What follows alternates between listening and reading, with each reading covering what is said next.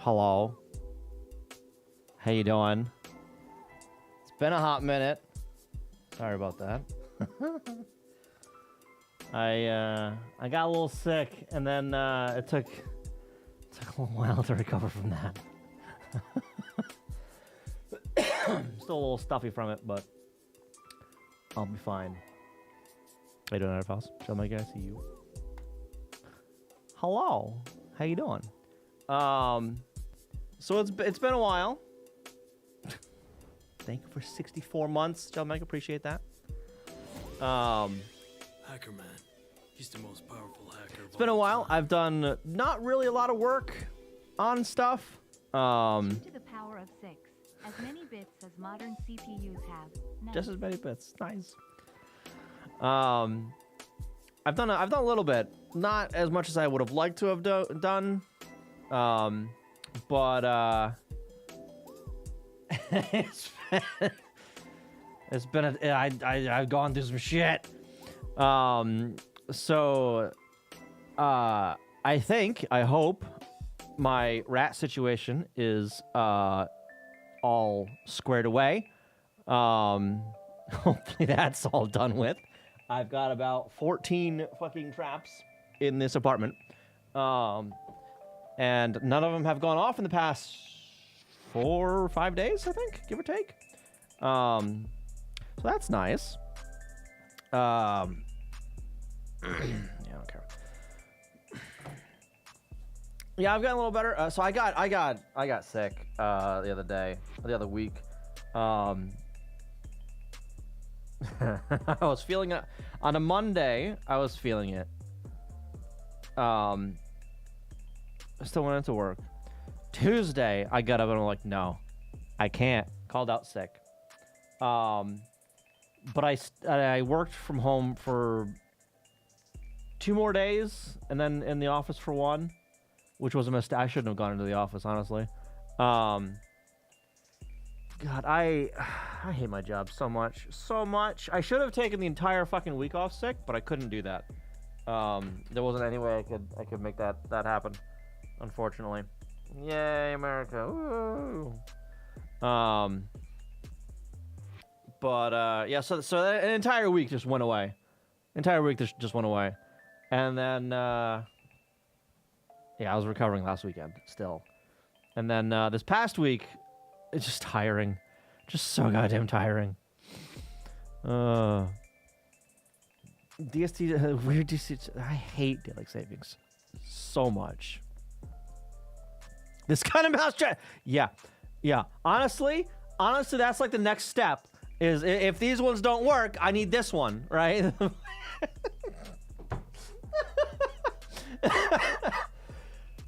Unfortunately, if I use this one, it'd probably make a new hole for them to come in to my apartment. So yeah, so I have upgraded. So I had some smaller traps, right? But like the your stereotypical, mousetrap things, right? Wrong window. These guys. I didn't realize how small these were when they came in the mail. They were really small. I was able to catch one with this. Didn't kill it. So I found it dangling from its tail, trapped, trying to get into my couch. Go to where, hey, doing, welcome. And then that was actually this past Monday. The little bastard almost got away, but I was able to get him with a glue trap and a boot, essentially. Just 2 days after that, I'm sitting here watching something. I don't remember what I was watching, and I hear the one in my kitchen go off. I hear it. I hear the struggle. By the time I get my shoes on and get in there, because I don't want to get bitten or scratching my foot, right? I don't need a tetanus shot right now. By the time I get into the kitchen, the trap is upside down. No rat. Fucking gone. All right, fine. So damn it again. So I upgraded. This is the old trap. This is the new one. Hasn't gone off yet. This thing can remove a goddamn finger. This thing terrifies me. It's fucking terrifying. Yeah, these little guys will sting, sure.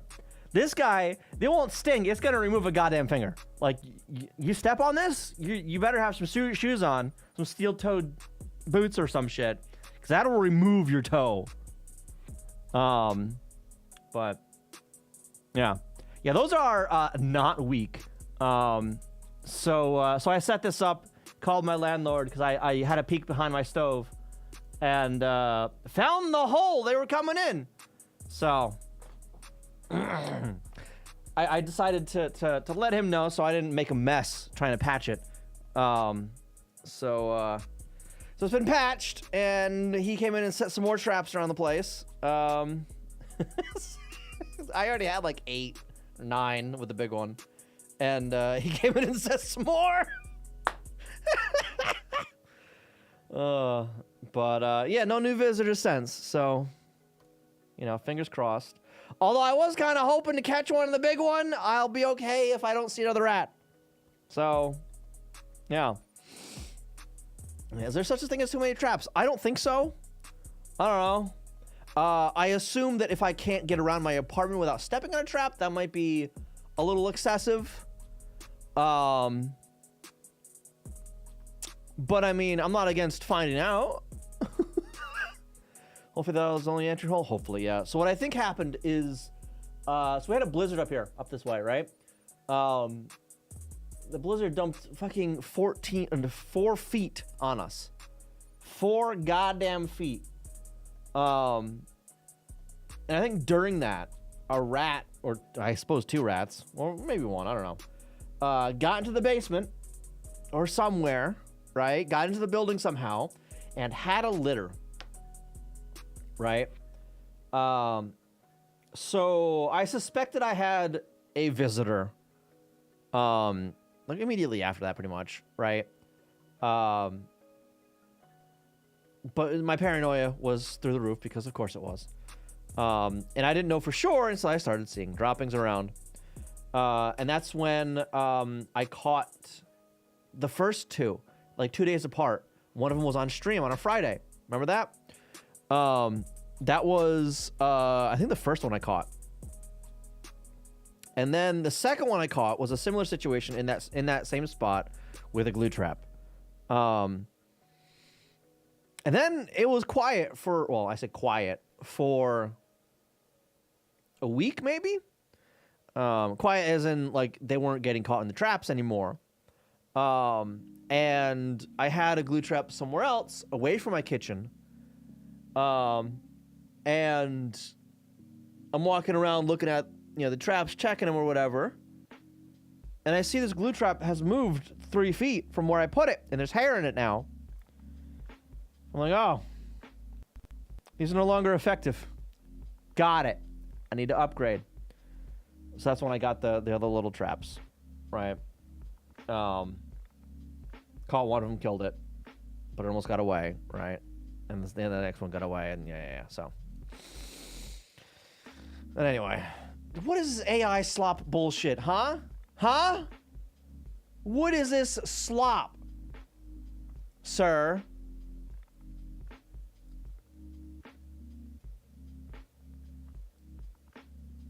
Yeah. Doesn't give you confidence. It shouldn't. It shouldn't, because none of this is correct. There's a coil here, but it ain't connected to anything. This is far too... It has the line, the outline up here, but it doesn't put the bar up there. What the fuck is this bar? It's not gonna even snap. It can't. It's stuck open. Bullshit. Yeah, it was a fucking mistake. Anyway, so what I want to work on today, anyway, is a bit more on my disassembler. I do want to refactor how it formats the output. But I've been dragging my feet a bit on that one. I've been dragging my feet a bit, and part of that dragging feet has been writing out basically all instructions with all their addressing modes. Make sure it can disassemble. I didn't miss anything, basically, right? Make sure that. And apparently I've missed a highlight in my Vim syntax, which I don't know if I can run to fixing, but we'll see.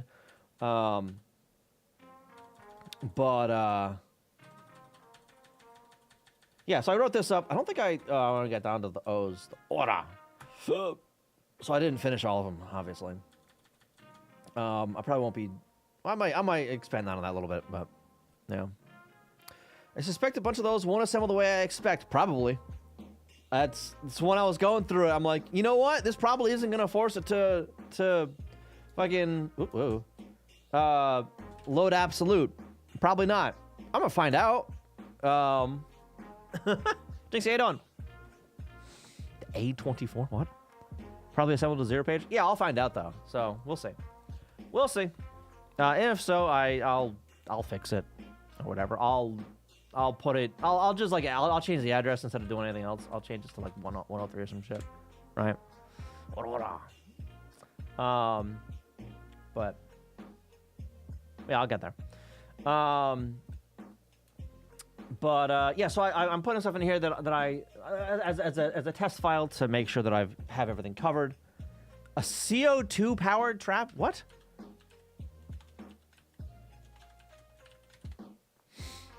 Let's obvious is the A. Oh, right. Yep. Self-resetting. What the fuck?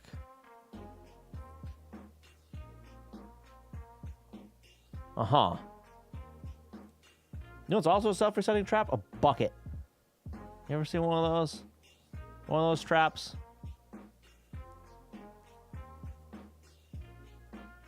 How the fuck does that even work? Anyway. Where you kind of like balance it. Like, you fill the bucket or put water in the bucket, and then you get a little ramp up to it, and you balance like a lid. Not exactly not perfectly balanced, but like balanced enough where you can put bait on one side. It doesn't know. It's dirt cheap though. It's dirt cheap. So when they walk up it and then you go to eat the bait or whatever, they just fall in and kaboom, it closes again. Slightly more cruel than just killing it outright, but dirt cheap. I don't have to worry about resetting it. Anyway, so this formatter routine has been broken for the longest time. It's patched enough that it works, but it is the most disgusting code in this entire code base. And I need to fix it.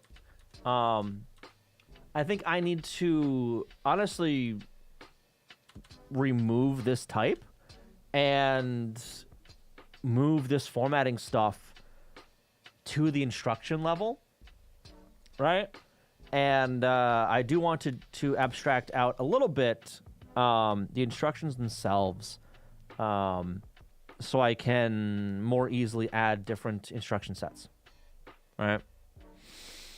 Can I have you test my fantasy console? Maybe not now, but I don't know if you drop a link on Discord or whatever.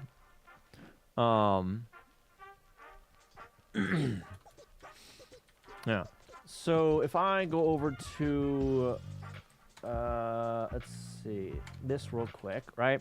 So the way this currently disassembles stuff, try this guy right here. Basically, try to disassemble. Back up. Try to disassemble this instruction, right? And it gives me back either a nil or an instruction, right? The disassembled instruction.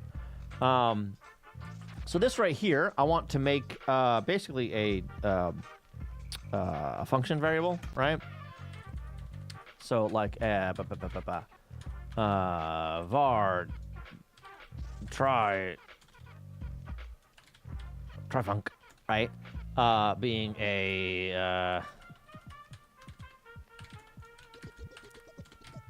one of these guys. But that's gonna bring a byte or it's going to give a byte array, right? Slice, excuse me. And it's going to return something. It has to return a type and decoded something. What do I use for... it's in here, isn't it? ASM? ASM line. One of these guys. The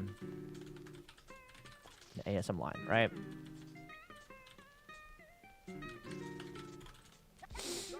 And then this would change based on, you know, what is configured in well, the configuration, right? But for to start, I can do a switch on the config dot what? Dot global actually, right? Dot global dot architecture. This dot global dot architecture. Arch type. Case. Arch 6502. And these two are going to be not yet SBX script. Not F print. Error F. That's what I wanted.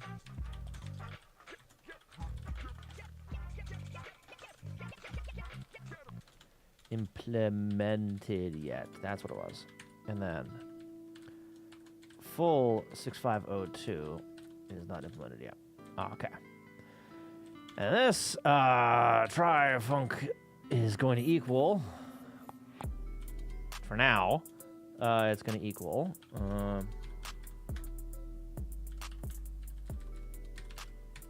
that. And down here, I can do a try func. Oops.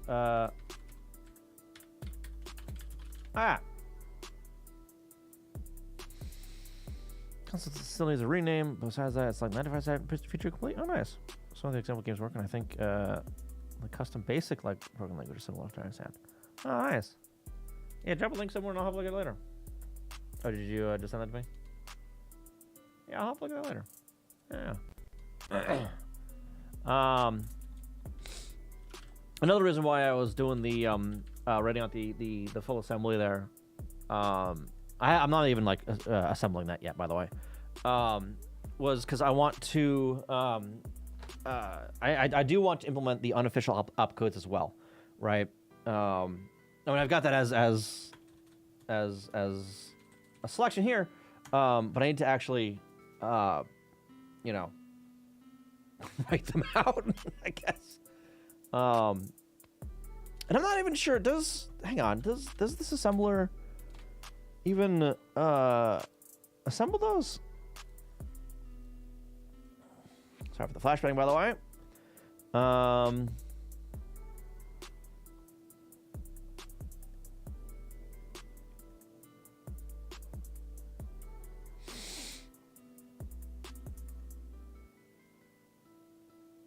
All legal instructions.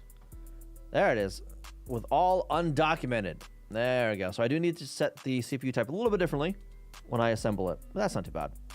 Yeah. I do need to make sure I get the right mnemonics, though. Right instruction names. Oh. ROMs are also human readable. Doesn't really compile to binary as the entire important of the consoles to be open source and learning experience for all. Oh, nice. All right. The fuck is this? 316? What the hell? All right. Whoa, no. 6502X. Is that the only spot that is? No. After the huh? What is this?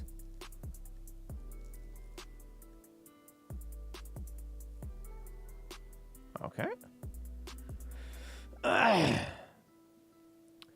As an extension of the normal 6502 mode, in this mode, several mnemonics for undocumented instructions of the MMOS 6502 CPUs are accepted. Note, since these instructions are undocumented, there are no official mnemonics for them. Okay. Right. I have to figure that out. Zennords? Am I saying that right? Welcome, how you doing? Yes, assembly. Yep. 6502 assembly, to be specific. What the fuck? DTV mode. The 64 DTV CPU is based on that's instructions. Oh. Interesting. So are these the only ones that this accepts? Maybe. I don't know. I'll have to look up some of this stuff. Yeah, but I'll leave that for later. I'm not doing that quite yet. That's gonna do that. And I do want to.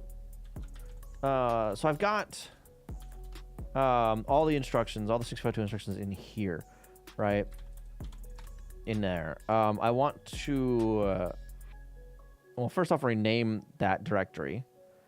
To like instr underscore 6502 or something like that, right? Or just instr 6502, and have both the official and unofficial versions of that stuff in there because it shares, so whatever. But I also want like a SBX. No. Yeah, one of those. 6502. Get move. Before that.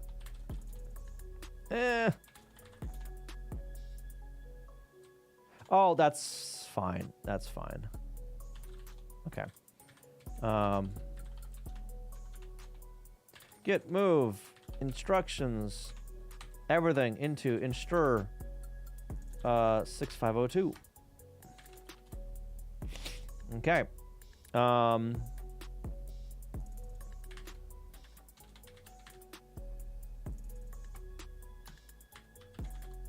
Move 6502 stuff into instr underscore 6502.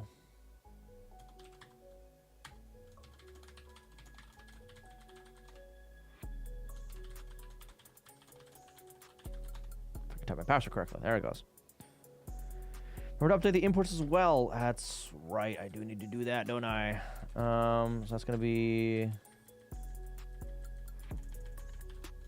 6502. We're going to copy that, comment it out, and do SBX. And then I also need to, nope, over here.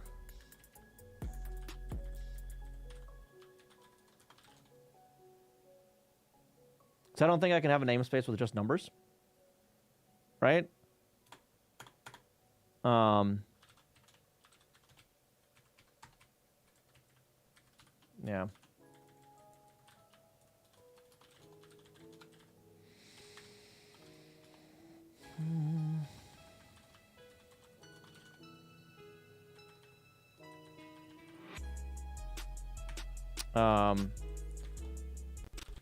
And I'm gonna change this to like try official.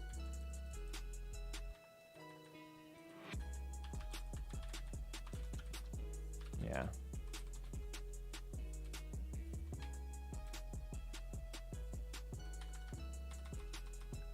Oh, that's gonna be a bitch and a half. I'm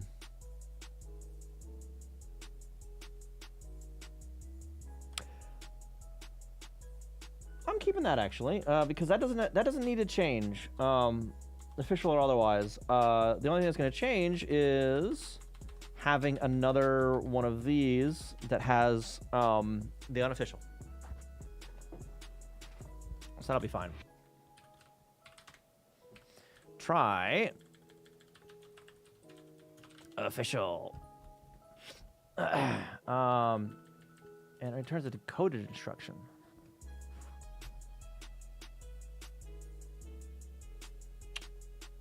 That's actually what I want, I think. I think I want to... Yeah, not an assembly line. Types dot decoded instruction instead, I think. Oop. Yeah. Yeah. Foot-long icicle. Welcome. How you doing? Probably.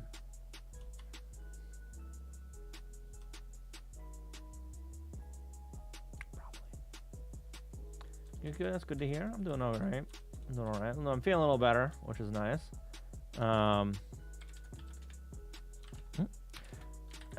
Stir that star. Get diff dasm. I think I just want to add all of that. Add that. Git commit amend.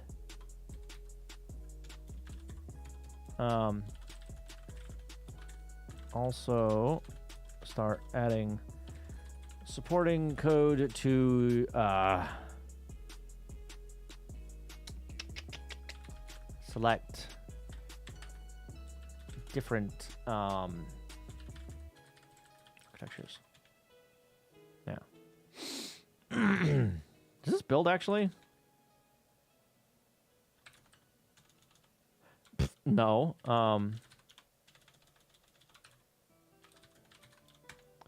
Because I forgot I need to update this to ensure 6502 like that. Now to build, to try to build undefined arch. Oh, because yep.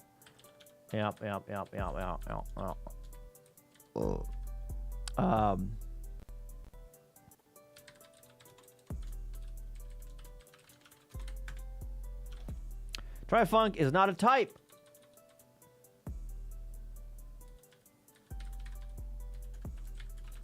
No, how do I define a type?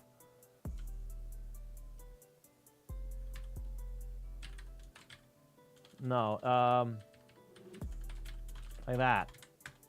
There it is. it's been a hot minute. it's been a hot minute. All right.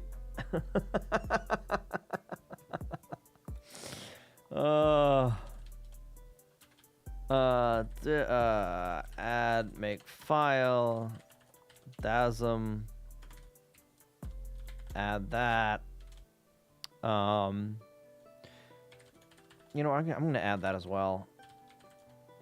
I haven't added that in a, I've been sitting with this. Just I removed some comments or whatever. Yeah. Some content on code, excuse me. Main.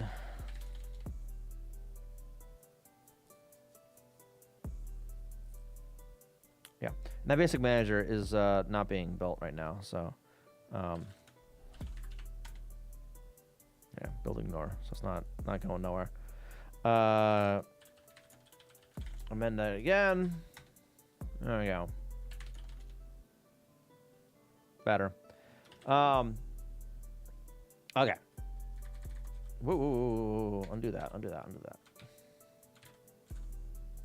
that. Why the hell? Redo that? Oh, I think it's the wrong row. That's why. Okay. So for we're moving this guy, right? I'm going here onto here. So that's what it's expecting, an ASM line, right? It builds now, yes. Yes, it does. Who's texting me? Okay, whatever. So with this,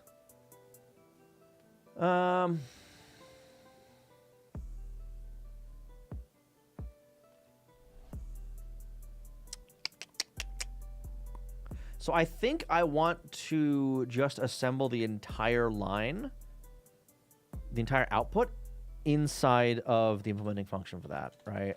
So that'd be, oh, no, there you go.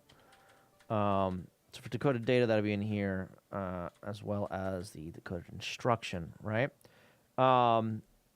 And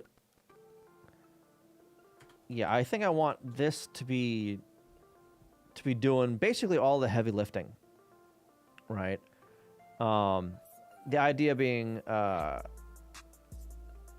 you know, the calling context figures out how many lines it needs, and then calls this function that many times, right? Maybe, unless I want to do something like next line or whatever, and if it's empty, just do nothing, or exit the looper or some shit. I think I want the actual count though. But for the so in order to get this working nicely, I would basically want to pre-render the line as soon as it's first called, right? So I don't have to do any more calculation on figuring out how many lines or whatever, or where I am and all that kind of shit, right? I still want some common utility code to avoid duplicating code in the different architectures. Yeah, I mean, so this instruction, where was that? Where? No. Where is this? Where is that actually defined? That's defined here. I don't think this actually gives a shit. Well, it does on the address mode.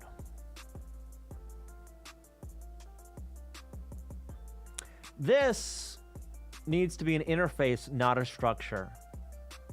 That's what that needs to be.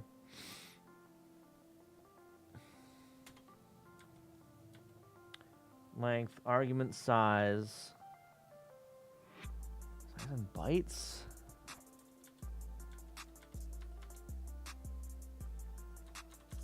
Arg size, like arg count, maybe. So, yeah, arg size versus arg count. Count would be either 0 or 1 for 6502, but it could be 0 to fucking 30 with the script, Studybox script. The conditional jump, right?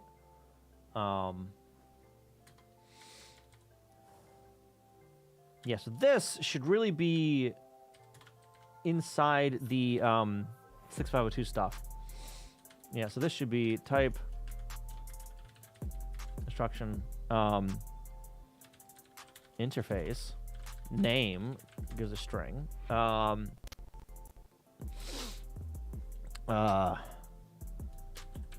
length in bytes, arg count, and then arg size, maybe?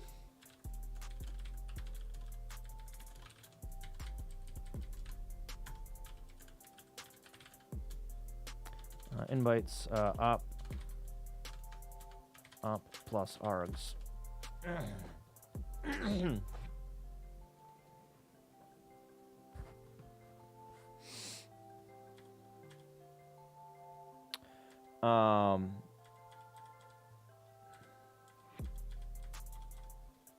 Address mode function. Do I use that anywhere for anything?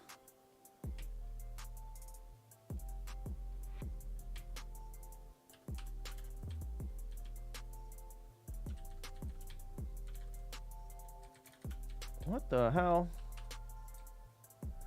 That, formats.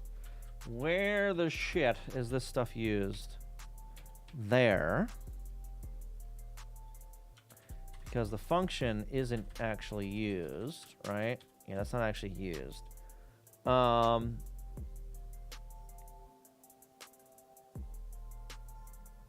Yeah, so that needs to be... That needs to be over here. Not over here. Over here.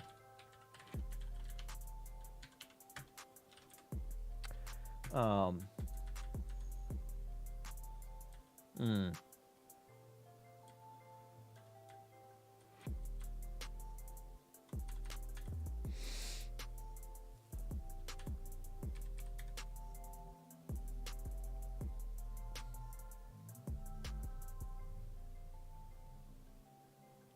Yeah.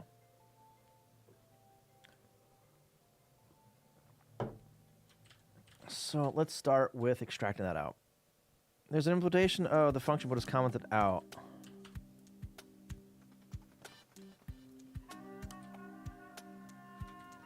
Right. Yeah. That's that.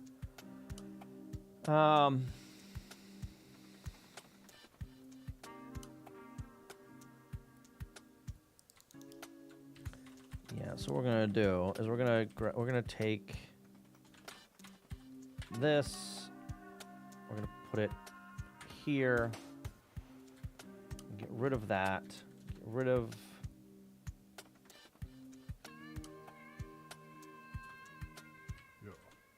I don't know if I need the opcode. I'm not using it right now, but yeah. Adder mode, that's being used. This, all this needs to go over here.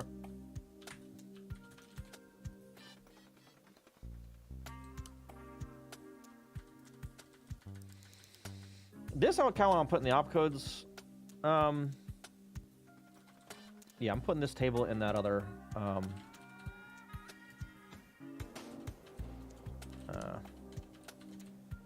other file. This file. So all this has is the currently is the constants. So I'm gonna take all this stuff, put that in the same file.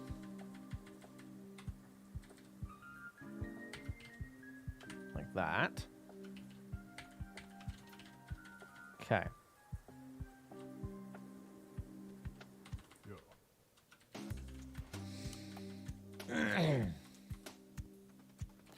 This, you know, we'll put this over there too. Like that. All right. Types address mode? No, it's just going to be address mode. Types instruction? No, it's just going to be instruction.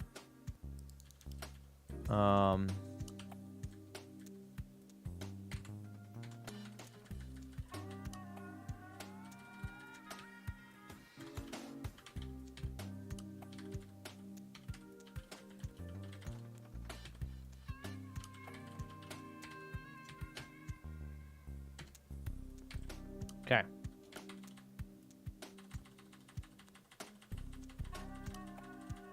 That's where all those are.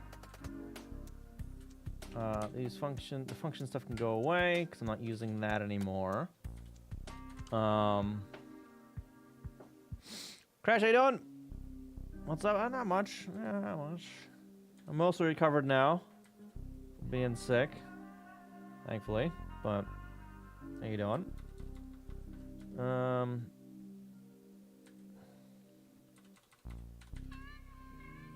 Okay.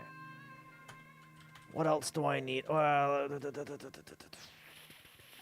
Types, instruction, name. Name being the mnemonic. Oh, I just need to return that. So we're just gonna do one of those. And actually, I can do that for everything. Func I instruction name string return name, and then I need to make sure over here I just do that, get rid of the types, get rid of it again over here. Okay. DeMarcus, how you doing? Welcome. Welcome, welcome. Doing good. That's good. That's good to hear. Good to hear. All right. So name arg count and arg size. Arg count. Int, and that's going to be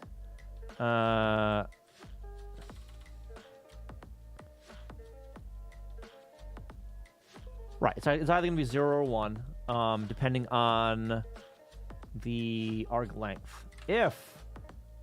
Oh, no, I need this. You know, like that. Paste it there. If I dot arg length is 0, return 0. Else, return 1.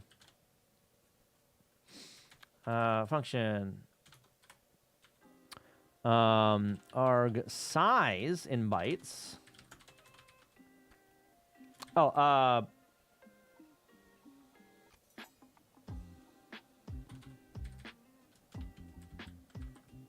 op length, arg length.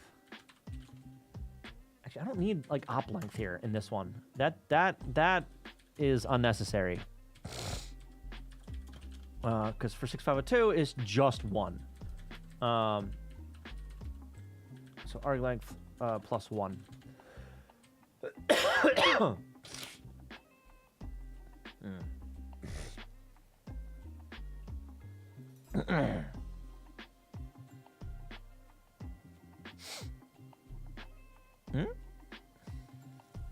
Not doing good. What? It's good. Ah. What I keep saying. Oh, I see. Thank you.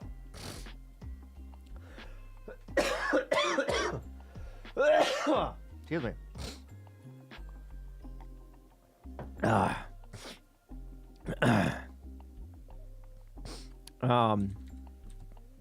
vibe chords can go to hell.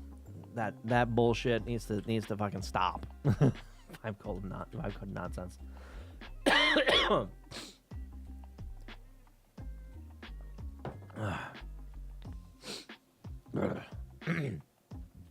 right, I'm okay. Arc size. This one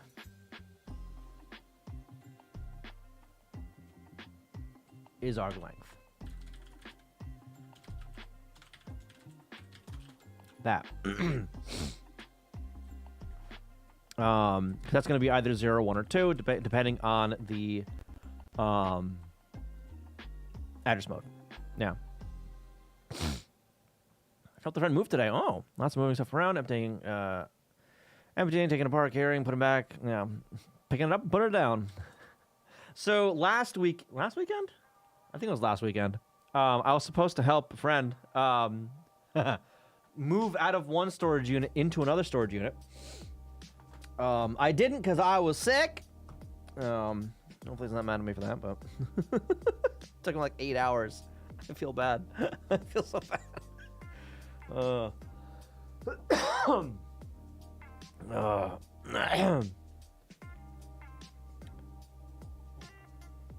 If all goes well, AI code will be confirmed to not be copyrightable.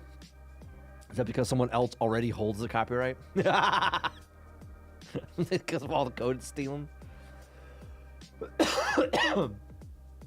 Would that be why?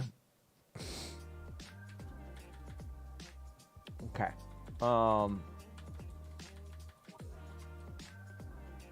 What the fuck is this? Huh? Decoded arcs. What the fuck is all this? Huh? Instruction.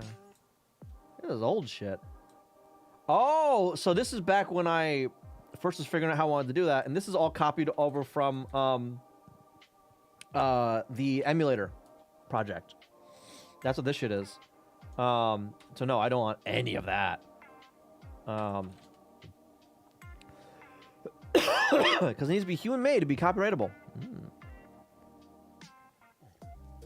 Was that one copyright case with the monkey brought up, where basically a monkey stole a photographer's camera, and took a selfie like unknowingly or something, and the court basically ruled that photo, because it wasn't taken by the person that owned the camera, right, the photographer, it wasn't his copyright. Yeah, that selfie. Yeah, that one. Yep. Oh. I laughed pretty hard when I first found out about that years ago.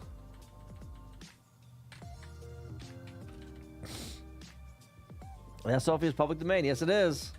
Yes, sir. All right, try official. Okay, so this is all. That's all valid code. I don't need that in there anymore. Accumulator implied. Yeah. Okay. Oh, you know what I need to do? Because I almost forgot. DASM. Default.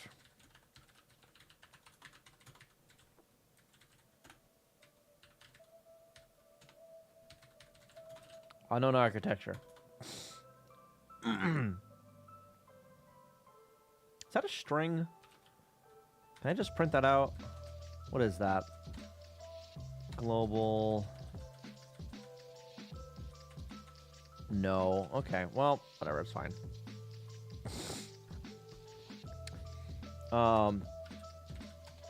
Ooh, okay. Types instruction address mode. Oh, this doesn't belong there anymore. That just goes over here. Put that right there. Address mode formats. Where's that used? That's used somewhere. Where's that used? I didn't save the file.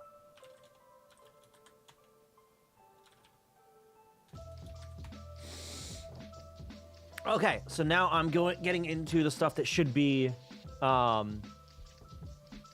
interfaces now. Okay. So header data. This stuff now I think needs to be removed from the address data file and into the instruction architecture specific stuff. 'Cause that's what that is. That's architecture specific now. Did you make this interface of some sort? Yeah, well, I'm doing that now. Okay, so we're gonna go over to types, adder data. Now we're gonna edit in structure 6502.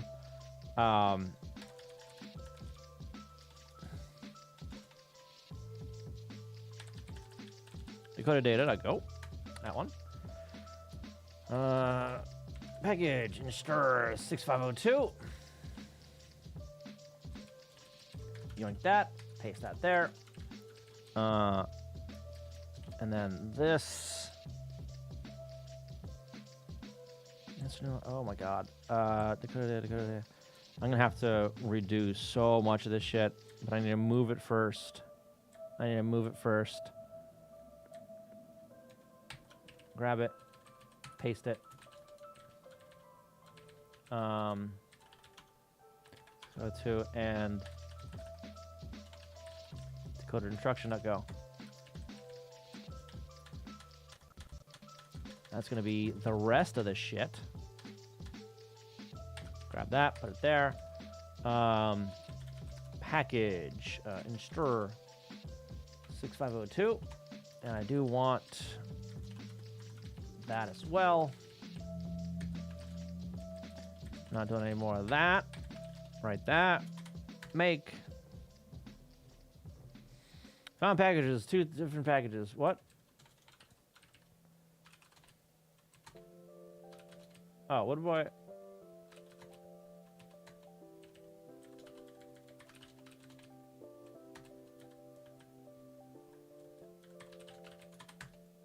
Better, okay. Slap coding something? Use AI to improve that?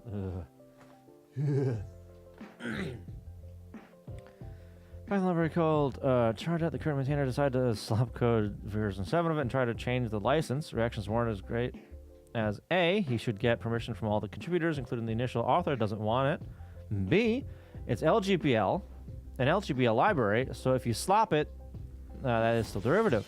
And even if the output is not copyrightable, the fact that the OG was LP. I forget what that stands for. 87 has divisors 1, 3, 29. Bridgewater, how you doing? Welcome, thank you. In octal, it is 100. It will still be LGBL. Oh. It is the sum of the first 4 primes. This is not a prime sub. I see that. Thank you. Polar, how you doing? Welcome. In addition, good luck to trying to convince someone that slop is not a derivative in any way. Yeah, not happening. That don't seems like a good candidate for going into common code, since every arch should probably have data. Maybe difference being exactly how it gets output into disassembly, keyword series, etc. Yeah, we'll see. We'll see. Maybe. And this probably actually needs to be renamed from instruction to like assembly line or something or other, right? Or disassembly or something. All right, decoded.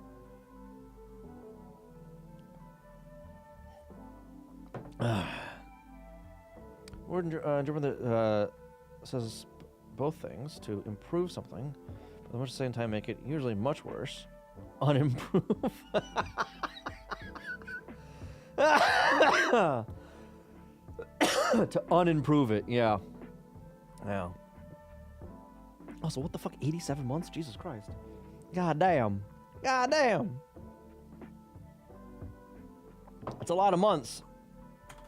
It's a lot of them.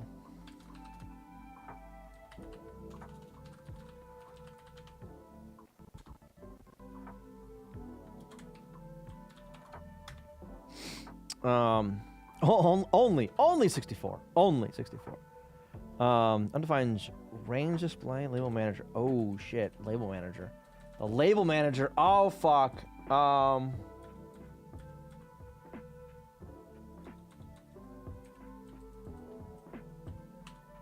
Label manager.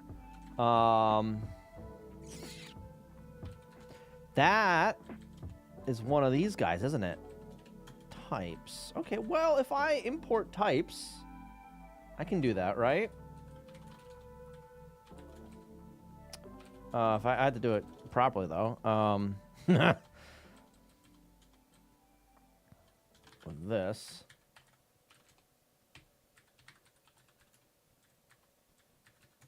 Type.label manager. Right?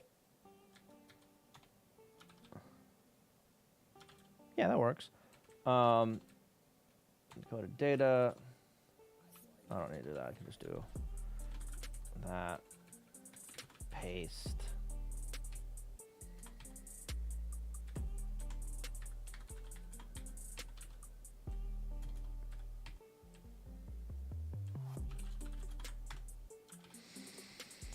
Getting there. It's interface already? No. Yeah, no, so when originally doing the label manager stuff, before even writing it, the way I was planning it out, I'm like, wait a minute, that's gonna be circular. I can't do that. Shit. So yeah, I made an interface. I need to make more things interfaces, which is kind of what I'm doing now. Decoded data, undefined. Okay. Huh? Label. Is that a type?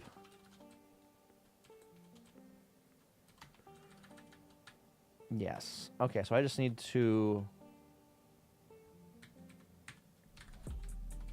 types that. And then types new label. Types new label. Whoop. Oh, well. Decoded data is undefined stuff. Or display underscore. Where the fuck is that?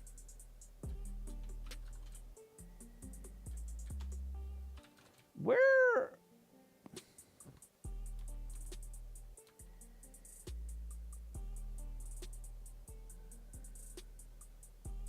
That was in here somewhere. Is that part of...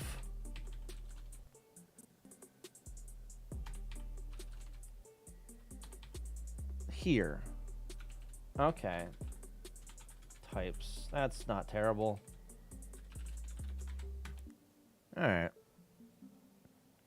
On this day in history in 44 BC, died surrounded by his friends. I'm not sure you call them friends, but you know, sure, why not?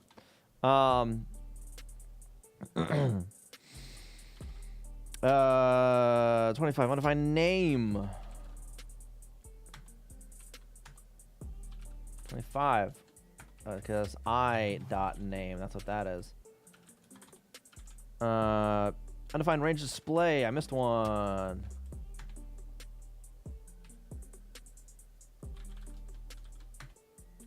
Oh, because that's this guy. Types dot. Undefined decoded instruction. And here, undefined types decoded instruction. Because that's no longer a types thing.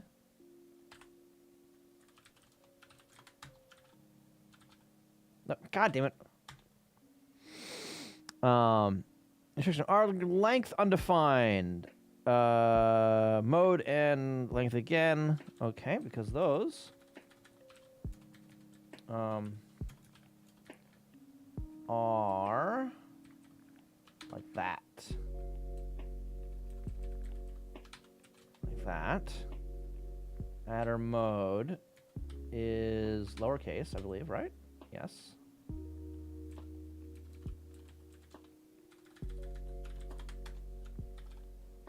It's adding more errors when I clear some. And we're going to find 109, 109.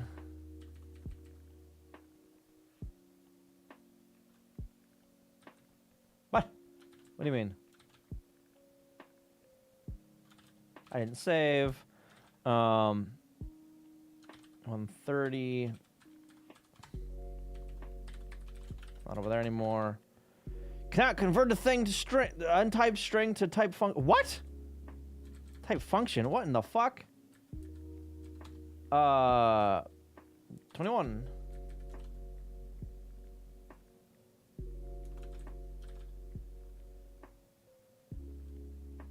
The type function string. What? Cannot convert RTS. Oh. That's why. Nah, that's why. Okay. 60 people were in the project. Only 23 actually worked on it, but only one person actually made it.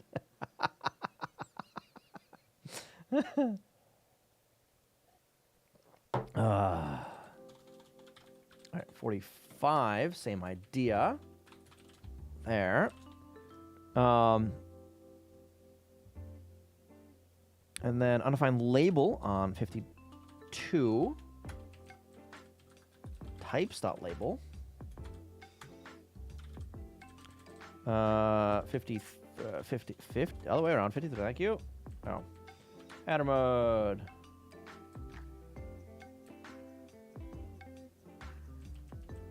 Adder mode. Adder mode.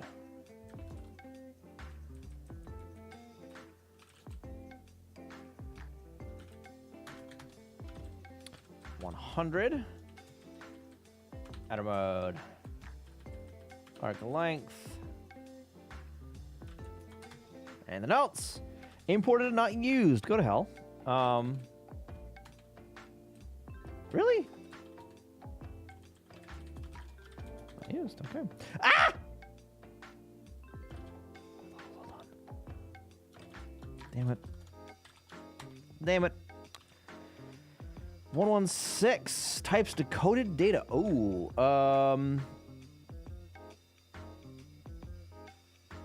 ooh. Okay. I need a function for creating decoded data then. I need to actually make a proper function for this.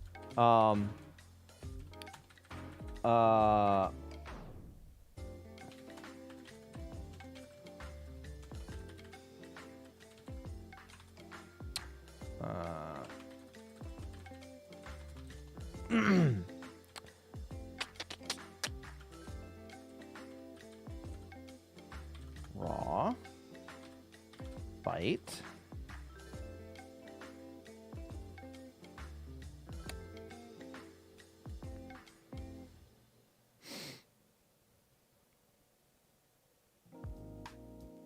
Do I want that as, like, is words? Do I want to say that is words, or do I want to say, like, length or something? I'll stick with is words for now. Is words, bool, and stride int, like that. Yoink, paste, bleh. Return, not types.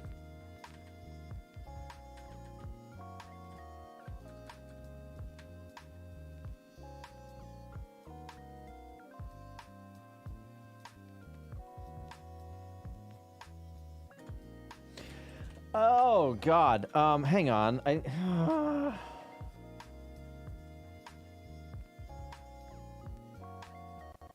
That's gonna be a pain in the ass. Especially too long that runs into the data range. So where's another one of those? Yep. Okay. All right. So. PD equals that. So I'm going to have to make that.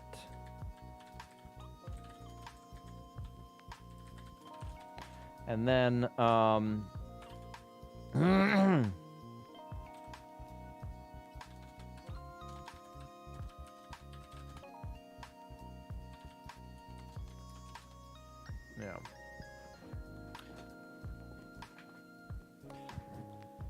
Could be good for, yeah. I need a function for it. I need a function for it. I've needed to add one in the first place, because it bit me in the ass before, because I didn't like initialize something correctly somewhere. What is that? Line 23 yoinked. 23. This, or what was it doing? It was basically doing where was it? Okay, so. If an instruction is too long and runs into, no,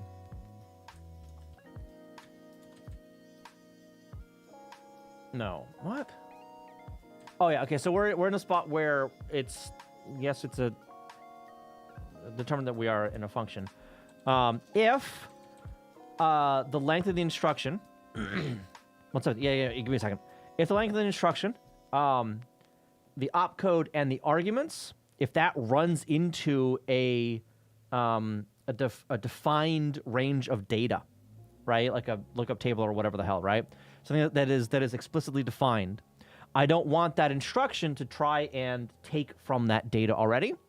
So I am rejecting whatever that instruction is and saying, no, never mind, this is data. So that's what long instruction means, right? And if it's a long instruction, instead of trying to disassemble that byte, we're turning that byte into just, a raw byte, right? So it's gonna be byte dot byte, and then the hexadecimal for the opcode, right? That's what that is. I turn it into a I turn it into data instead of a disassembled function.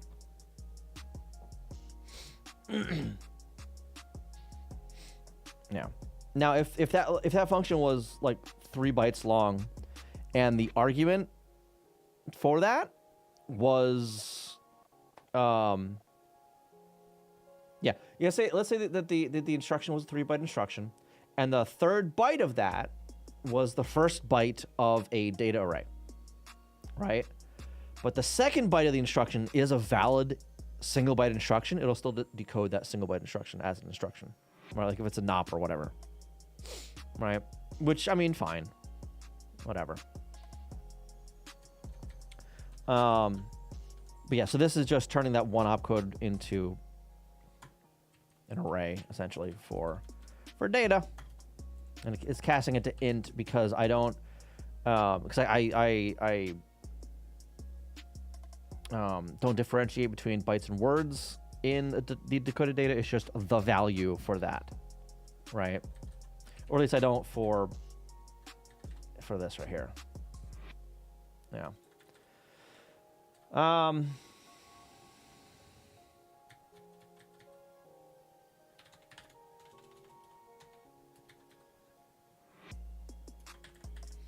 You know, this will break for word stuff if it's uneven, right?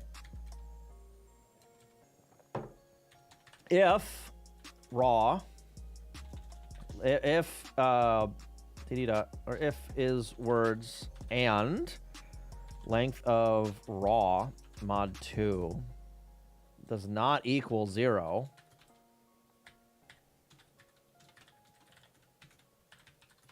don't do that. In case you wonder about the syntax, yeah, creates a slice of integers and initializes it with a single value, which is gotten by casting the raw offset into an integer. Yep, a raw offset is indexing into an array of bytes. Yes. Yeah, sorry, I probably should have explained it a little better. That's what I was doing. Yeah. In other places that that's being initialized, it's being initialized to nothing, and I'm filling it afterwards, right?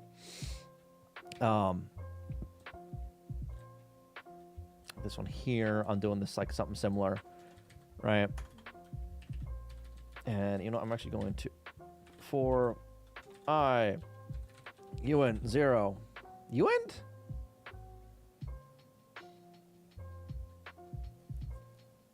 No, I don't need to uint shit. I can just do that because it's just what. Yep, I don't have to worry about offset bullshit. Because that'll be presumably already figured out going into this. I is 0. I is less than raw length of raw. Thank you. Hang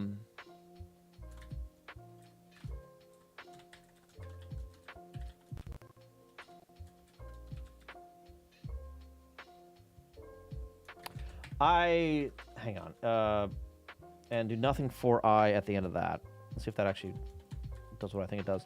If dd dot is words, I plus equals 2, else I plus plus, or so they're both the same, plus equals 1.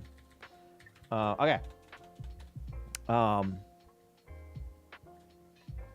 I have to do the entire goddamn loop differently anyway, so it doesn't matter. If dd dot is words, else plus equals 2, yoink, paste, plus plus, like that. dd dot data equals append data, and then casting an integer raw at I. And this one is going to be this, essentially. You like that, paste it there. But instead of offset plus I, it's just I. And I plus 1. That should work. Okay. Now.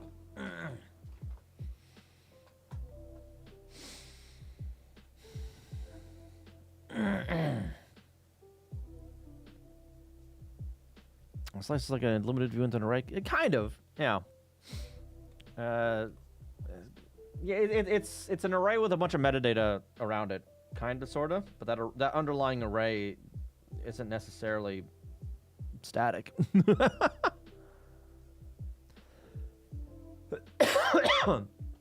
Oh yeah. So the casting is different than C. Yeah. So in Go, it acts. The syntax is more of like a function call. Yeah. No. Oops. No, stop that. Thank you. Okay, so we're gonna go up to the first decoded data. This is a long instruction. Okay, so this we're gonna do this as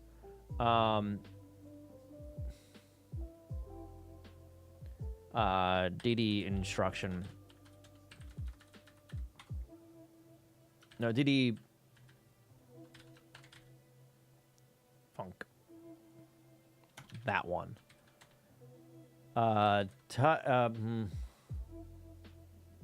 Type.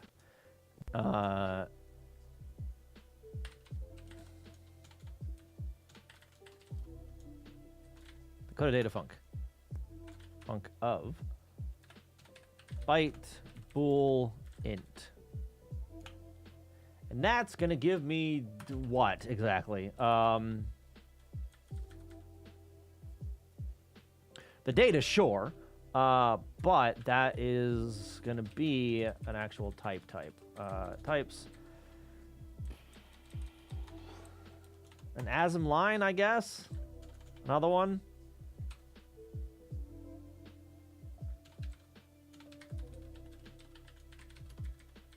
Same thing here, actually. That's gonna have to give me that. Or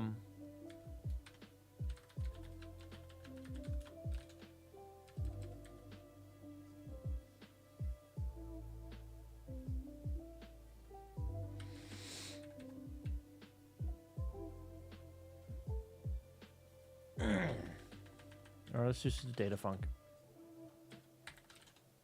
Like that. So then data func. And then we'll come back to that again. Var data func.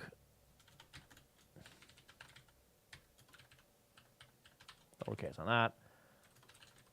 Try func data func equals INSTR 6502 dot new decoded data, like so. I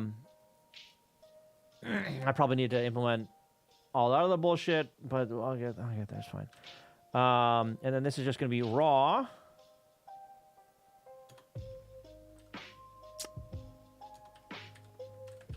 Byte of that offset. Like that. Oh. And then false. And then 8 for the stride. And then to do... Actually, well, that should be fine.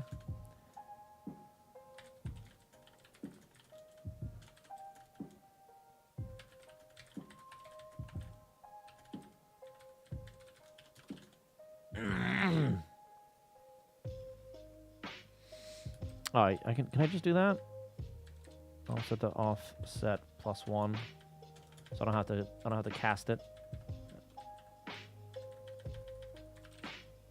Yeah.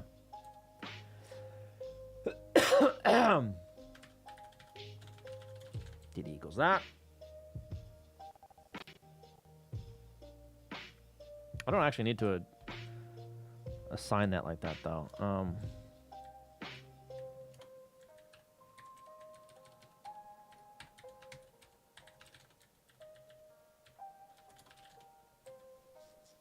That should work. All right, next decoded data. This one. Parameter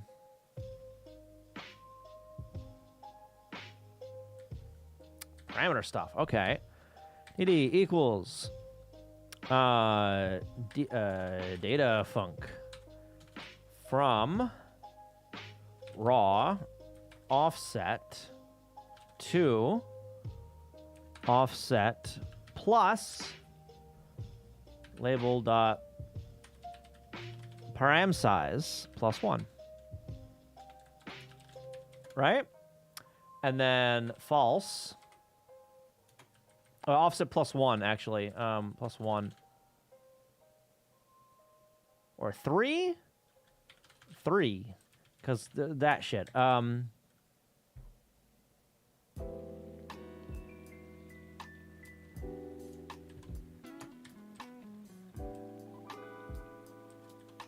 Wait, what in the fuck? Oh, no. Okay, I see. I see what I'm doing. I see what I'm doing here. Okay. Yep. So for every address that I'm decoding it for, I'm pointing it to the same object, right? And I'm filling that object with the data. I see. I see what's going on here. Okay, we're fine. We're fine. We're fine. Everything's fine. So this, I just need to get rid of that. And then 8. Okay.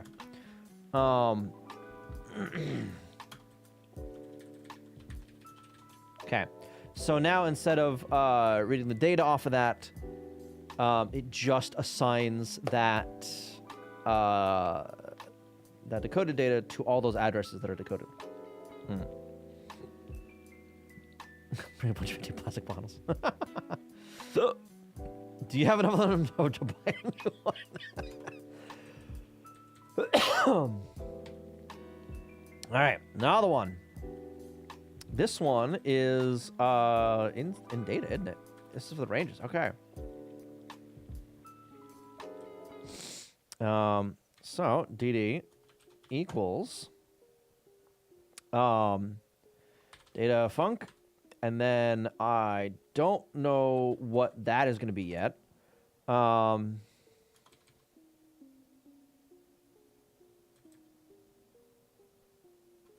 We're going to make this false, and then we are going to set that.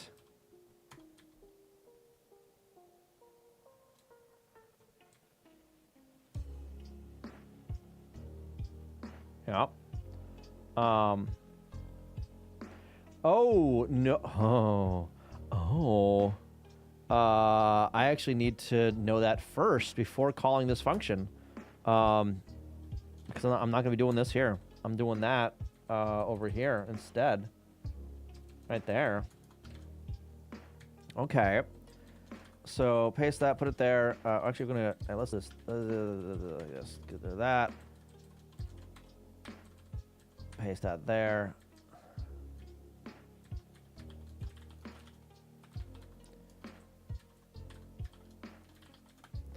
And then int rng.stride like that. Display. Fuck. I need a display on that as well.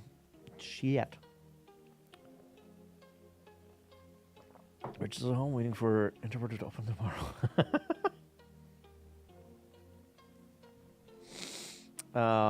So I do need to change that signature a little bit. Maybe? Artist level, RNG, artist labels. I don't remember what the fuck that is. That's a Boolean. That's a okay. That's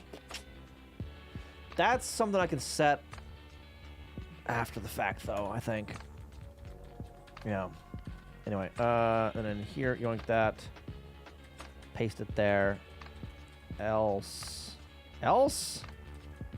I don't think I need an else. I don't need an else. I do need the length, though. Offset to offset plus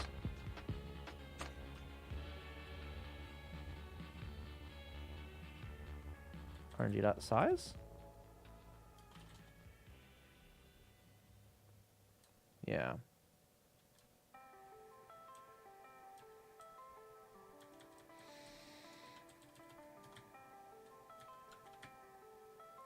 And this gets commented out.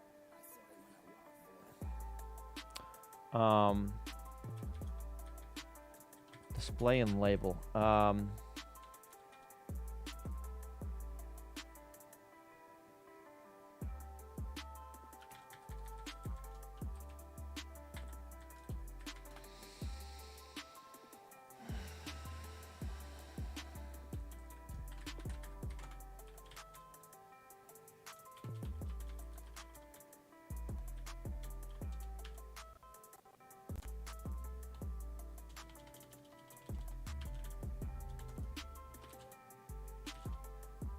I don't particularly like that.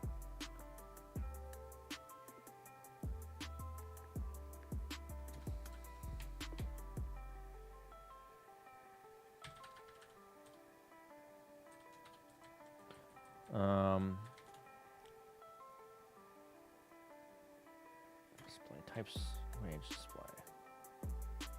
Types dot range display, and then cool.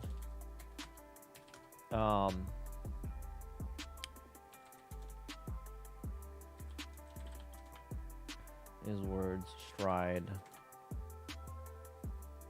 display and RTS labels.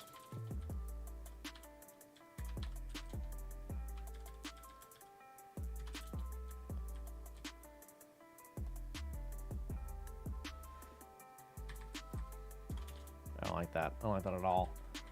But I think I have to. I don't know.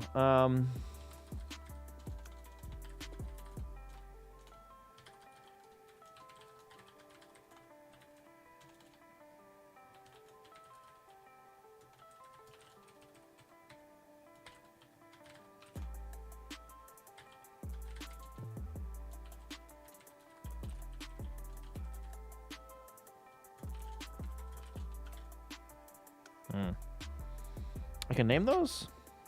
Yeah.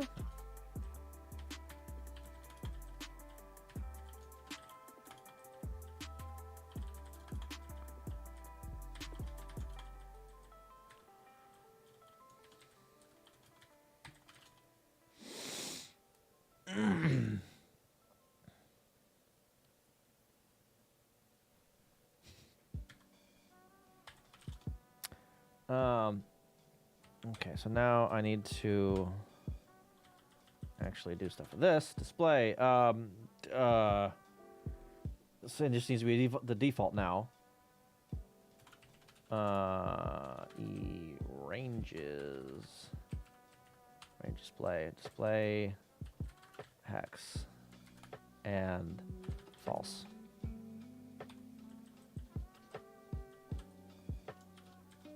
Damn it.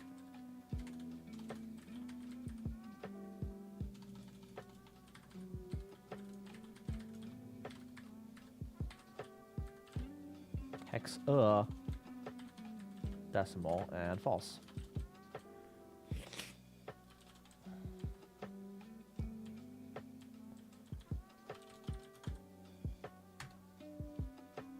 Fewer errors than I was expecting, to be honest.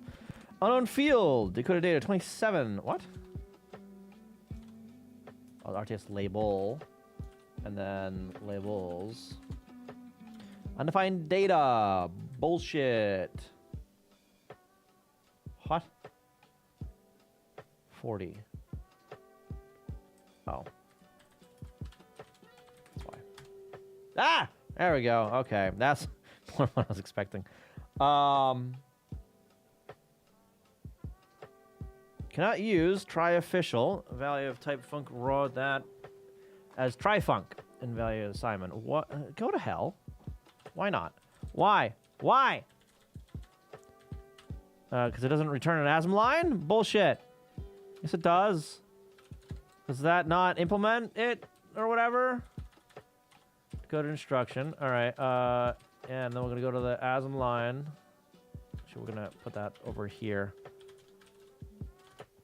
Types ASM. ASM line. Okay. So it needs ASM. We have that right here. Roster, I think I already have that somewhere, right? Roster, yep. Line count. Line count, there it is. Length, there's that. Insert new line after, yup. I've got that. Why?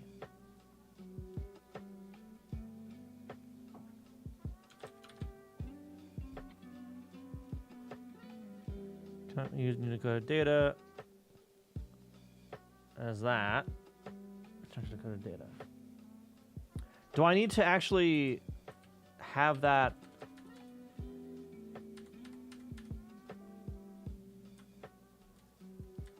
Hang on.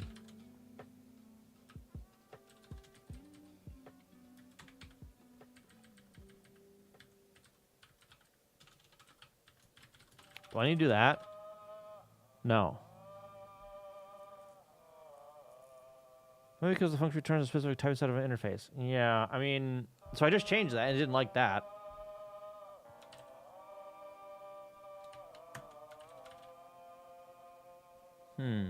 Types ASM line. Good call. Oh, I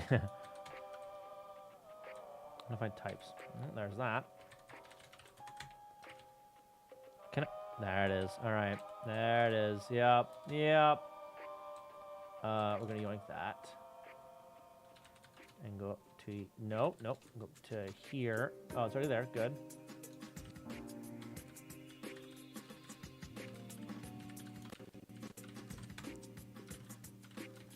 Undefined display hexadecimal in DASM. Oh, okay.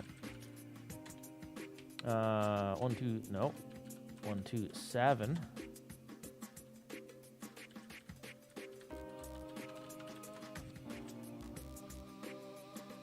ASM line has no field or instruction, field or method in stir. Uh-oh. That's not one that I can fix, I don't think. 110.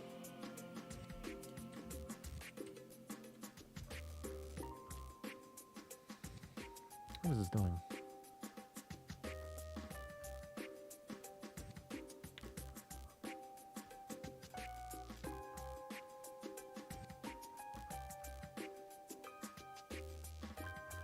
I got a type, select code range.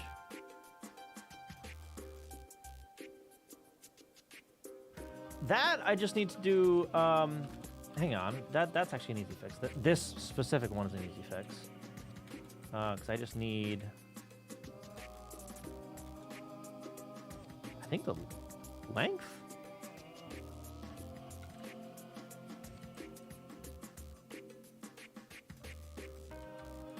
Which is already, hang on, let's do this.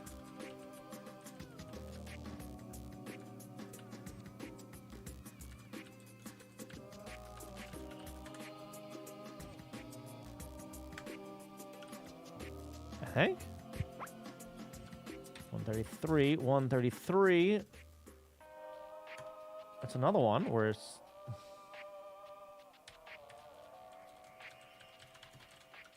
that. All right.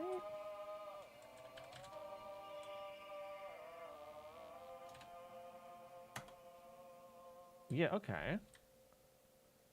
The DIARGs. That's the Rob. Okay, yeah, okay. Yep.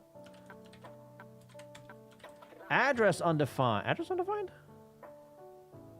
No field or method address. Where? What was the 134?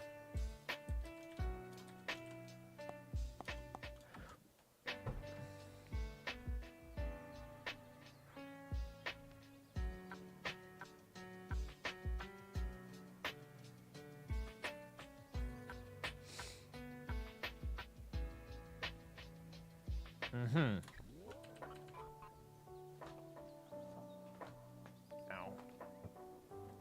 Do I need like a setter and getter for this one? That's gonna be a pain in the ass.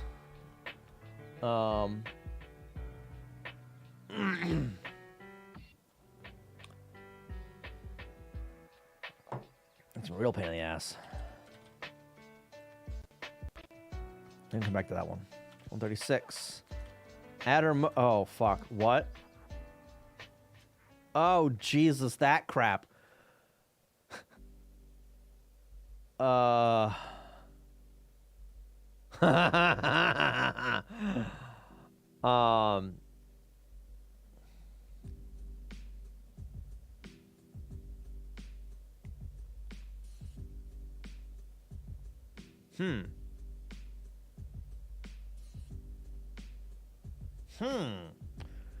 Okay. So label creation is kind of tied to the architecture a little bit for now.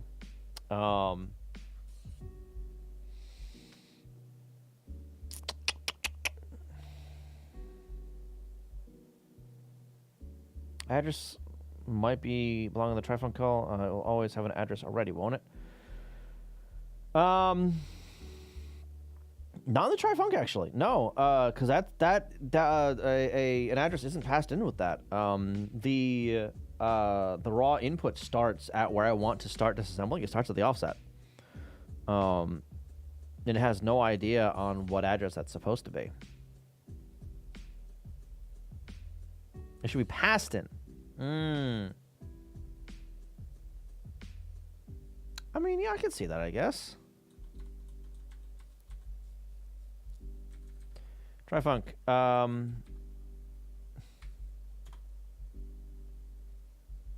Where's address figured out? Address.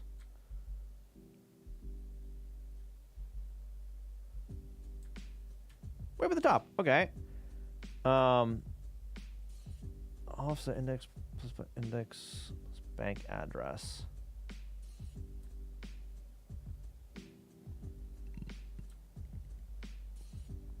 Okay. Yeah, we'll throw that in the start. Like that.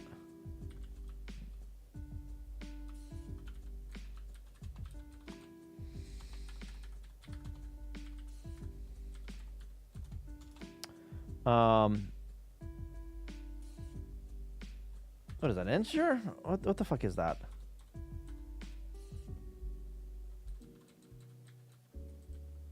Index is a uint. No, okay. Uint like that.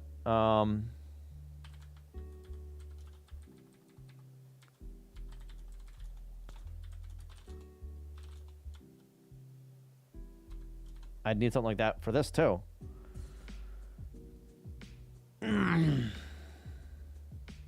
Assume the decode instruction should even know its own address to begin with, its own address in the first place. Honestly, yes. Because if I'm moving the formatting stuff into the implementation, I'm removing it from the formatter, then yes, it will need to know it for the raw comment at the end.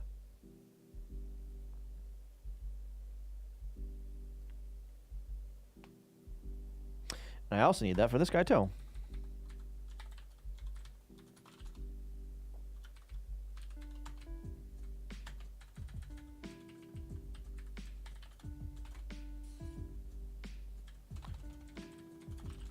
Although I don't actually save that yet. Huh.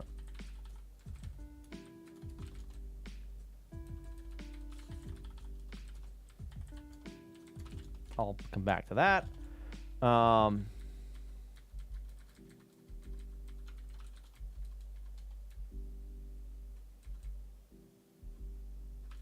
No, it's in the try.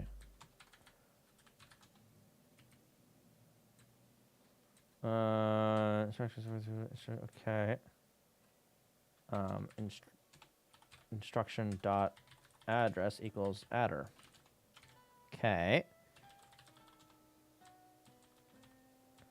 Which means I don't need to assign it there. I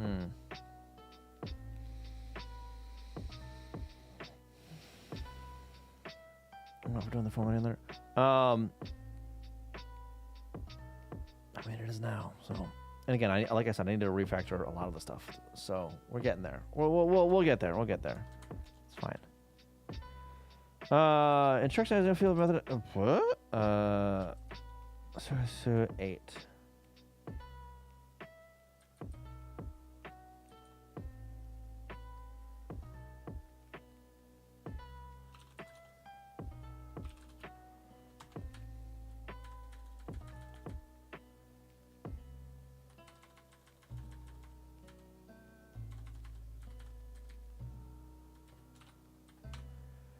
The instruction doesn't need that. It's... Hang on. No. What am I returning?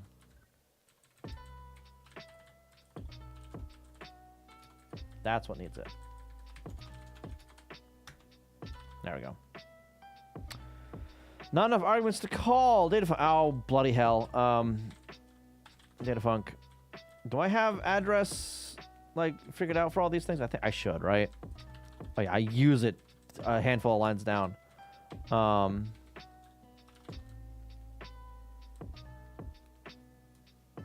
be fine, right? I missed one.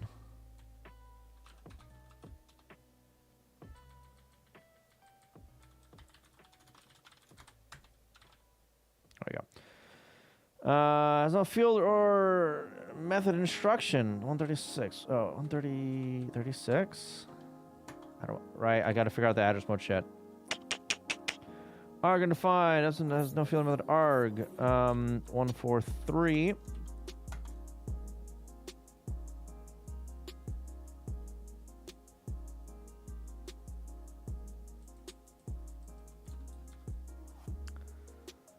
Oh. That'll just be the data for it, wouldn't it? Well, no. Shit.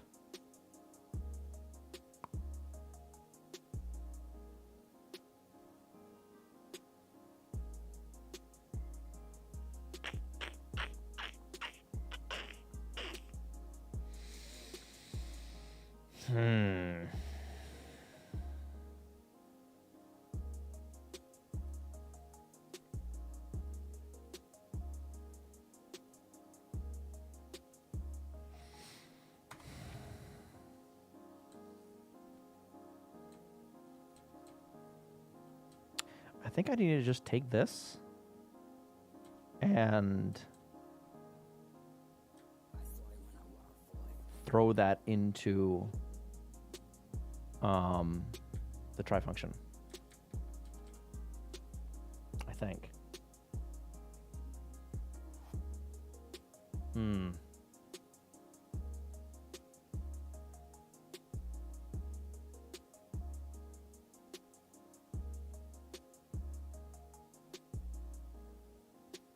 Jojo, how you doing?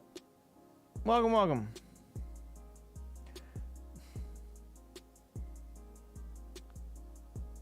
I have to pass. Yeah, I have to pass on label manager as well. So I now, fuck. Now I kind of want to like have a state object for the instructions almost. Or dare I fucking say, a factory. Fuck, I can't believe I'm even saying those words. So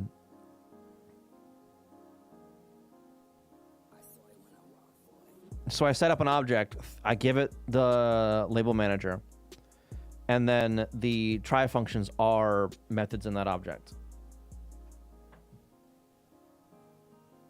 Right?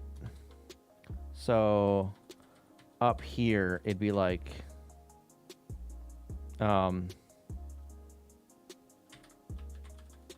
the factory, yeah. So, it would be like, you know,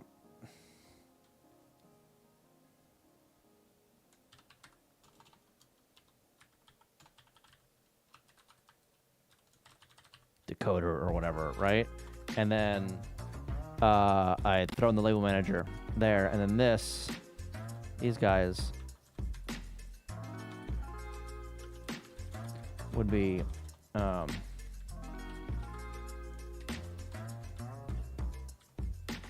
something like that. So these two would, so everything else would have access to that. What else globally would it need access to?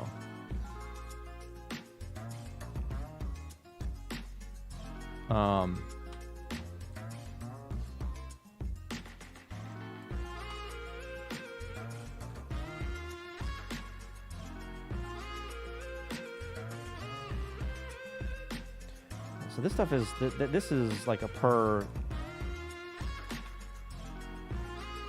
range thing, right? Have a code interface with a try instruction and new data methods? Yeah, I'd make it an interface.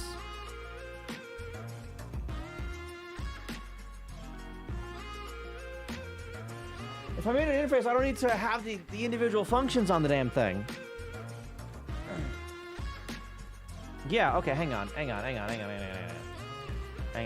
Types, or e types decoder dot go. Type decoder interface like that. Try instruction.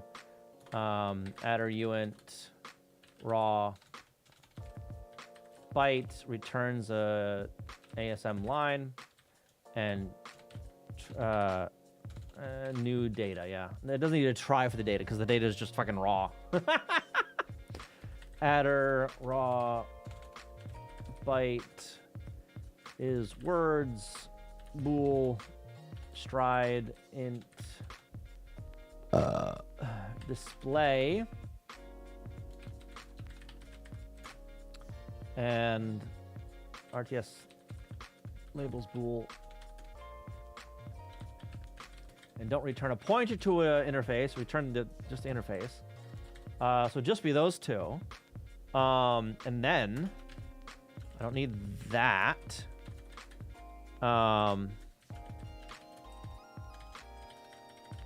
Decoder. Types dot decoder. And then instead of this shit, it'll be decoder equals instruction, whatever the fuck. Instructs, how you doing? New decoder, give it that. And then new decoder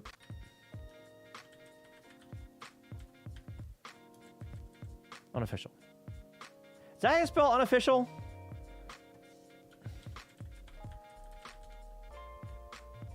Yes, okay.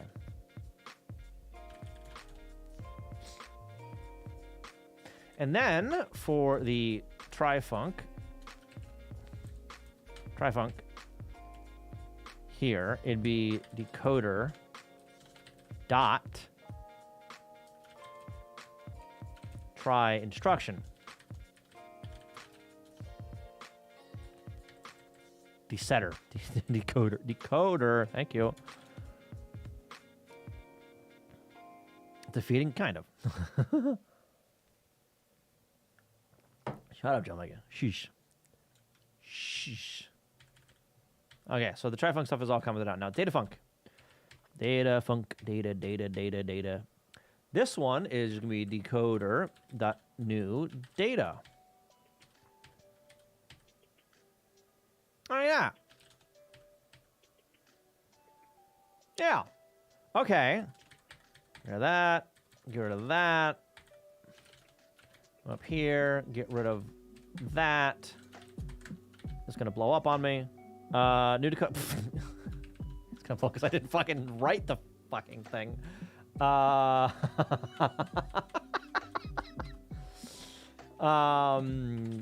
Funk new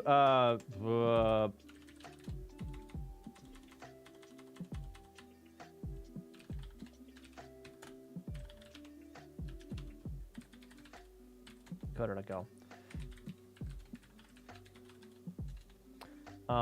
Import some stuff probably. I don't know.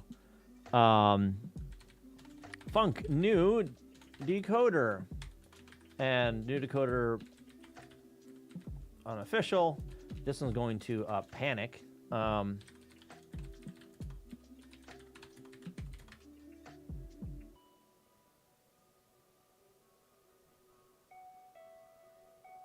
I don't want to return an error on this.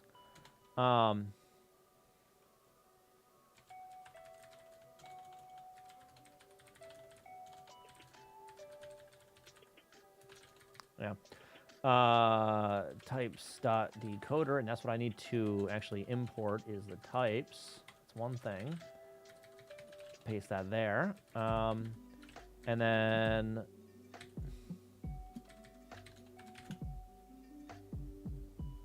not func. Type.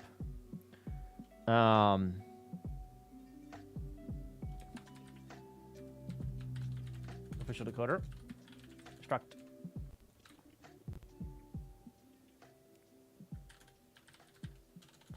Types dot label manager LM.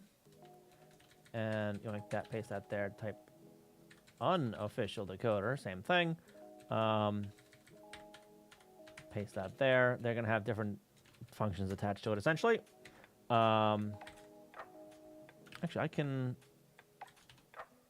It's fine to return that for now. That's fine. That's fine.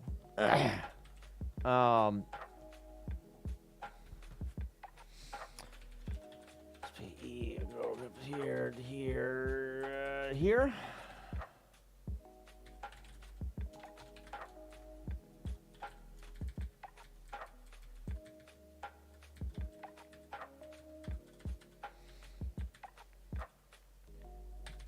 Deck that. Paste. Try instruction. Adder, uint. Raw. Byte.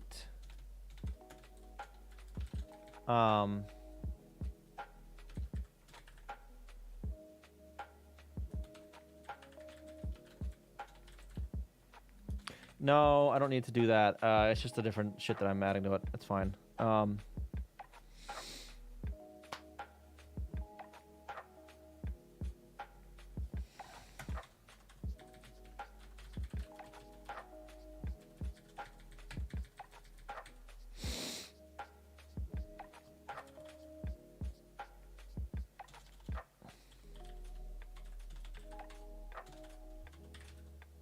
Byte. Ha! Byte. Hang on. Opcodes.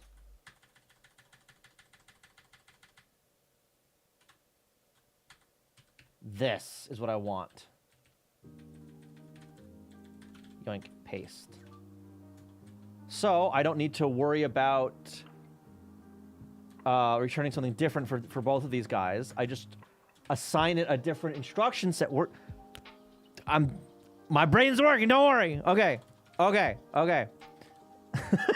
One Dakota, yeah. I didn't even read that yet, but yes. New decoder.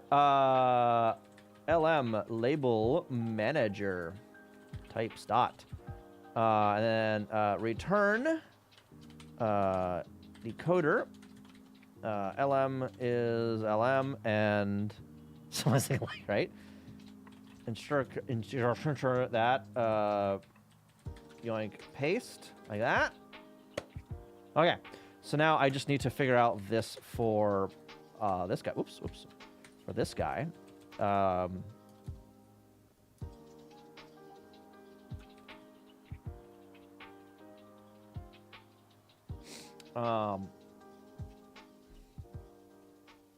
Can I embed one map into another, like I can with structures? Probably not. Like if I do like a var instruction, a full 6502, right? Map byte instruction equals yoink paste. I can't do like that and then continue onwards. But yeah. Well, yeah. So I'm just pasting some shit in there for now. I guess put this over there. I do that is to define a new map with the new instructions and then have an init function that copies the rest. Yeah, I'll probably do something like that. Okay, try instruction. Where is the no quit?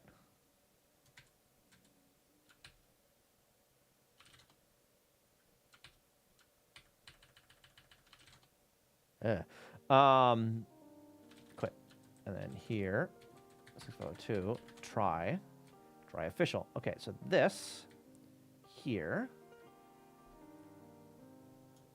I'm gonna grab pretty much all of that. Yoink, paste, ASM line like that.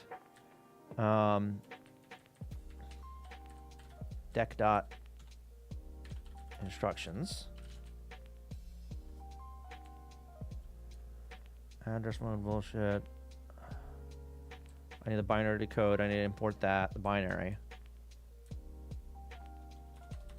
Is that the only change I needed to make for that?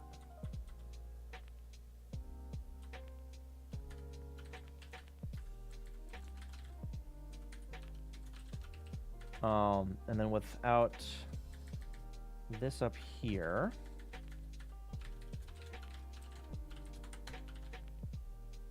Cannot use decoder. Implement types decoder missing new data. Fair. Fair. Func. Deck. Decoder. New data. And that is going to be. Not. Well. Fine. No. Huh? You end. How did I miss that? Go to this one, new data. We're just gonna yoink that, paste it there, and then there we go. I'm gonna yoink all this shit. Yoink, paste.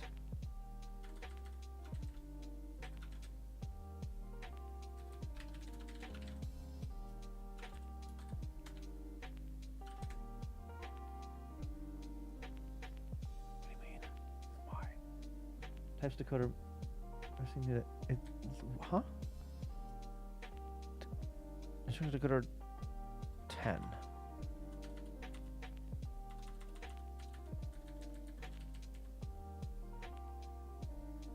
What the fuck you mean?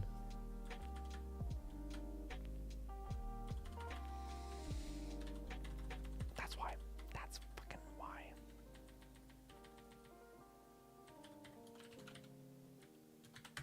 That's better. Undefined. How dare you? Oh,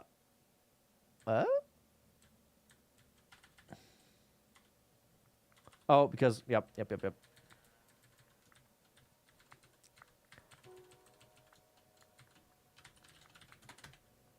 Going binary important. What do you mean not used? Huh? Oh, over here it's not used. Over here it's not used.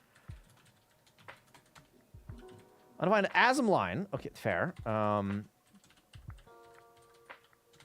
Types dot. And types important not used. Really, it does absolutely nothing over there. Ah!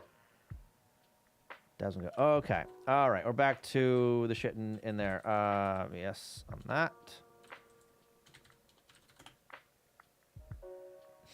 Lowercase type just hurt. It's fine. Dasm. Okay. 132. 132. Fuck this shit again. I need to move this. Right. I need to move this to somewhere else. This needs to be moved into the new data. Into here. So we're gonna we're gonna yoink all that, paste it in there. We'll come back to the DASM stuff in a second.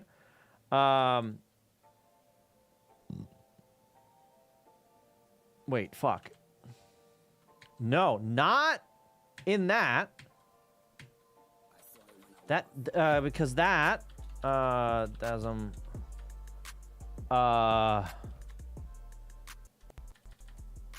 that's in instruction stuff.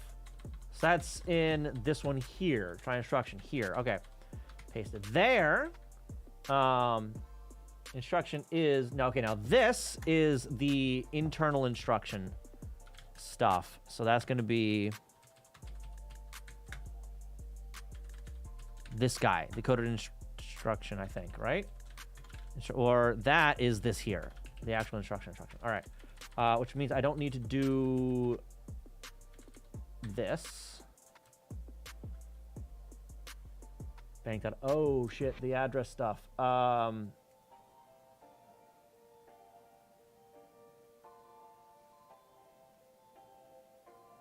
don't have the bank information there. Bank address, bank size. I can pass that in though. Into the what's it? The start of everything. Yeah. Decoder.new data. Fuck.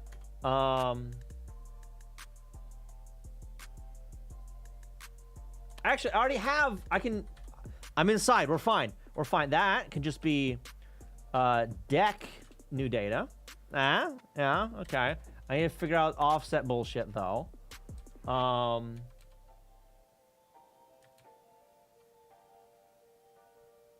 Yeah.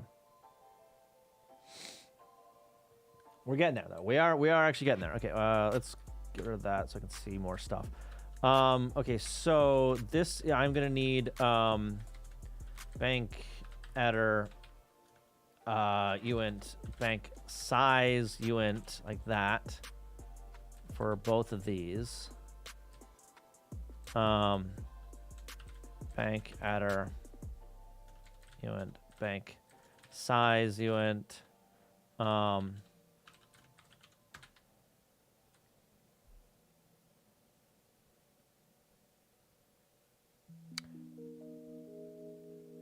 no.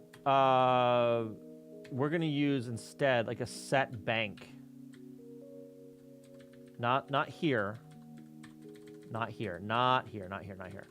Not here. Instead, I want that on the decoder, right? Set bank, adder, uint, size, uint, like that. So I'd set a state essentially. Yeah. Yes, I'm using the same decoder across banks. Yeah. Yep.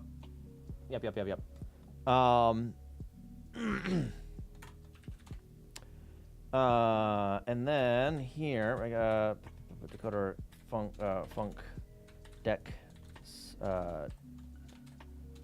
decoder set bank adder uint size uint deck dot bank adder equals adder deck bank dot size bank size equals size. Okay, bank.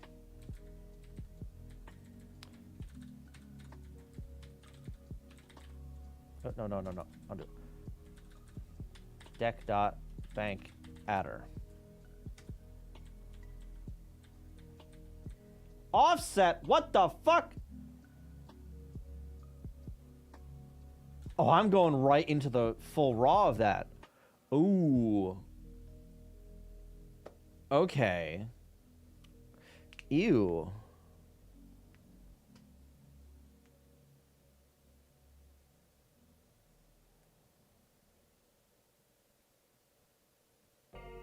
I might have to change how I do some stuff. Because those relative addresses, can be negative. Which currently, I'm not sending anything before the thing I want to disassemble. I might have to send the offset separately and just send the entire fucking size of the disassembly. That's disgusting.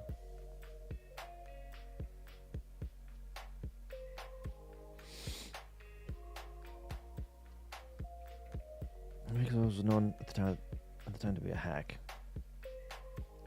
This bit here, yeah, a little bit of a hack, yeah.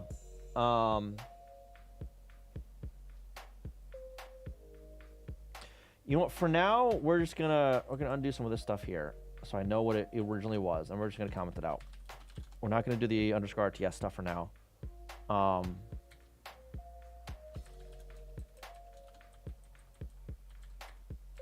We're gonna comment that out. That. Just get rid of that. We'll have to figure that shit out later. Bank address. This one here. Size minus bank offset.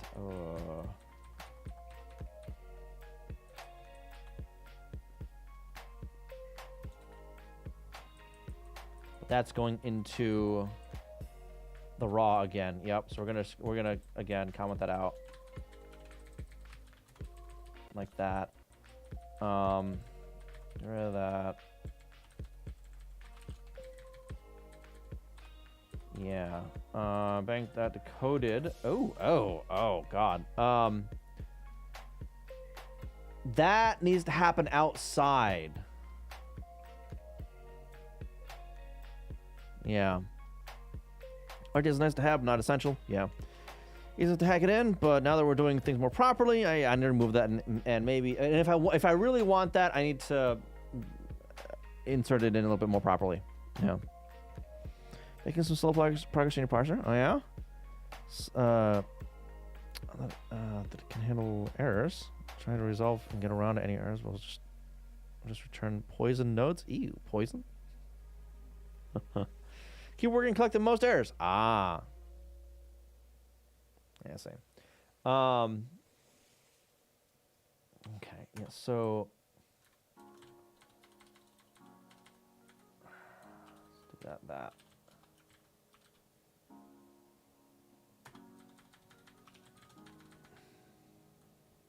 Was it 130? 130. Okay, this stuff here needs to all get counted out. And then, but, I need this. I think? No, because that's this here. I just need to add param size, essentially.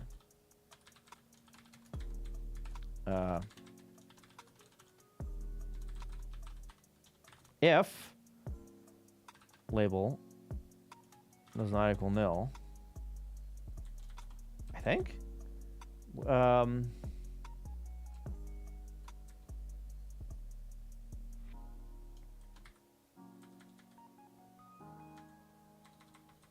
Is that on a loop? That's on a default.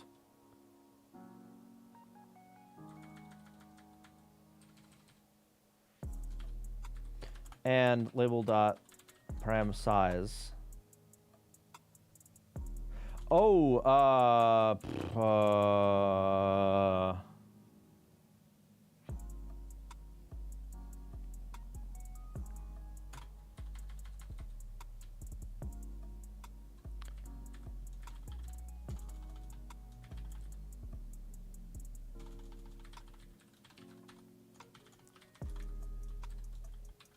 JSR or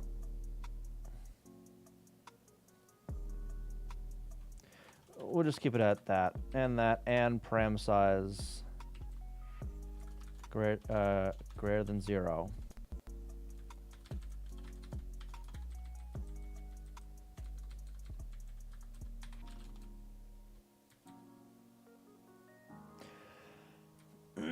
Okay, so that this I actually need out. I need that actually outside of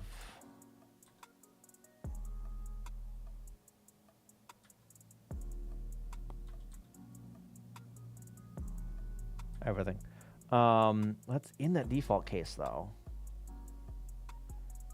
For address mode stuff. But that's fine. If I just like look at the instruction name, I should be fine. So we're gonna yoink that, paste it there, get rid of that. If instruction is that.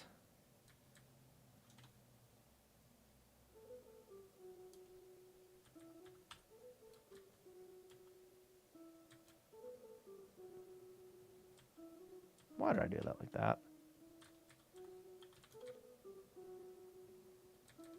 I don't need to do that. Or maybe I do. Is that used somewhere else, actually?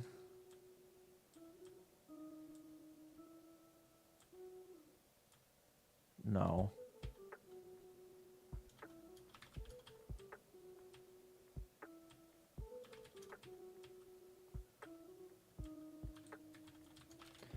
Okay.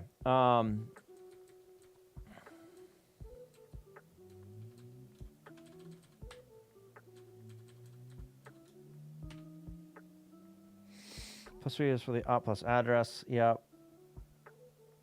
Okay. So this length is plus equals the parameter size.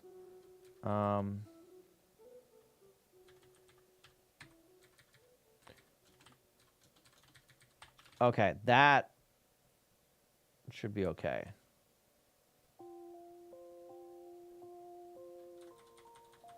Where's the length actually set up here? Length instruction. Okay, yep. Okay, that should be all right. If you type what it is again, and then jump to disassembly, yeah. That is true. That is tying that, and hang on. Don't I actually do that? I'm doing that over here, but I'm not. Ooh, I need to make. I need to. Shit.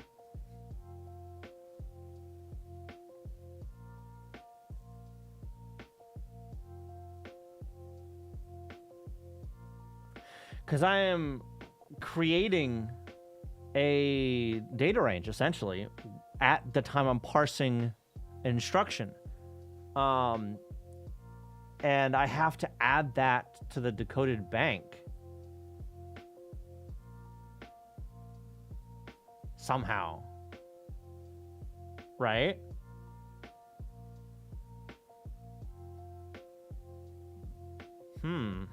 So I can't do that in here.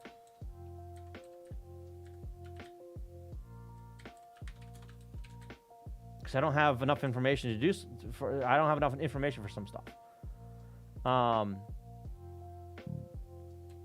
Why is this still also out one? Because that's all inside that switch. Okay. This is the end of that switch right there. Right? What is that the end of?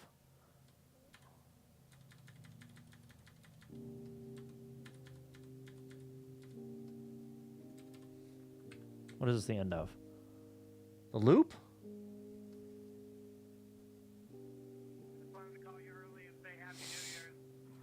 Yes.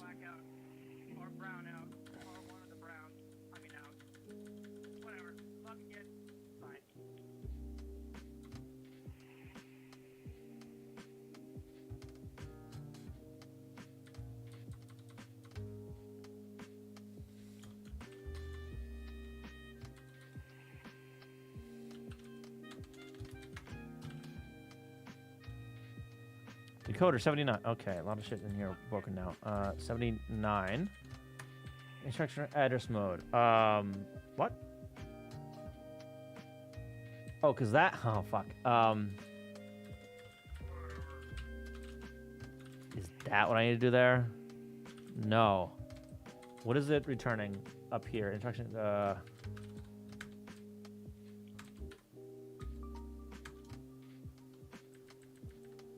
This guy.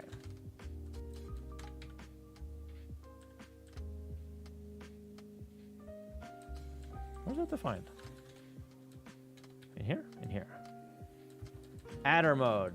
Capital. Yay!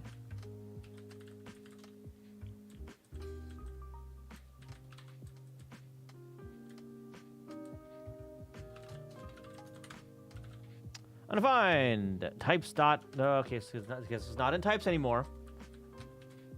It's over here. Undefined address. Uh-oh. 86.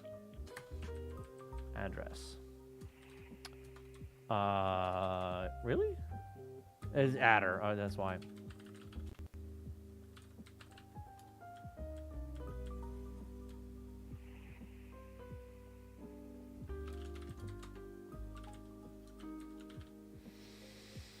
Undefined LM. Okay, there's a prefix on it. Where? 92. DD.lm. No. Stack.lm.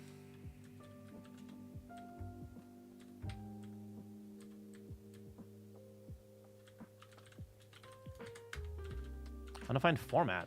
Okay.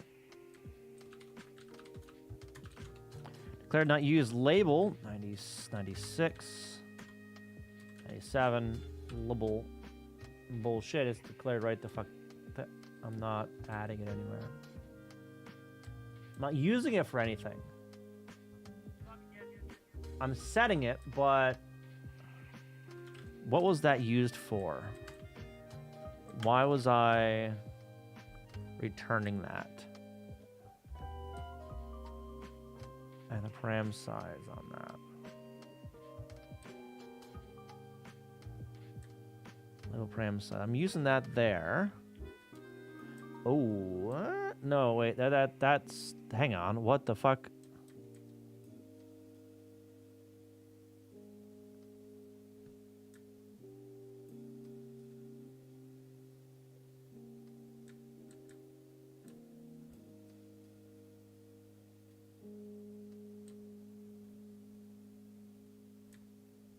This parameter shit breaks everything.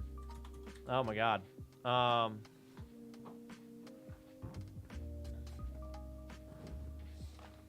right, that's based on the instruction JSR argument being a defined code label which has a parameter size defined, right? Yes. And that parameter size defines how much extra data there is after the current instruction. Yes. So I might need to just, in one of the pre-passes, before the instructions, is just, oh, we found it. No, because that's how it finds that label.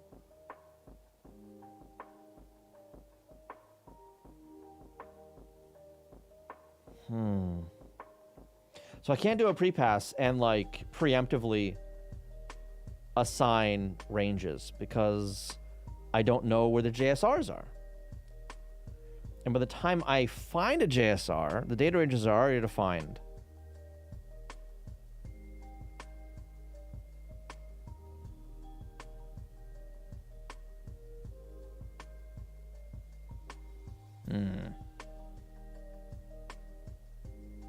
A bit awkward elsewhere? Yeah, what might that be? I don't know if I'm config. What the fuck? Autovars. Oh. If default autovars do label is true.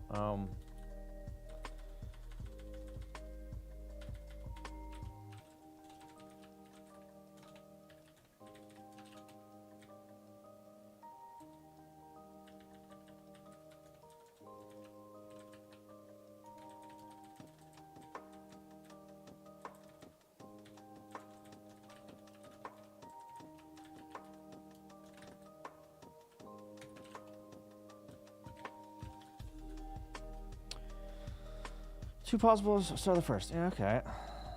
And here, config dot global not auto vars if deck dot auto vars 104. Oh shit. Is that just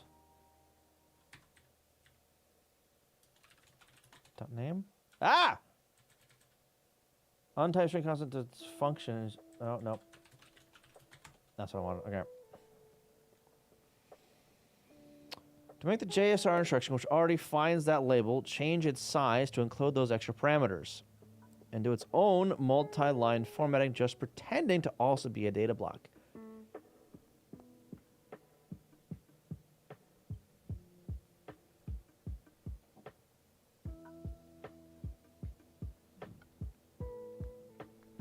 You know, I don't hate that. I don't hate that at all, actually.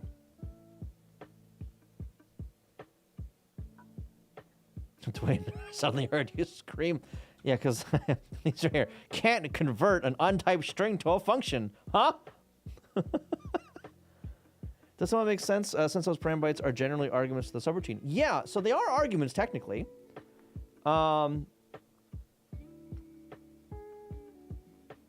Yeah, and I think I already have to do line stuff for the formatting.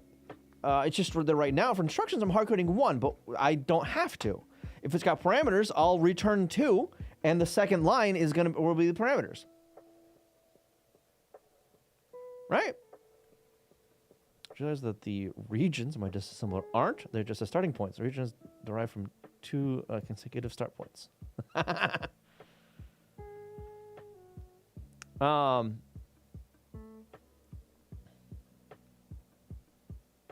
Yeah, okay. So in order to do that, what do I actually, it's in here, right? Instruction.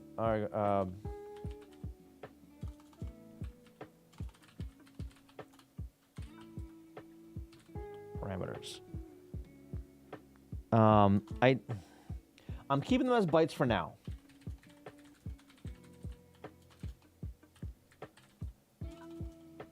Inline parameters to a JSR. Okay. Second idea was have some way to return the param size along with the decoder instruction, then call it add the data block similar to now. No, I think I'll tie that to the 6502 stuff. Because I think it will make it easier and more sense to tie it here. I hope. All right, so length, where's the line count? Arg size, don't I need that somewhere? Arg count, arg size, length,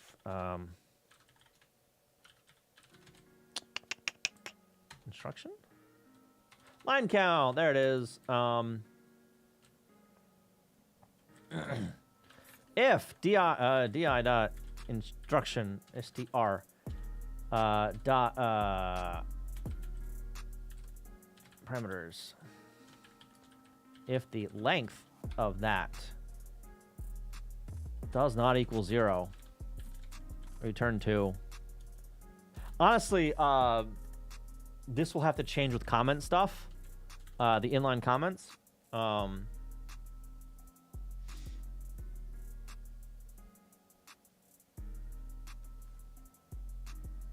Not even inline comments, actually, just comments in general, I think. Because I think I'm going to be moving like the block comments and the inline stuff into the decoded instruction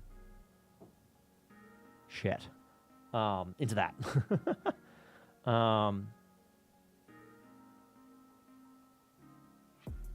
We'll come back to that. We'll come back to that when I need to. Declared an unused label, right? Yeah. So over here, so this,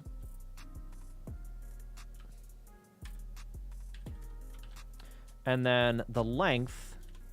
Yeah, we're going to our length plus that plus length of.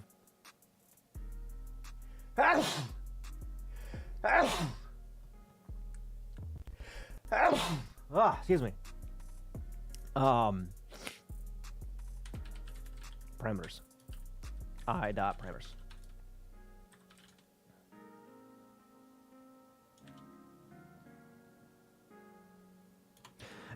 Actually, hang on. I think I actually want that in here because I have a length here. Line count. And after length, yeah, args plus 1 plus length of wait, args. That is the raw. Okay. Plus length of ti dot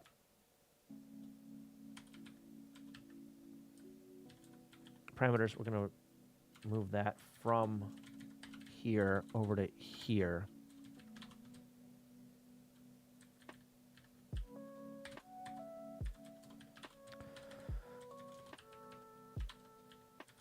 Like that. Up. Yeah.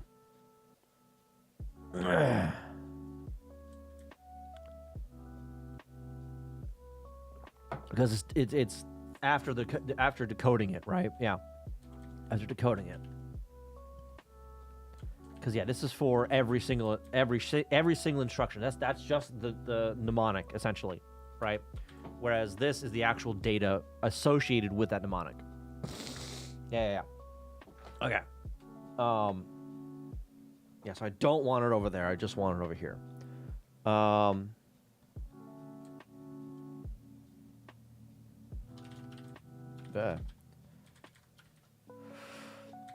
So then this should handle that, the parameters. Now I need to.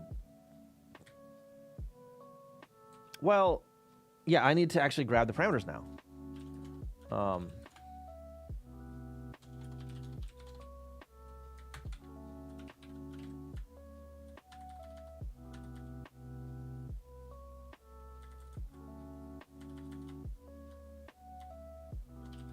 Which is over in here, actually.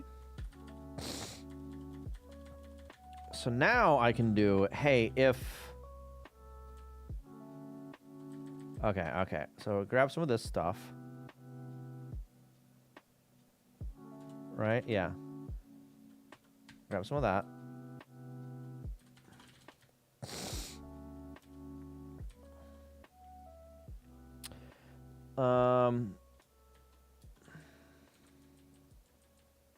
This is going to be weird. We're going to get rid of that safety net first. Dennis! How you doing? Welcome! Welcome! I am making a mess! How is your stream? How is your Sunday going? Welcome, everybody. So I am working on a 6502 disassembler. I am refactoring a bunch of it and breaking everything along the way. But they are necessary changes. They are necessary. I am decoupling a bunch of hard-coded bullshit, and writing interfaces and moving code into the implementations of said interfaces. It's trash. Oh no. Trying to install OpenBSD on Spark 64 and having no choice. No. No, a cheeseburger and fries. That's, yeah, okay, fair. Yeah. Well, you go get your cheeseburger and fries. Thank you so much for the raid. Appreciate it. Thank you for the follow, by the way. Appreciate that as well. Yeah, cleaning often does involve making a mess first. Yep. Something that works. Yeah. So for everyone just coming in, I am working on my 6502 disassembler, mainly geared towards the NES or Famicom, and with specific code for handling memory managers, essentially mappers, the mappers on the system. For systems like the Commodore 64 or the Apple II or whatever, they had their own memory management unit or chip or what have you, memory management methods, implementation, whatever, inside the console, right? For the Famicom and the NES, by extension, the actual console itself has no concept of memory management anything. So if you want to access more than the 32 kilobytes that the console gives to the cartridge, there's more than that, but whatever. But if you want more than what the console can give you, you have to put that hardware inside of the cartridge. And this is where a bunch of disassemblers fall short. It's because they don't handle that stuff very well. Disassemblers that don't have to worry about any mappers, like an NROM, right? So you only have 32K of ROM to worry about. It works real well. But as soon as you introduce, hey, the upper half, the upper 16K of this ROM, yeah, we're going to make that a fixed bank. And the lower 16K of the ROM, we're going to swap out what ROM is actually visible there. As soon as you try that, every other disassembler blows up and doesn't know what the hell to do. Unless you jump through some hoops that are basically invisible to the disassembler, right? So let me give an example here. Is this it? Yeah. Okay. So this is the disassembly for. There's one that's not in pieces. The study box. This is a tape drive thing that for the Famicom. It's an educational system. Anyway, that thing has a lot of extra memory in it, both ROM and RAM, and it goes nuts with it. It's like I think a megabyte, give or take, of data. Maybe. Hang on. LSL H startup bin. I was close. 256K. Which is far beyond the 64K that the 6502 CPU can even address. Right? It's far beyond that. Forget about the console, you know, assigning an address range to the cartridge. The entire address range doesn't fit. It doesn't fit what's on the ROM, right? And this does some really jank stuff. That's just the ROM might be meg if you include the RAM banks. I suppose maybe. Actually, I don't think so. So there's what, like I think there's like 4 banks of 8K RAM, right? And then another 4 of 4K RAM. So yeah, that doesn't come anywhere close to 256. Which would only put it at half a meg if it was. Oh, then there's also the 2 name tables, the extra name tables, which is what, like 2K, I think, right? Because it has each name table is 1K. Yeah, so it's got 2K. Yeah. Not quite then. Still, it's more than 256K maps. Yeah, it is. Yeah. Yeah, and with these banks, there's a lot of cross-bank talk, right? So the idea being like the fixed bank, if I can enunciate, has your common code in it, right? The stuff that's used by everybody, and then the bank that's swapped out. Well, depending on where you are, like when this thing starts up, it starts up on the main menu. All right, so it's got code specifically for that main menu. But once it starts up and reading the tape, it doesn't need that code anymore, so it swaps it out and replaces it with the VM code, right? And while that VM's running, there are times where it needs to grab character data, essentially, from the ROM in a completely different bank. So it swaps that out, and now that bank is all data. For all the character sets. There's a bunch of character sets in there and a bunch of other, you know, little icons and things. But yeah, so there are instances where code in one bank calls to code in another bank, and I want to be able to automatically create labels with those jumps, not have to really worry about, you know, manually doing a lot of labels. If I... Let me go over to CD up and then CD to SPX1. This is the old way I was doing it. So LS, what's in here? Banks, nothing. Okay, we can make file. So basically, I was taking the oh, that's why. That's why. Okay, I was taking the banks and I was chopping them up, right? That's a little bit. No.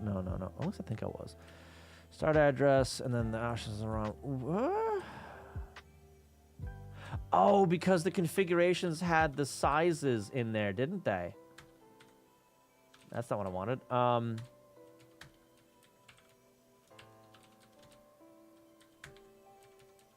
The configurations had the size in there. That's why, yeah.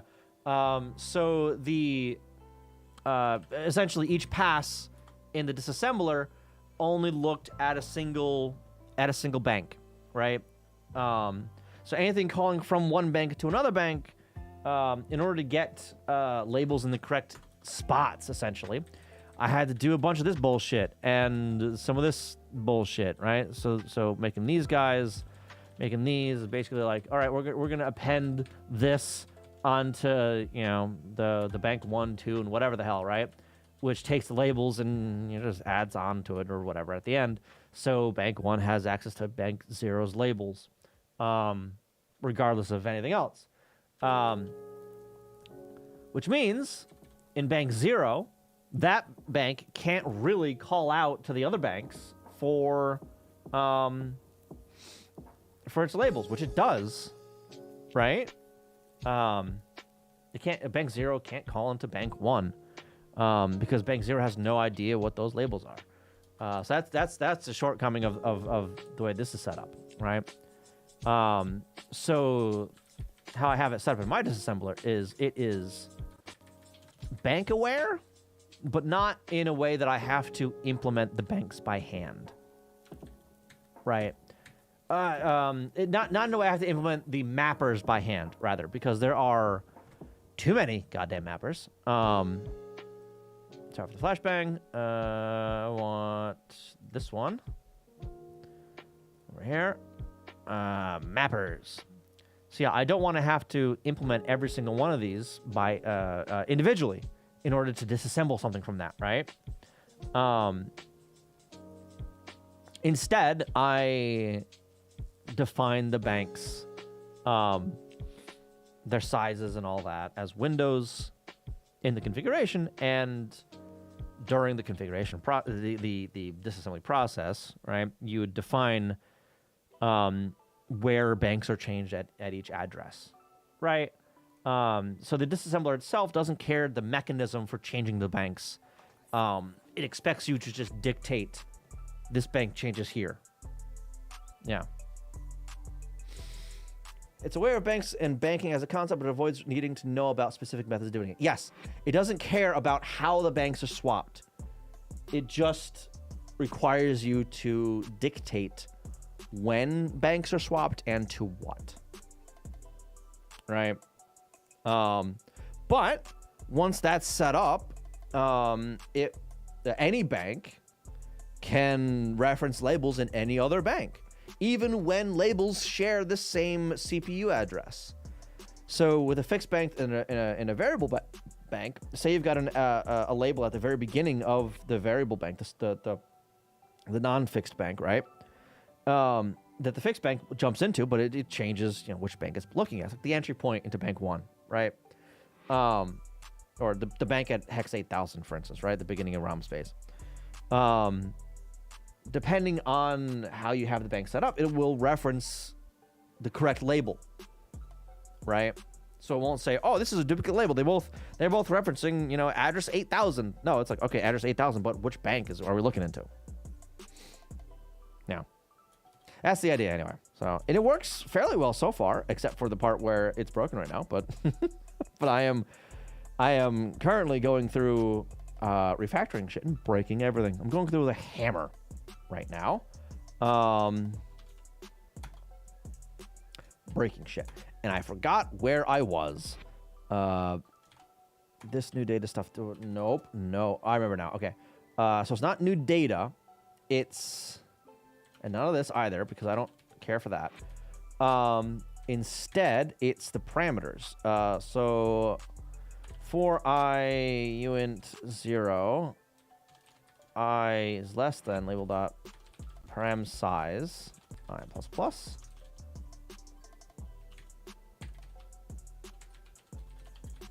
Do I capitalize that up top?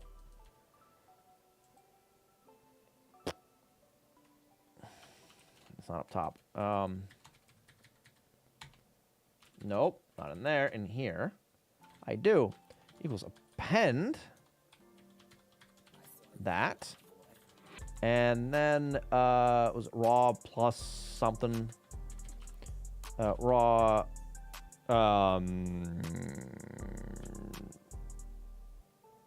3 plus I. 3 being the size of the JSR and the argument. You're breaking stuff on purpose. Yes, I have a hammer. Parameters undefined. Okay, it's because it's parameters. Oh, that's incorrect. Get rid of get out of there. Okay, undefined DD. Because that's this.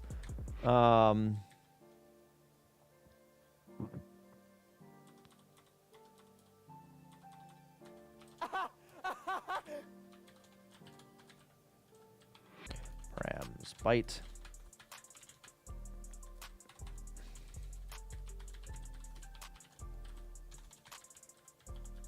Thank you for that file. Appreciate that. Exactly. Yes, I have a hammer. I know how to use it. Probably. There we go. And it is raw that I'm using here, right? Because that is. Yes. Okay. Okay. Section R gonna find 92.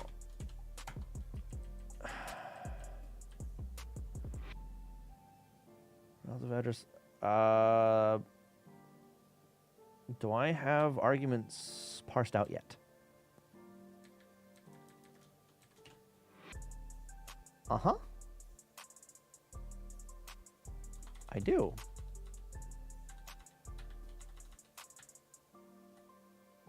Arg int, yes. So I can just... Did I say 92? 92. This guy.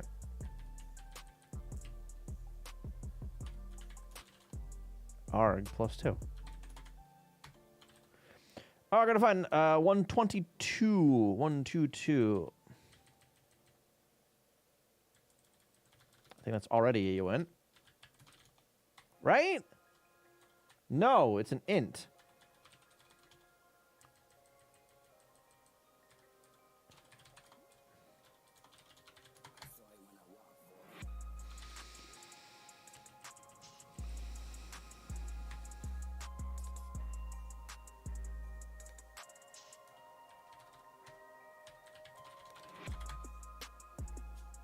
Yeah.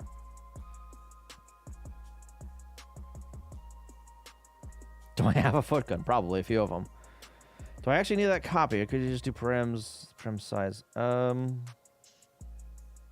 could probably just do that actually. Yeah, let me hang on. Yeah.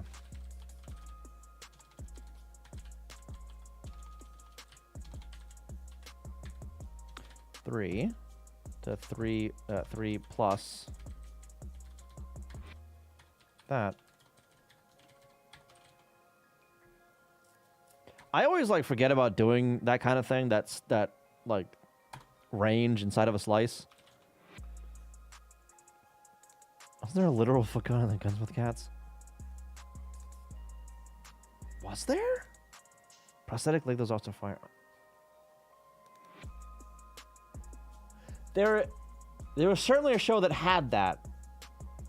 Was it Gunsmith Cats?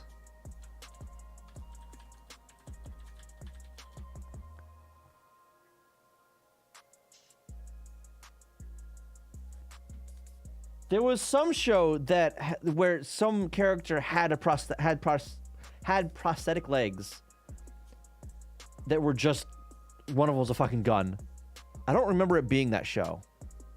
Instant derail. Shush. I don't remember it being that show though. I don't recall which one it is, however. And I seem to remember the prosthetic was like a realistic prosthetic, so I had like a skin, right? And when the gun came out, like it ruined the skin coating. Why do I have more text? Why? I don't care. Yeah. Gunsmith Cats is good though. I need to rewatch that sometime.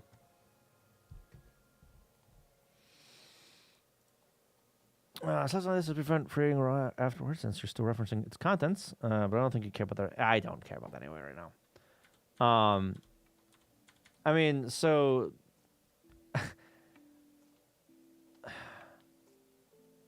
I mean, I'm already loading the entire thing into memory anyway.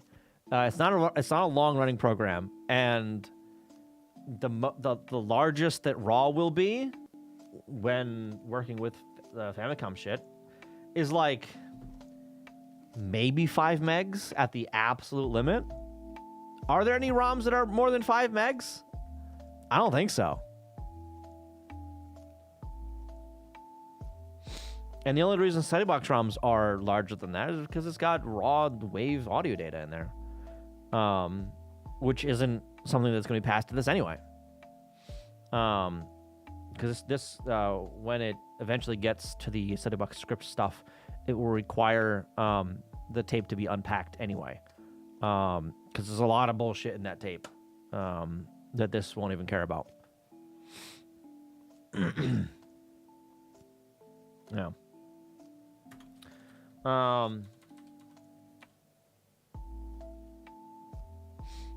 Which means slicing actually saves more. Yeah, I'm keeping the entire ROM in memory anyway. Yeah. All right, 1, 2, 5.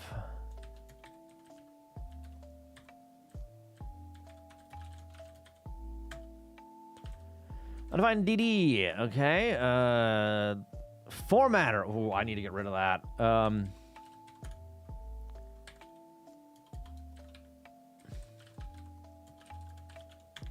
ASM 192. No, 292. I typed it right, but said it wrong. Okay. Oh, fuck you. Where is this? What the fuck is this? New data.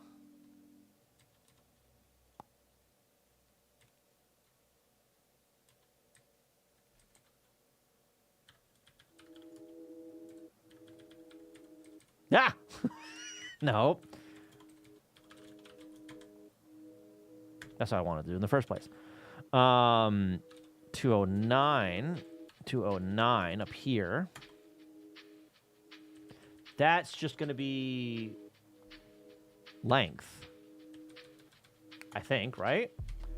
Because that is out coming out of the try function here. That is ASM line, right? And then types ASM line length here. I should probably actually comment what the fuck I mean by that. So I'm gonna keep that open for now. And then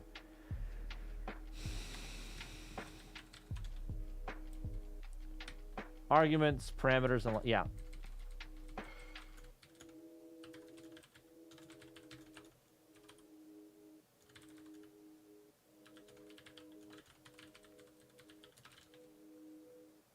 Yeah, that is what I want. Okay, so that's just going to be. I don't need to cast it either.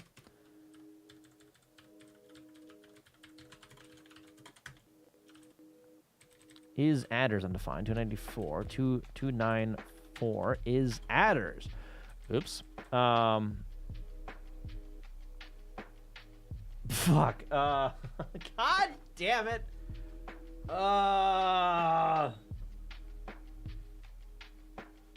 I need to make that a type, like a data type or something, right?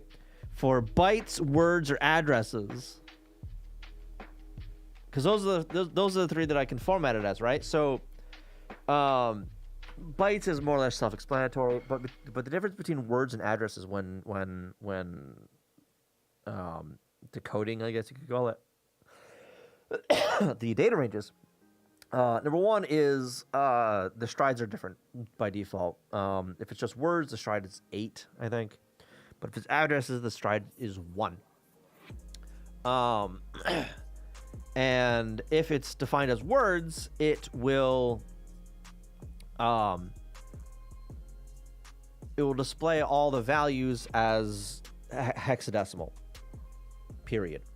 If it's defined as addresses, it will replace the values with labels and create auto labels for every value that does not have a label already, right?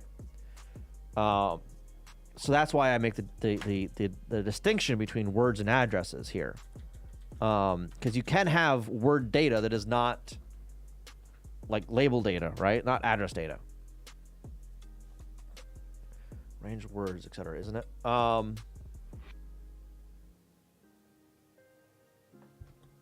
Yes, that'd be the like the range type. Actually,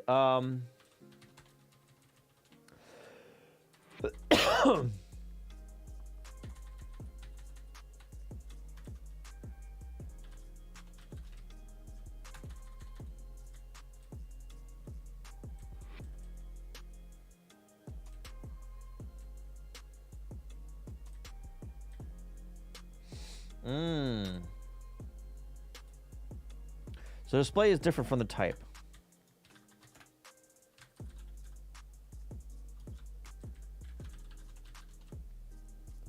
Types, range, just range type, okay.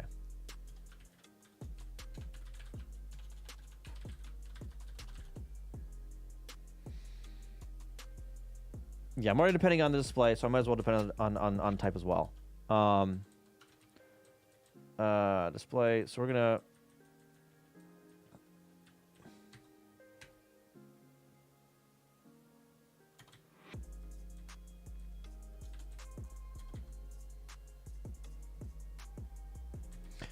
we're just gonna pass that in. We're gonna change this up a little bit, put it down here, right? RNG dot type like that. Coded data. It's gonna be over here, decoder and new data here. So this one's going away, and then type. RNG type.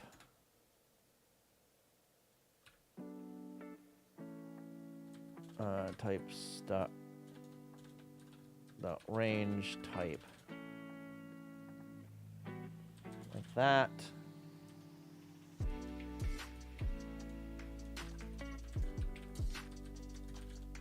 That. I've got to change the decoder here, so isWord is gone. Type, range type. Oops, I need that there. Undefined isWords, that's fine. These guys go away. Like that. And then here.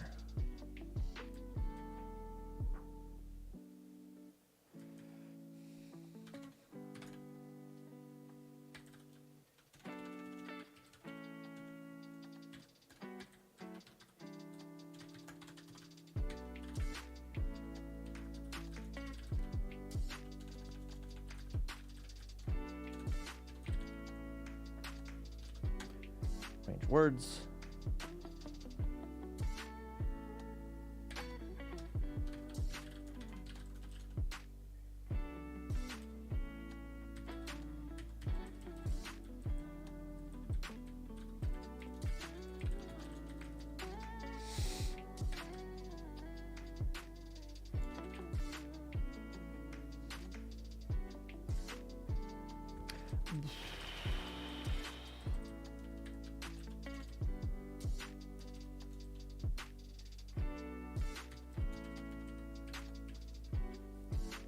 If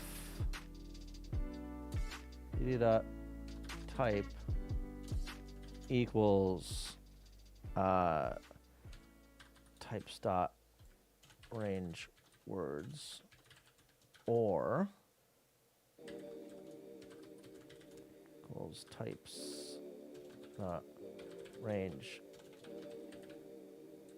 addresses.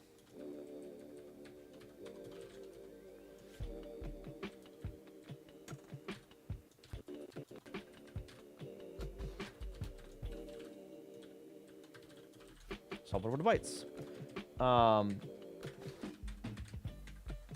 out a warning as well. Gotta do format. Where was I? Oh shit.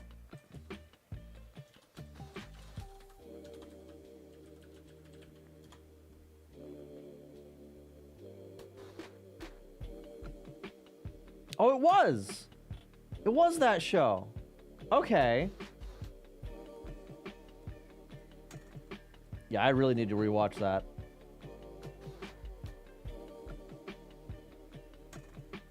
Yeah, so it wasn't one of the main characters. It was someone else. Well, it wasn't one of the protagonists. Yeah. Next, how about don't disappear? Yeah. Warning. Not enough bytes for words. Not enough bytes for words.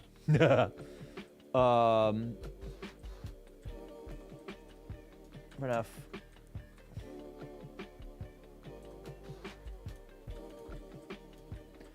At an address.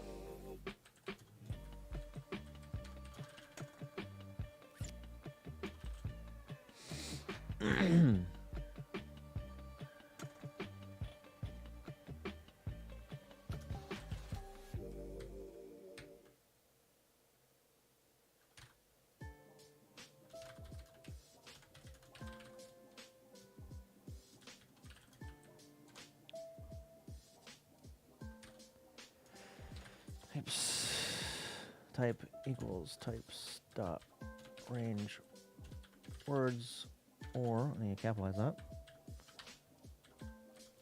D dot type equals types dot range addresses. Do that. How's that?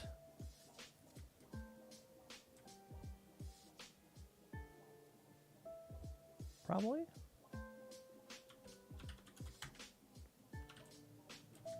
Okay, that wasn't what I was expecting, honestly. 77. Here. That's unexpected. Yes, because I forgot. I don't know. I don't need that, actually, because it's just a straight OR.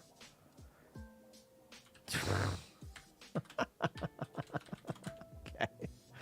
Can I use false as integer? Yeah, okay.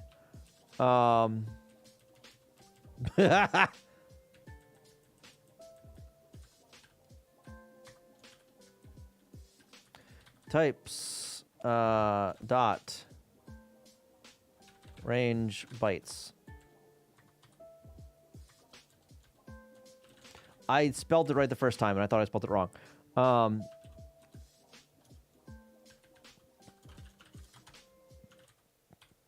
Formatter broken. Sure, that's fine. Odd number of bytes.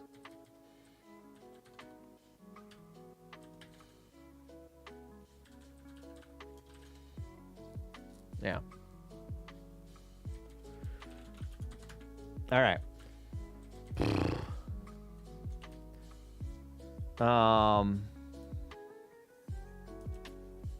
God.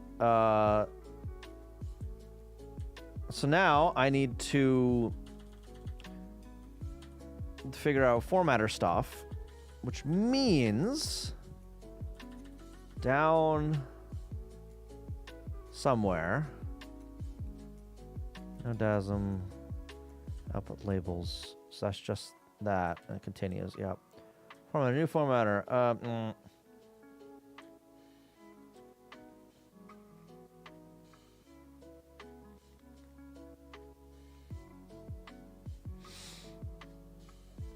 So.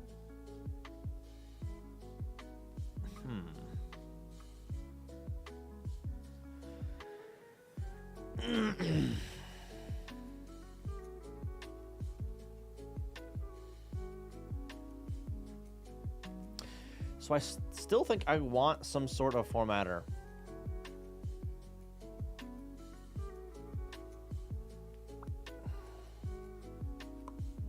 I think. Coded. So this is. Well, I don't have to sort it because I'm going through like that. So I might leave this code as is. And that formatter is basically going to be a shell. Kind of a shell.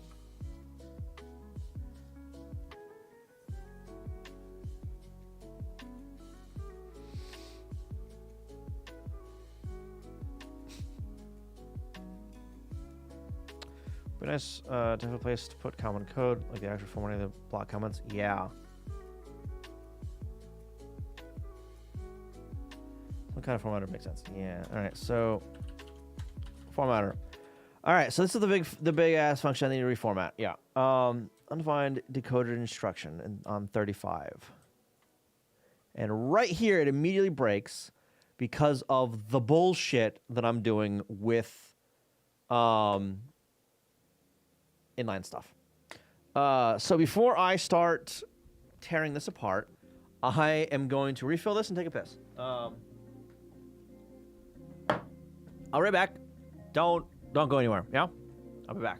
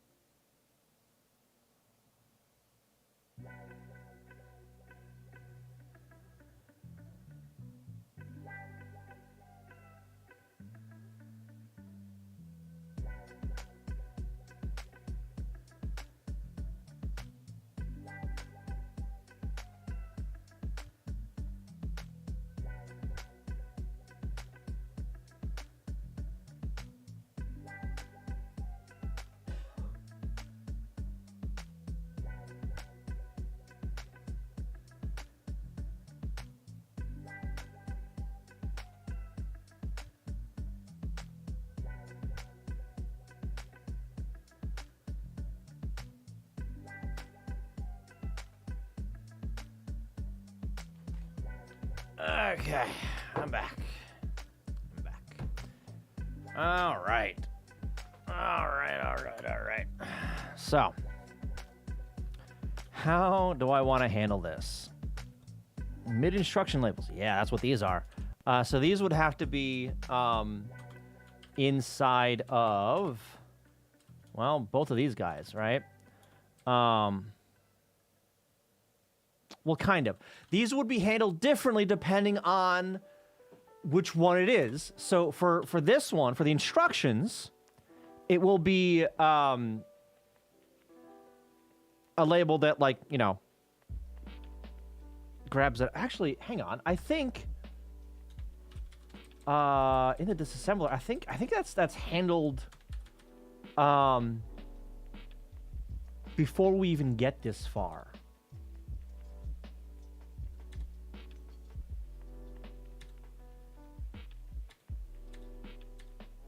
Where was that? Not there. Ranges. Auto join labels for each. Huh? Join auto labels for each byte in word ranges. Label A is low byte of word, and label B is high byte of word. Oh. Yeah, I'll have to do that. Data just splits and adds more lines. Probably already. Yes. So this one. This one handles the label stuff before it gets to the formatter. It splits the range. It splits it on the label. Yeah. And the thing I do need to handle for the auto labels is well, the words into this. So if I have a bank of a table of words, and it references if it references one of those words and it splits it, and it splits, right? And the split is on like it was on one of them, and somewhere in code it references both bytes of that word separately. Only one of those labels will be written. Yeah, it's a separate pass. Yep. Or rather, it's during the pass of reading out the range data, right? That's where it happens.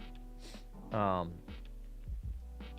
this can only happen with ranges that don't have a name, because when that happens, when you assign a name to a range, it puts the label across that entire address space. Yeah.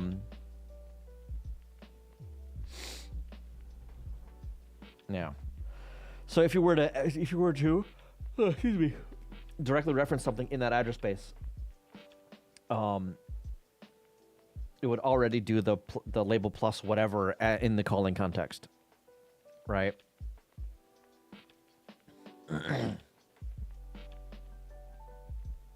Yeah. So an auto label, auto labels won't happen, and actually defined labels would be in an error. Exactly, it wouldn't get this far because it would error out. Exactly. Yeah.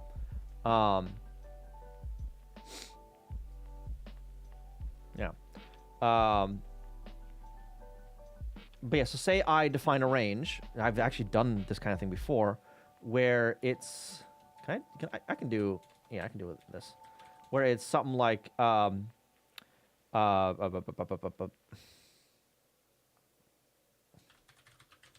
sprite data, sprite adder or whatever the hell, right? And that's gonna be a word, 9012 or something, right?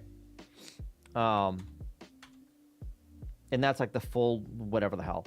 So I'm loading up, sprite adder +1, or yeah, it'd be plus like 0, I guess. Storing that into 2006. Like paste +1. But if I don't have this named, right, and it's just one of those, it's just that, but I define it as like a word table, right? This would be whatever that address is, but it wouldn't have the +1, right? So say this is like, this is at like address 8,000 or whatever, right? So this is 3, 6, 12, right? So this is address 8000C, right? So then this right here would be 8000C, and then 8000D. But if you auto label that'd be label, but the only label defined would be, or written out would be C. Right? D would never happen. Zebes Naga, how you doing? Welcome. So basically what I want to be able to do is, instead of making this one 8000D, that'd be 8000C +1. And then this is +0.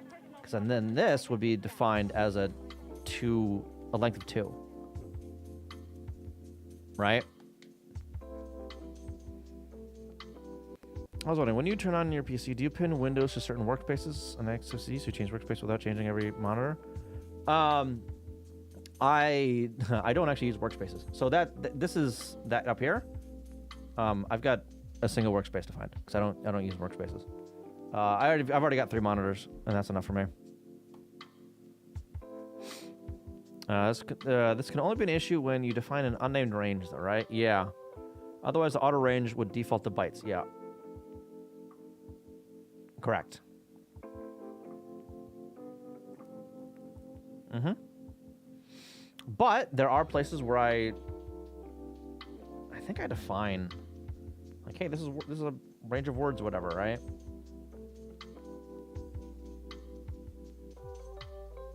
Hmm.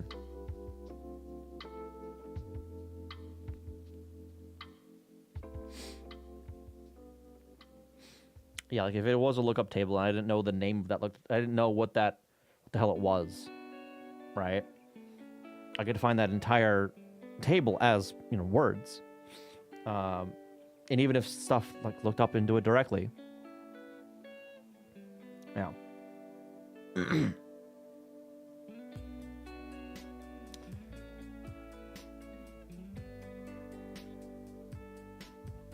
Actually, hang on. So, okay, for the auto label, I don't think I need to do that here, actually.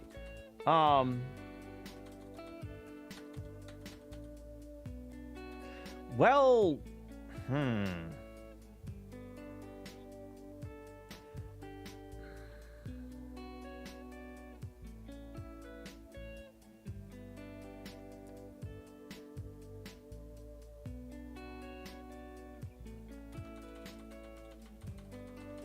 I would need to do that up. I would.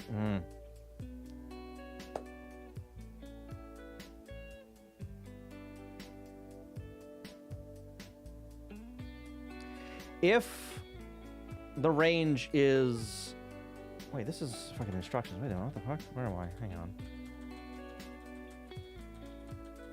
Oh, I wasn't in the range at all.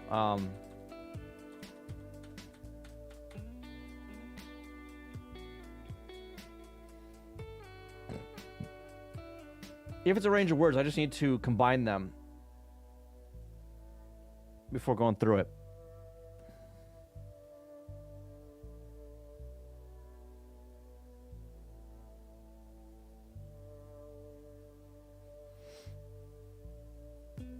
Because if so, any auto label creator should be able to know if it's in a word range and name itself accordingly when initially created.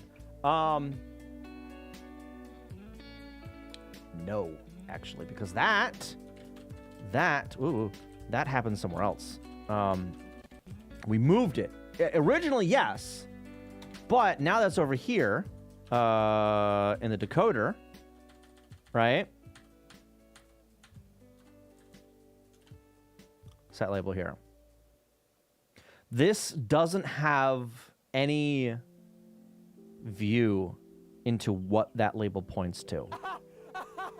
It doesn't. The same way I don't have any view into any view up here for RTS labels, the same exact way. So I would need, thank you for the file, by the way. I would need to do that somewhere else. Do I define labels as auto labels? So I go to types, label.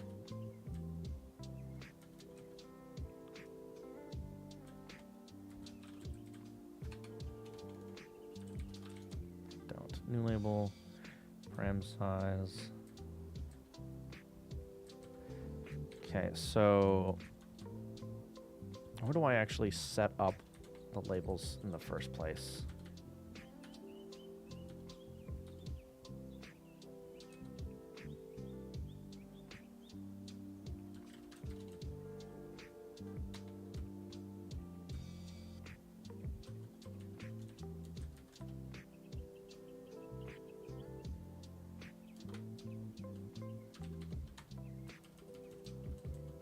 Nope, not that. Types.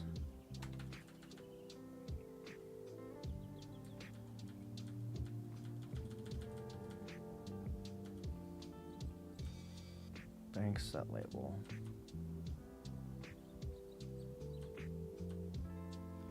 Where's the init of the verify, I think. Is it the verify? No. Where do I create those labels? Right there. No, that's for ranges.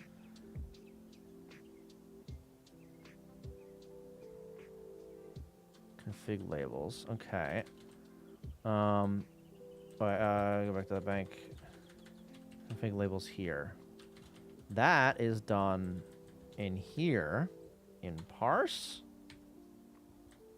Config labels vowels. Vowels. Where are vowels?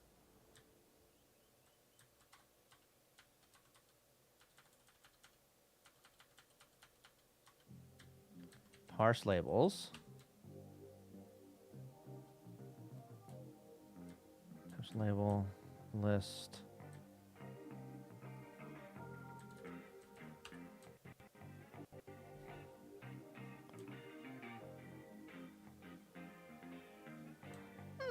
So it doesn't use new label.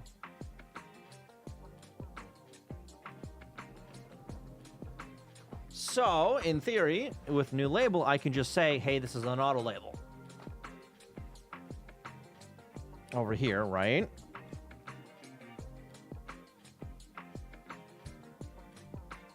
Why was I looking for that again? I remember why I was looking for this again. I guess I didn't code to detect where you create the labels could get messy.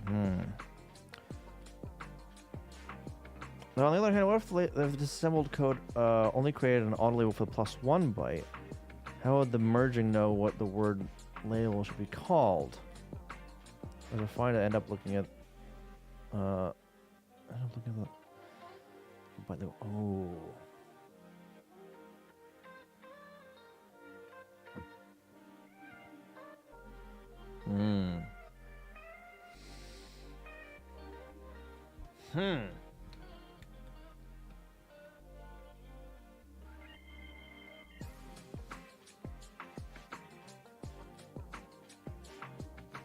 Now that I think about it, yeah, so if I had a range that I define as words, and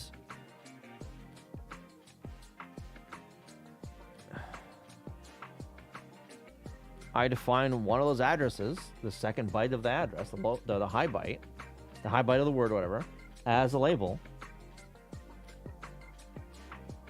Explicitly, right? Explicitly define that somewhere. That won't actually get printed out either. Auto label or not. Hang on. Where the hell was that to do? Here, okay.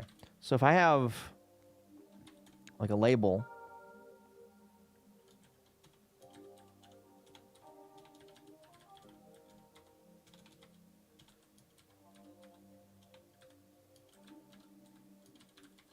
right, that's start at address of 8000D.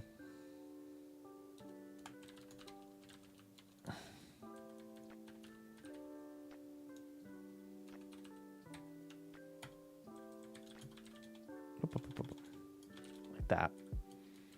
All right. This guy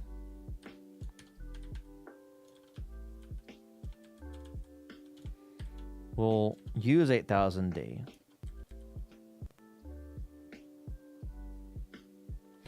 But I would want to have this like over here, similar to how I do that for the instructions.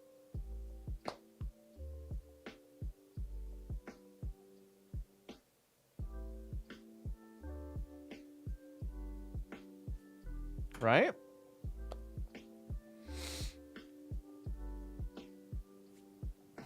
Because for the instructions, there it is.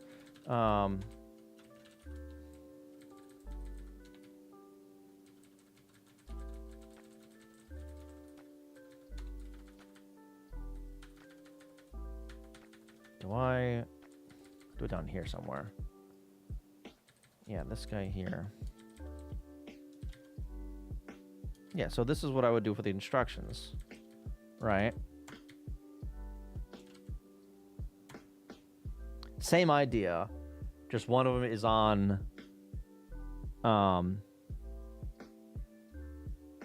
code and the other one's on data.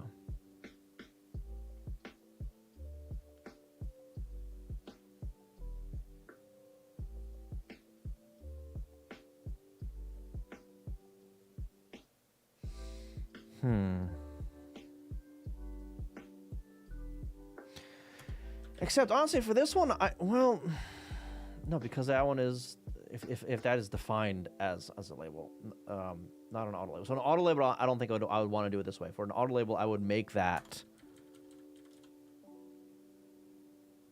a word. Yeah.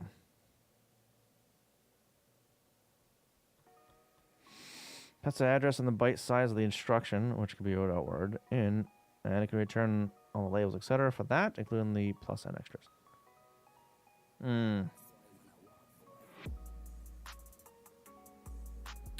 Maybe. Maybe.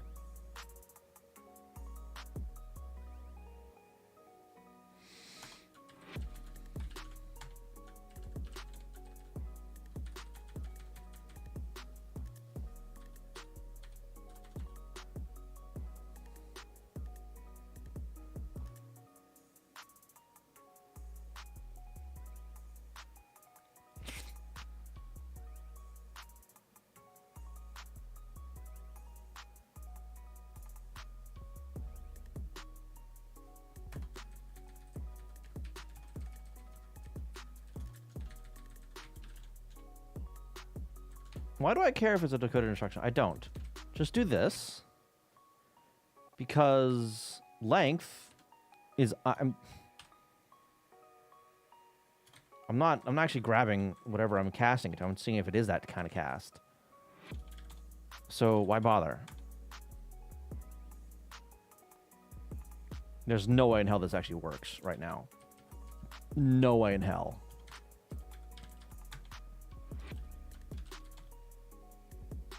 Fuck off. What? Really? I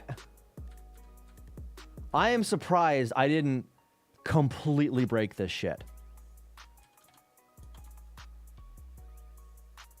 Wow. Okay. I expected everything to completely break.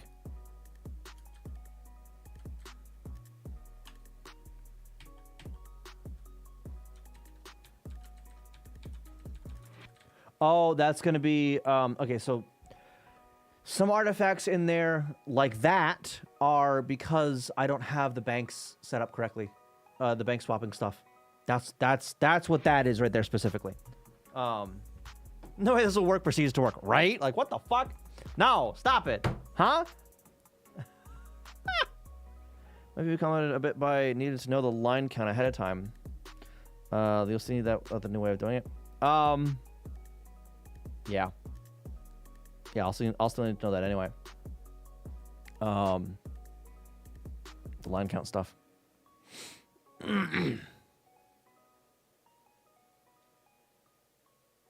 Yeah. Nope, not that one. This guy. So much shit broken or changed. Duh.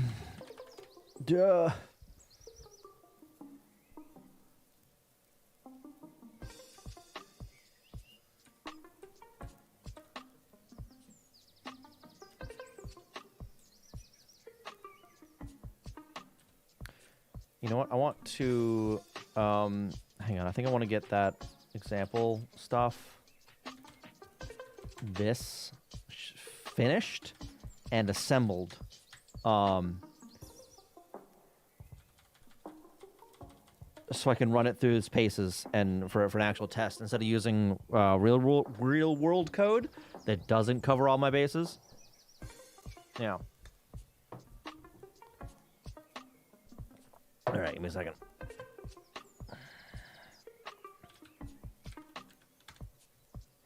Appendices.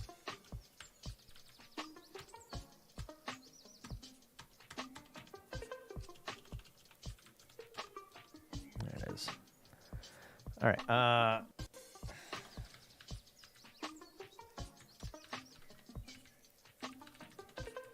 Clear that stuff for now. Up here, I've already got the PHA, PHP, PLA, roll. Okay. Rotate. That's going to be all that. Paste that there. And you know what? Let me absolute on those.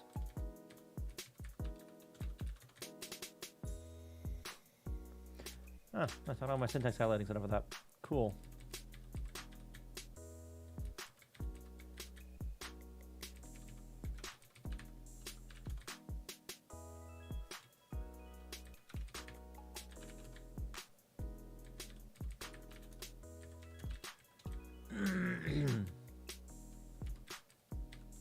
Oops.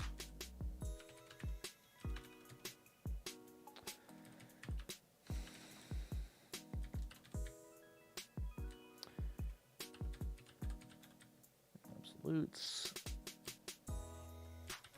Absolute. Absolute, absolute. No, those aren't absolute. Those are... I don't know why I've got them looking like absolutes, though. Okay. Because these need to be in 0 page. Yeah, I got them right down there. Okay. This guy doesn't actually need to be in 0 page, right? I can actually put that up there.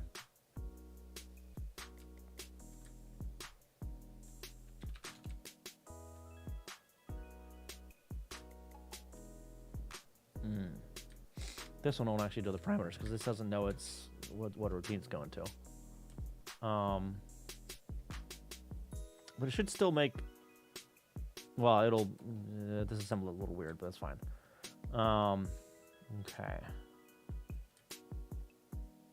All right. Roll and roar. Oh, this needs to be roll. Link. Paste. Roar.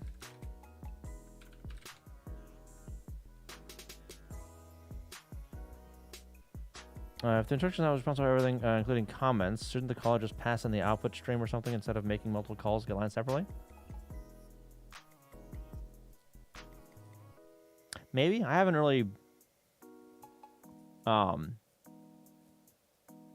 haven't written anything in stone for that yet.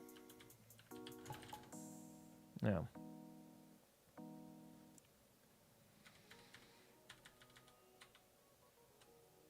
Where's my add carry? Like that. Paste. Subtract carry. Yeah. Immediate, the 0 page of x. Immediate or absolute x and y, and then the indirects. Yes. Okay.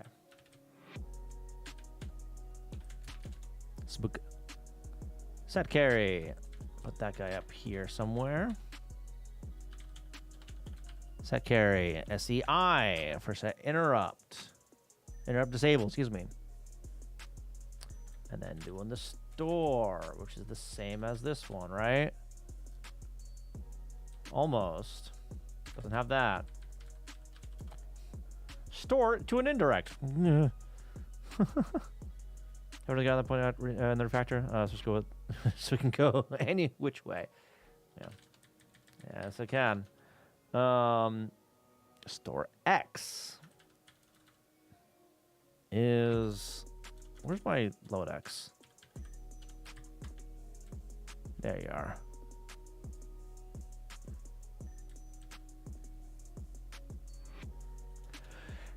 Store X doesn't have absolute indexed at Y? Why the fuck not? That's stupid.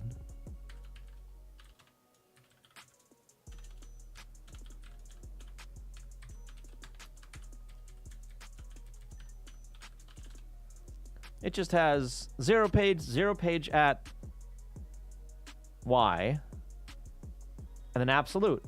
And same thing with store Y. Well, only with that second instruction swapped with X. That's stupid.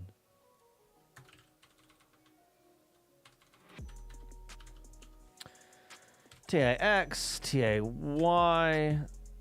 TYA, TXA, and TSX.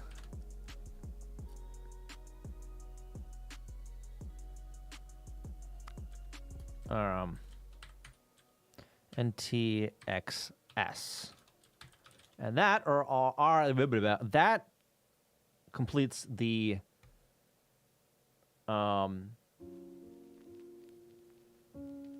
what's it? Official opcodes. What's the difference between the X and Y? So the Y is easy enough, right? So this one, right? So this right here is a pointer, address 8, right? So it resolves that address, whatever's there, and then it adds whatever's in the register Y to that value at hex 8. This one instead is a table lookup. So the table starting at hex 7 at the offset of X. So you add X to this literal address in the argument, and then get the pointer from that calculated address. It's dumb as hell, and I hate it. And I do not know of any good reason to use that addressing mode, honestly. And a lot of people haven't found a good use for that. That could be used that could be done a different, better way. Yeah. It's inconsistent with the load instruction, which can make it a bit annoying. Yeah. But yeah, I absolutely hate the syntax right here. That address mode. It shouldn't be there. Yeah. Yeah, I think so for that Intel syntax. Yeah. It's dumb as hell. I mean, I guess I get like what they were going for, but it would make more sense if it wasn't limited to 0 page. So then you can have a lookup table fucking in ROM space somewhere, right? And then you just put the offset into X and then point it at the lookup table, right? Like, that would be a use. But no, of course not. I don't know. I don't know if it'd be a good use of it, but it'd be a use.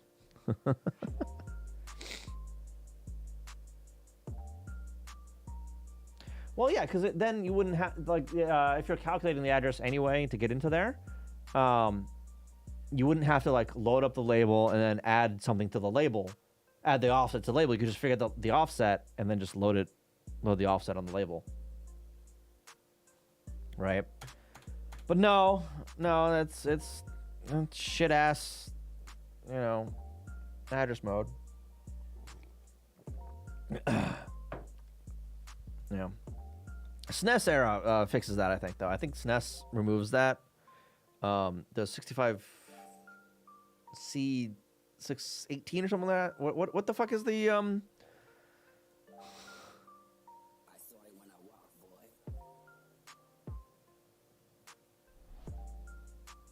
65A16. I was close. 65A16.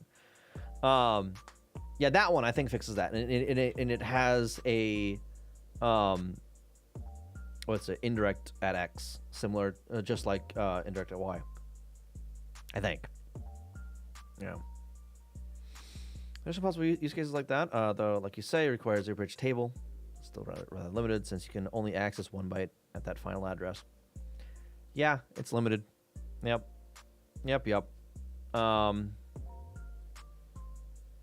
I can't do anything about it, though.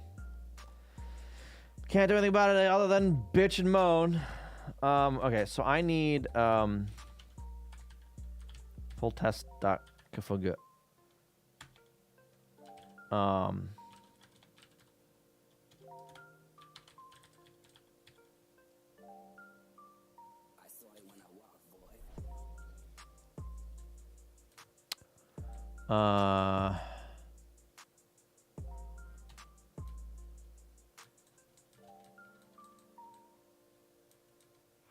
fuck, I'm using MC1 on that platform. Is this one NRAM?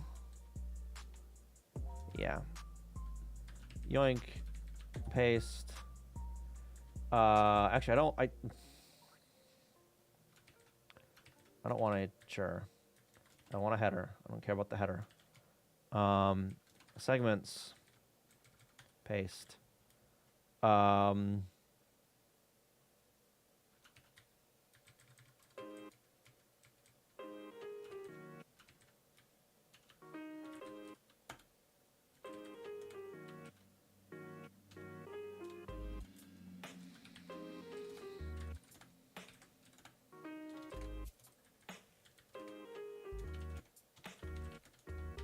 Start at 8,000 because whatever.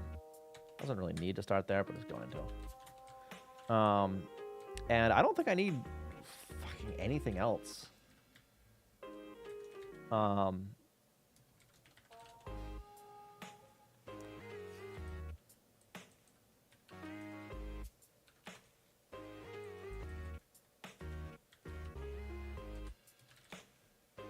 don't think.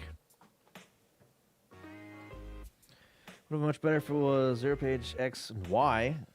And episodes X. Yes, that would be nice. That'd be cool. I get why they wouldn't do that though, because that's like calculating like an address twice, right? A bit more math. No, C5 but 5822 includes a complete C5 and core, unlike the 64. Oh, nice. It'd be complicated and slow. Yeah. Yeah, complicated and slow. So I don't think I need anything more than this. I don't think. And over here, I just need to do segment ZP and then segment RAM.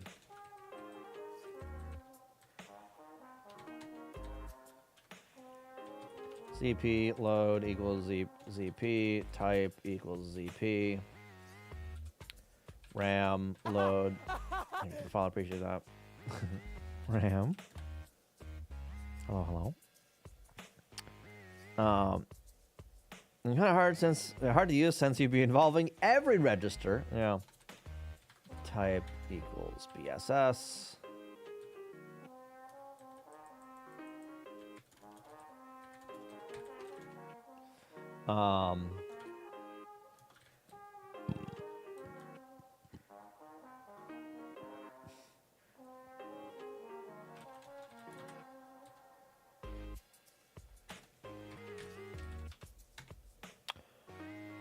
Now then, I'm gonna go over here and then make file.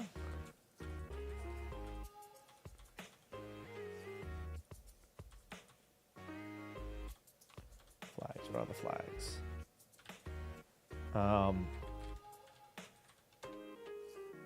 Good, I'm using the right one. Okay.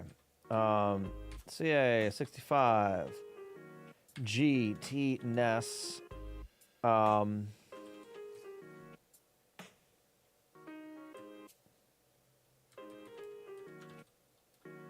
Output full test.o.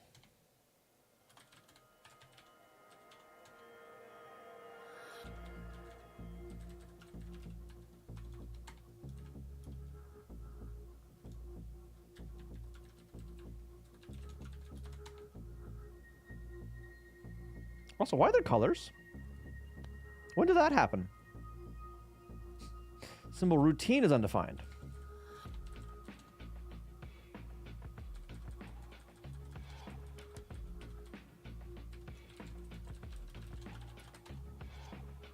Okay. And then LD65. Oops. And the flags for that one. C, full test configure. I don't care for the debug file. I don't care for the map file either. Output, full test.bin, full test.o. Missing area assignment code. What?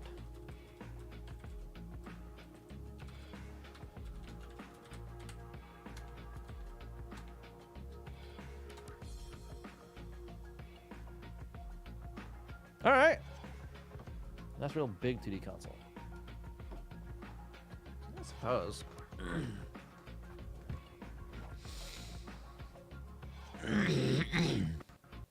And instead the last time I thought, what if we add functionality instead of removing stuff? No. What if you make it better instead?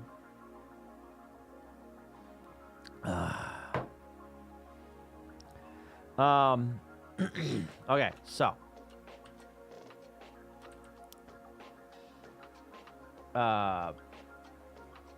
So now I need the to say the full test dasm.configure.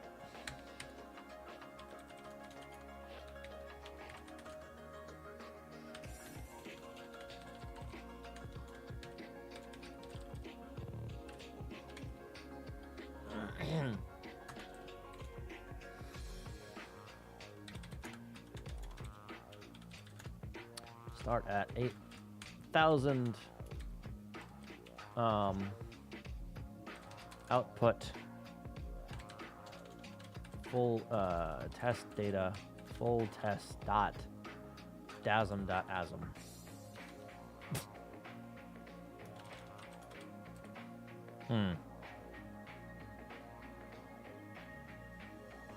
I don't think I need anything other than that, do I?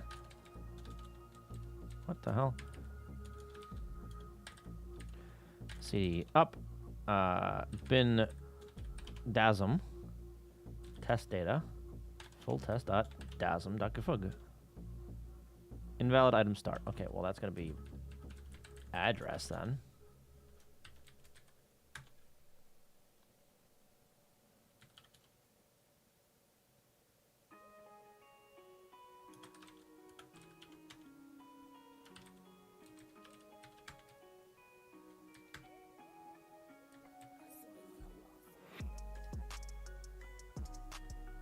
All right.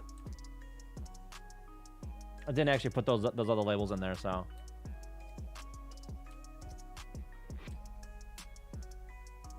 Some weird shit happening here. Oh, because that's the JSR into the with the parameters. Yep. That's what those are.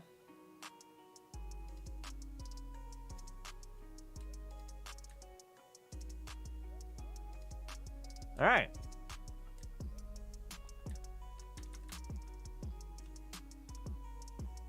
What do I have at the top of that? Oh, I've got this at the top of that. That's why. So that's something I don't do yet is this, which I think I might want to. Maybe?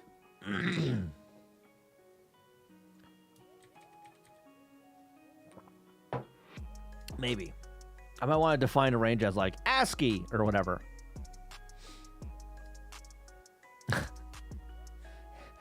And doing that, oh god, I might want to actually define that as text instead of ASCII, so I can, so it's less confusing, I guess, where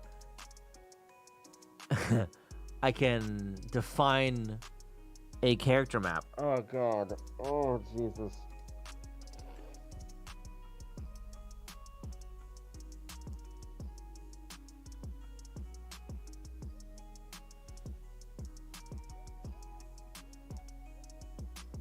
Fuck.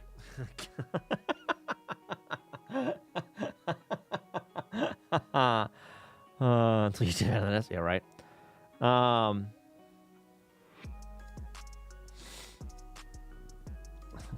don't know. I thought, what if we had external and more powerful hardware in our cartridges? Variant of range bytes, similar to how range addresses is a variant of range words. Yeah.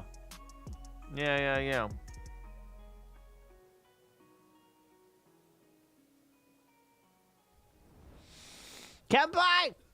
Thank you for 79 months. Holy shit. Hacker man. Appreciate it. How you He's the been? most powerful hacker of all How's your day time. going?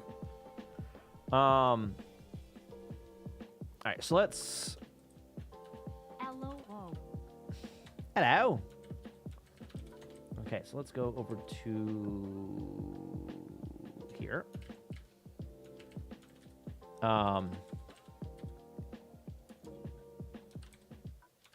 Actually, I also want a make file for this. Test data make file.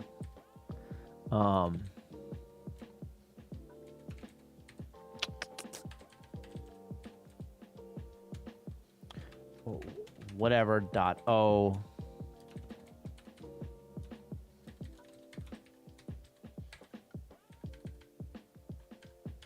Whatever dot o is going to be that dot ASM.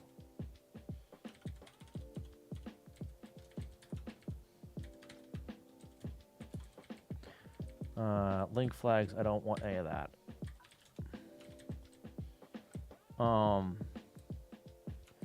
And then whatever dot bin is going to be whatever dot o.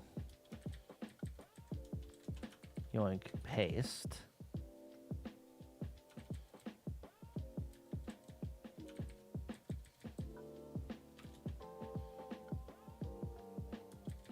I think I can figure on that.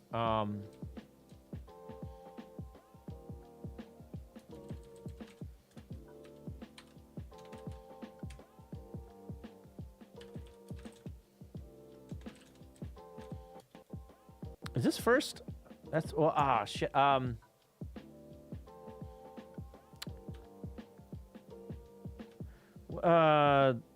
Actually, I can just do. No. Hang on. I need to config first, and then that, so I can do all of them. Is that all of that? Hang on. I make auto labels. Remote installing a mod turns into a 3-hour chase to bug the mod in question. Yeah,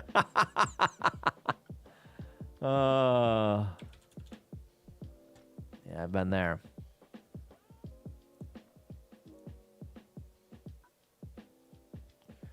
Names of all prerequisites of space between them. Okay, so I did want that one. And then that's going to be C, like that.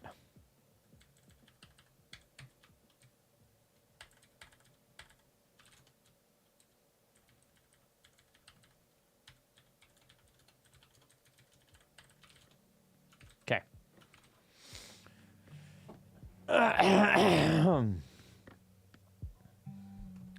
By default, you stringify the printable ASCII characters and revert to byte format for the rest. That's what I was thinking, yeah.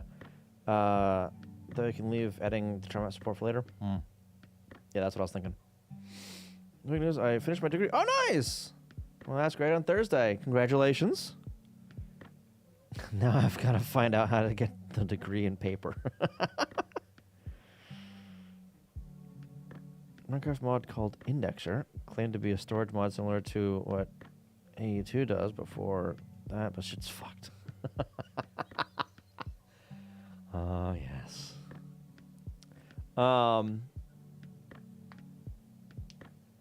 Okay, so now I should just be able to do like a make full test dot bin. Fuck you. Let's write the fuck here. What do you mean? I'm not in the right spot. Okay. I like that. That works. Okay. I'm gonna do that. And then if I do a asterisk dot dasm dot ASM, I need the asterisk dot bin.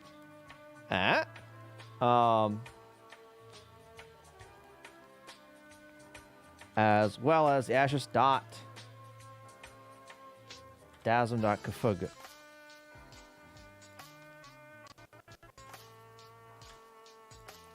But that's going to take this first. So I can do bin dasm, the first thing.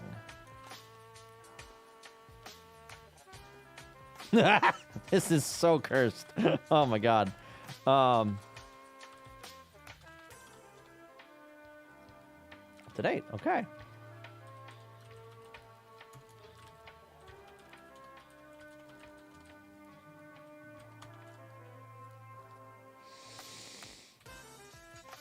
Labels.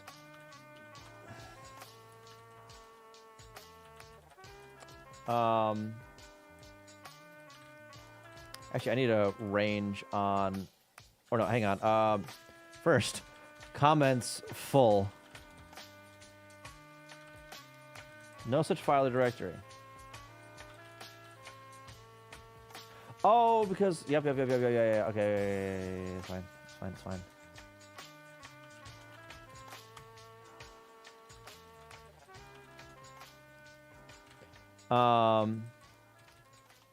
Ranges, I think. Start at 8,000, end at 80115. Defaults to byte.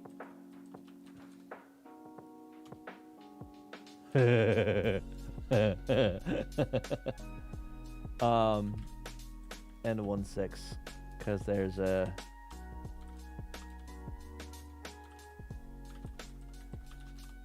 There it goes.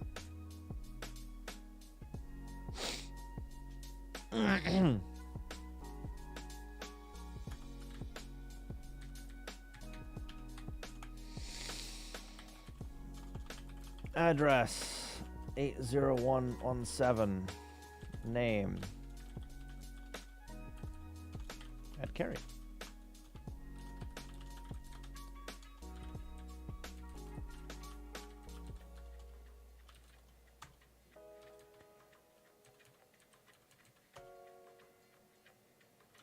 Really?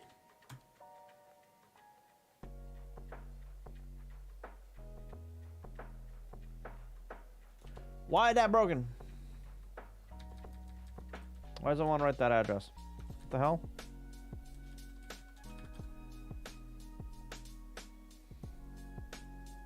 And is 82A.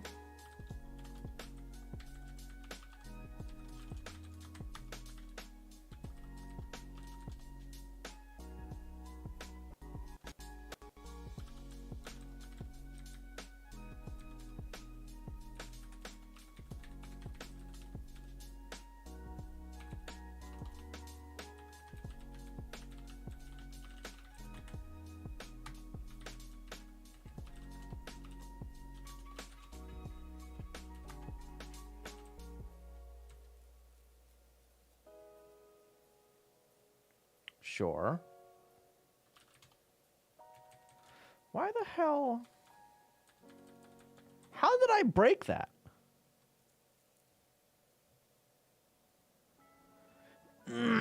Also, half the sources in Spanish.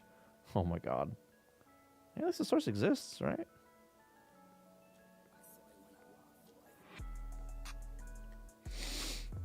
Lewisoft 801 6502 assembly, yes. Specifically, disassembling 6502 assembly. Okay, so does this still work?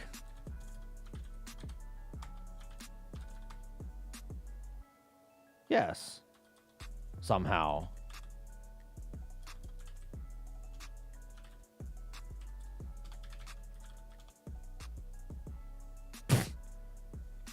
Because I have it assigned in the make file.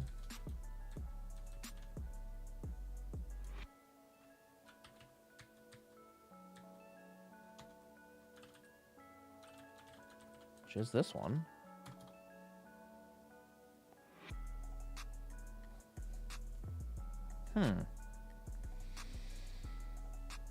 We've been missing, yeah, we've missed a lot of code. Stuff, yep. What game? Not necessarily a game per se. More of a system. Let me grab a picture for you.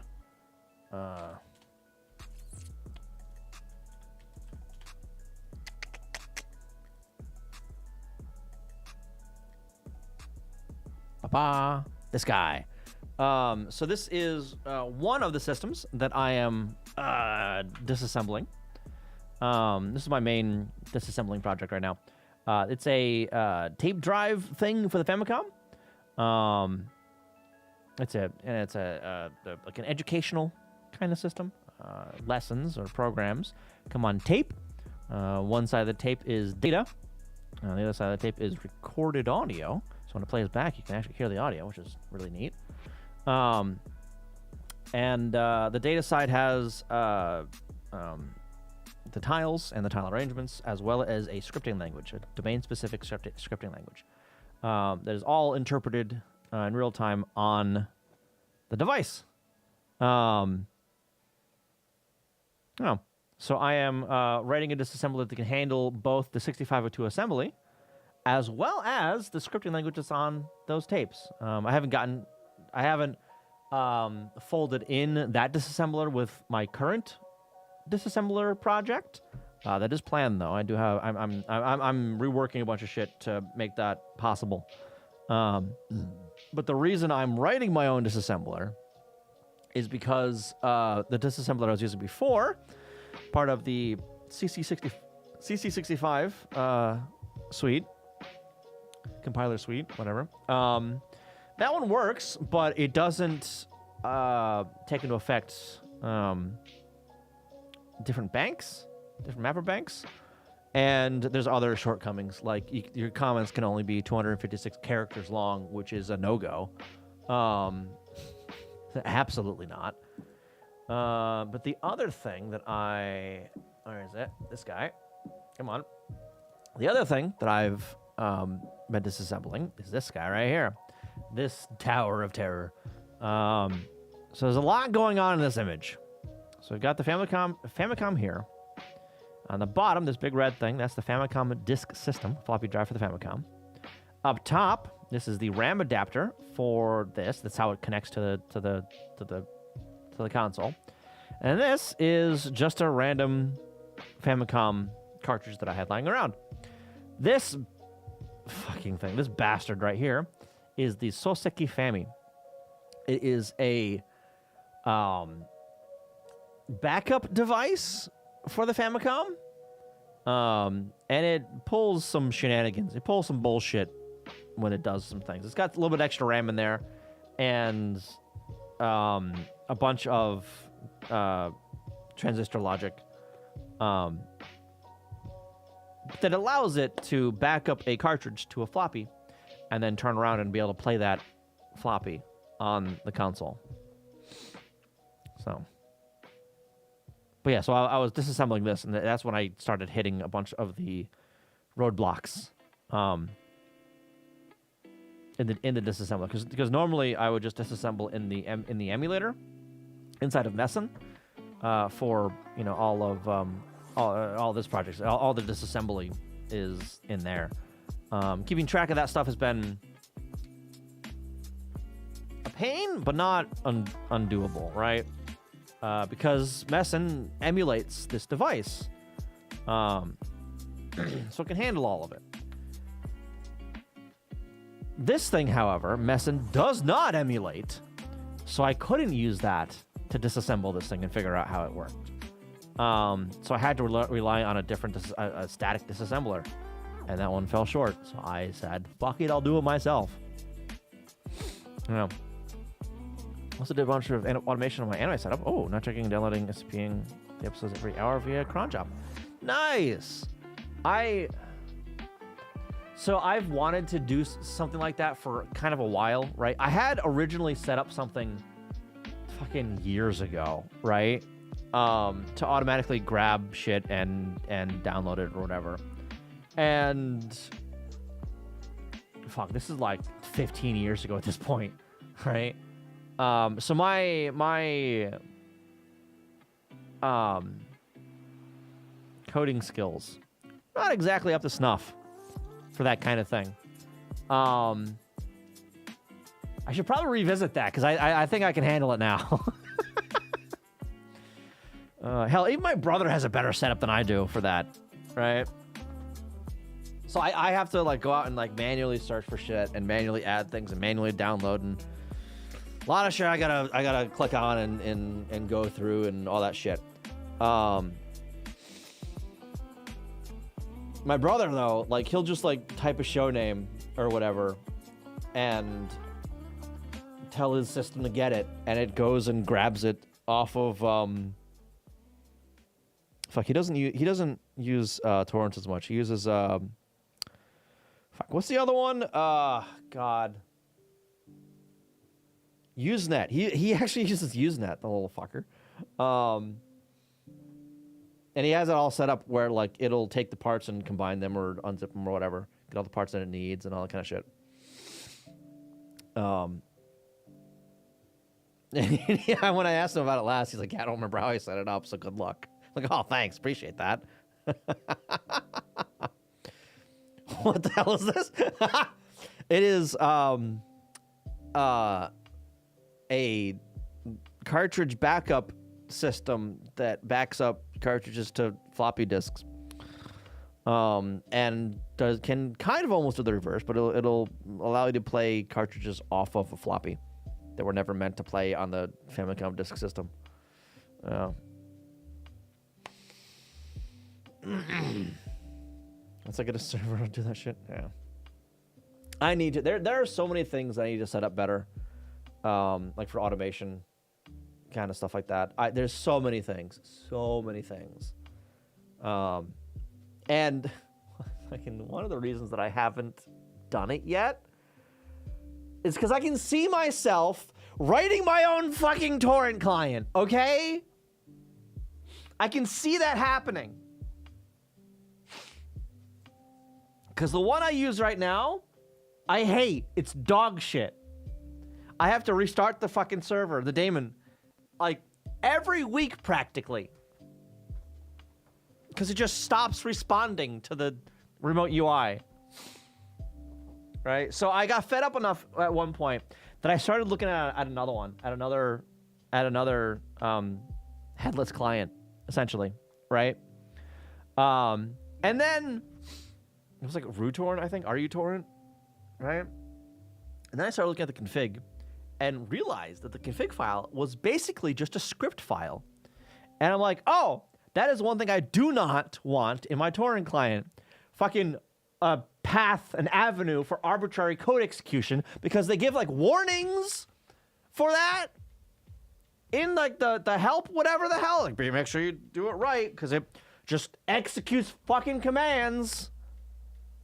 It executes shell commands on like adding torrents and shit. Like, what the fuck? No, stop that. Absolutely not. Yeah. I also want to write my own video decoders. Jesus Christ. Present day version of this setup is Apple's overpriced dongles.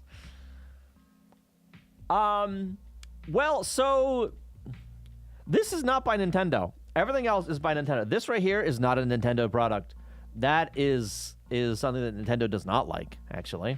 So I don't know if that really is a good one-to-one comparison on that one. If anything, it'd be more of like you know a chain of serial adapters, right? For some reason, it only accepts a limited amount of automated queue downloads before it silently drops them. What? Like it.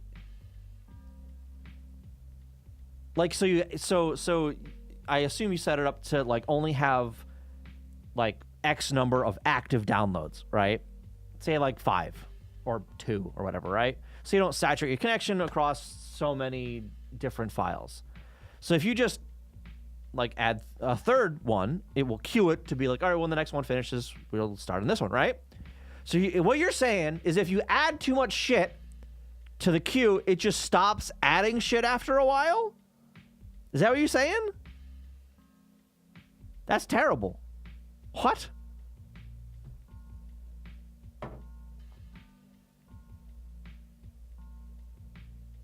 After a certain amount of things don't get to the queue, it drops them silently. Yes, that's disgusting. That's terrible.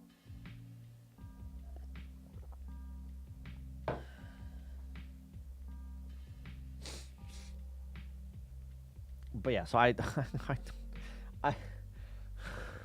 in order to automate my torrent setup, I would want to switch out the client. But switching out the client means I would probably want to write my own fucking client.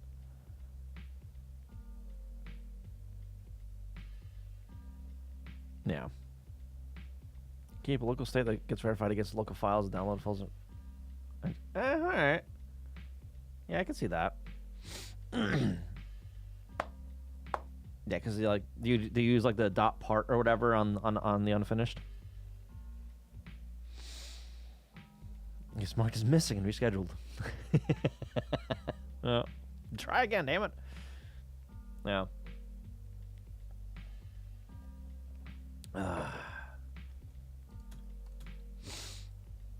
Yeah, but I have enough projects right now that I don't need to start a new one. For now, okay? And I have so much shit that I need to organize already for my current shit. No. Pretty would be really fun. I mean, it's fascinating tech. It's neat tech. Networking chunks DHT. Yeah, and that's one of the things. So again, that's I've wanted to like write my own implementation of all that shit just to see if I could do it. I don't need another reason to try and write my own.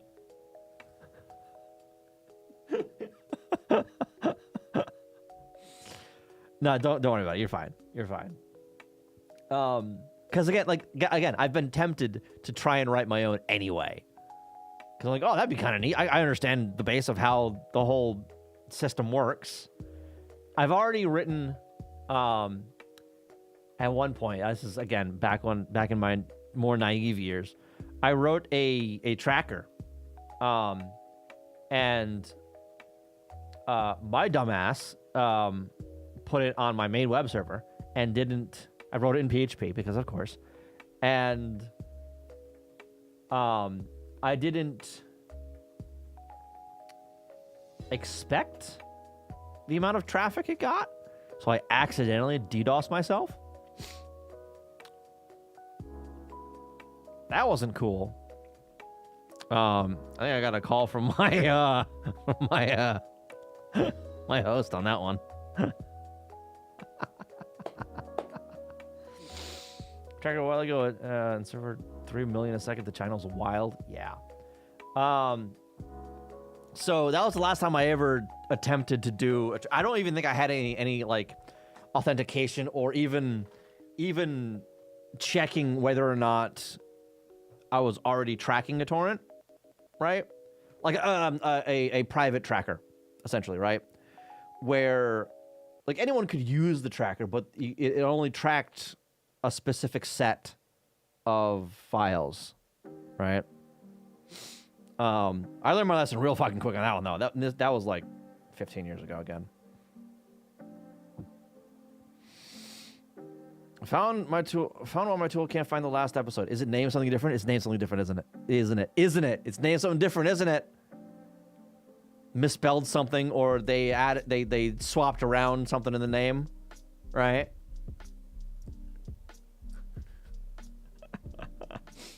An entire archive of the entire show instead of the last episode independently. Oh no! They did the batch without the. Oh my god, that's rude. That's very rude. I mean, if they didn't V2 everything, or hell, even if they did V2 stuff, you might still be able to use the original file if you rename it. That one's jank as hell. Yeah. Do subgroups do patches anymore? So I remember back when I was involved in that stuff, we would have V2s, or second versions of files, right? But it wasn't like V2 of the encoding, right? Because that wouldn't make any sense to do a patch for. But a V2 of the script, right? So we would just have a... Fuck, I don't remember what the format was. X something. But it was like a binary diff of the file. So you just applied that, and then you could seed the batch. Yeah. It's an easy fix. Yeah. Yeah, usually that all you need to do for that kind of thing is, you know, create a folder named correctly, name what it's looking for, and then just move all the data into there. And then just re-verify, and it'll find all the data and shit. Pain in the ass, but yeah, it works. Yeah.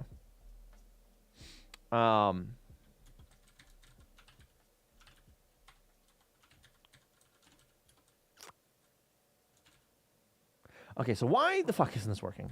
It's not because I'm... Yeah, okay. Brittany, welcome.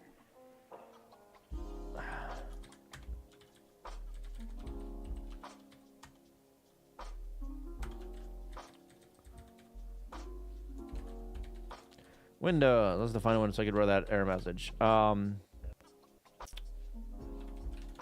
Start at 8,000. Or is it address? I forget this in my own fucking config format. A lot has happened. Yeah. A lot has happened. Welcome. How you doing? I got sick. So I've actually been away for like fucking 2 weeks. I didn't stream Friday. I didn't stream last weekend. And the weekend before, I didn't stream Sunday. So. 2 max outs in Tetris. Nice. I'll just add the batch and just download the last episode in the CPM Halo. That's my state. So you say it's clean. Yeah, there's that too, yeah.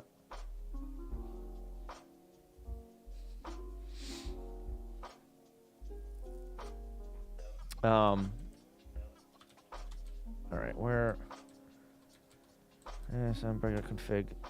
What the fuck is that now? No, okay, where is S1? Yeah. Address window bank. That's there. Okay, but what about this? Name start size in it. Okay, that's fine.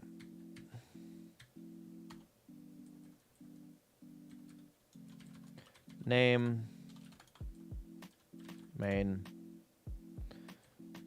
start size. I think.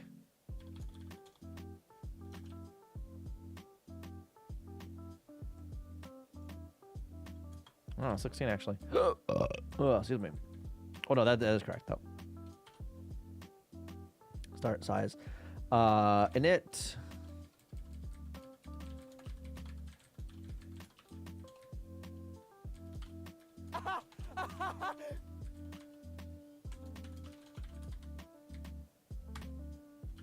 There we go.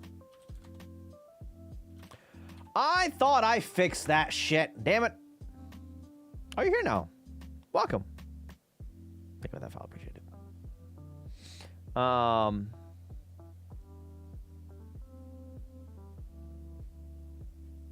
I could have swore I fixed that bullshit.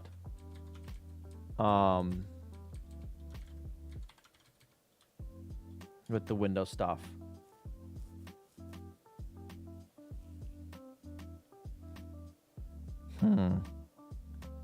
It was the auto window causing it.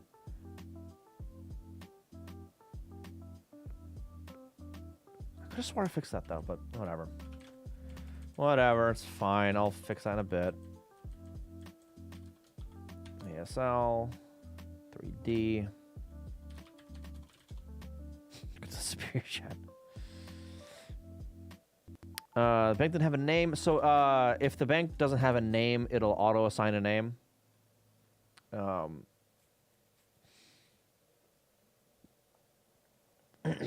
I think it's like the offset it does it too. No. ASL and then BCC or branches. That's on 48, 48.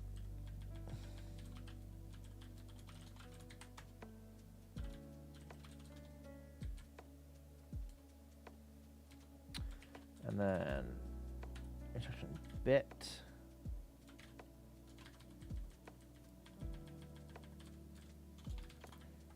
Bits, and that's 2 of them starting at 58.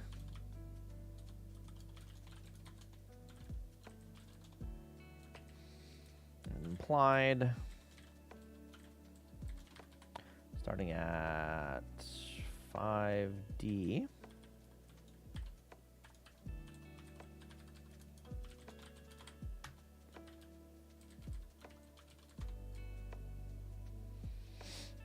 And compare CMP starting at 7.4. Then CPX starting at 8.7.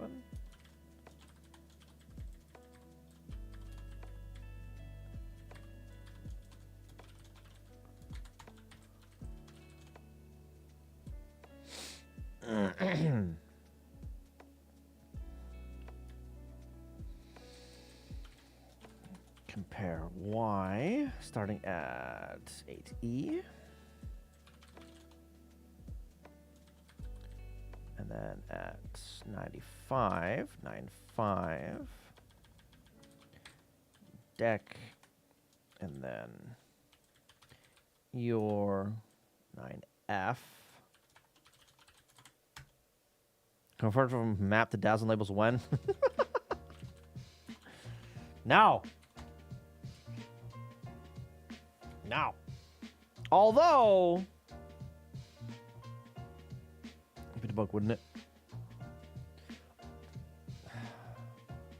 I mean, that's not out of the question, honestly. So say you lose your source, but you have the debug file. I'm not doing that anytime soon, at all. What I might want though is a mess and label file to a configuration, or the debugger file, the debugger workspace, right? Because I believe that has like data types in it. Does that? Oh, that might not have data types in it actually. Because that's CDL stuff. But yeah, taking a label file and a CDL file essentially, and creating a config file is something that I might want to do, possibly. I have briefly thought of that. It's not something I'm gonna do soon. But I do see uses for that, right? Where you start a preliminary debug or disassemble in Messen, right? But then you want to, export your disassembly to raw text. So you export the label file and convert it to a config so you can do the disassembly, a proper disassembly, right?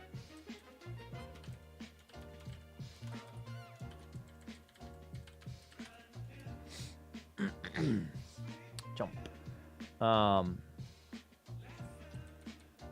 This is gonna be BC, and then address of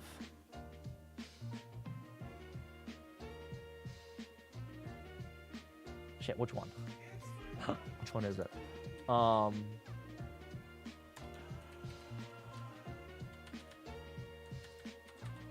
Routine, this guy here, which is after this.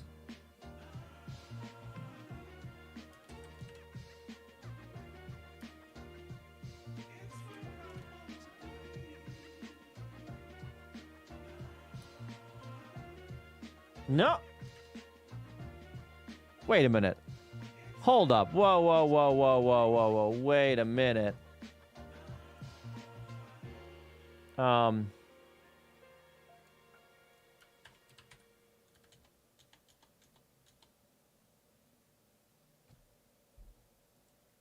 bytes. Jump indirect. This instruction establishes a new value for the program counter. It affects only the program counter, and then yeah, it's a 3-byte instruction. Why did it assemble to a 2-byte instruction? That's not right. Am I insane for this?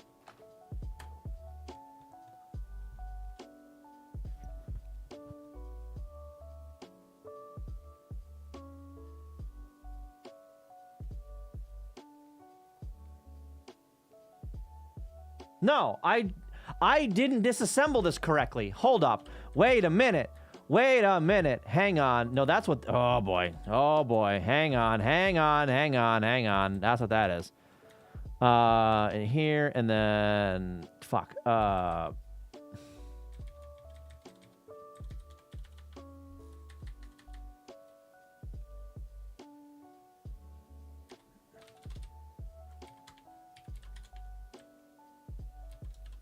Indirect. Yep. Okay.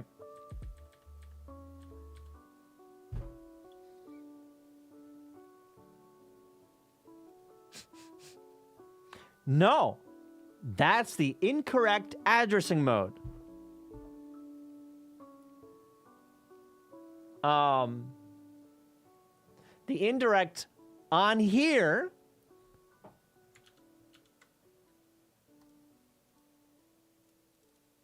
is a different indirect.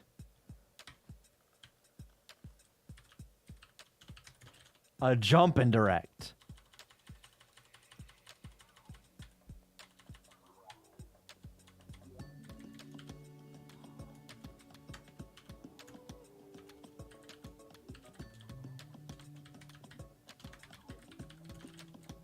All right, now where the hell are these defined?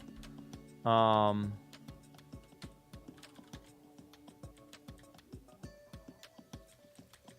here?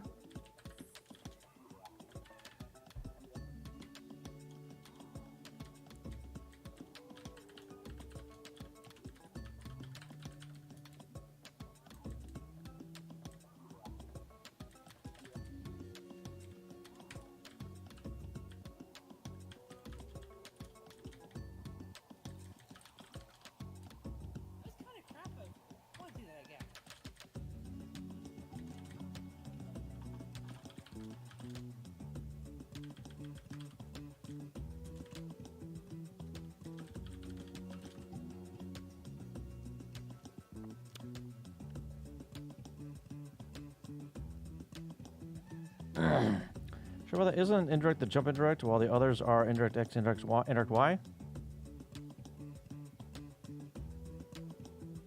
Maybe. Hang on, let me undo some of the stuff here real quick.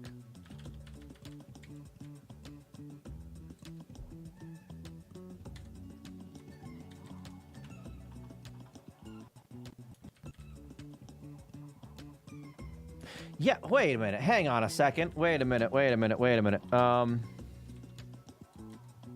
Arg size is 2. Okay. Well, hang on. Decoder, try, yep. Try instruction. Arg length.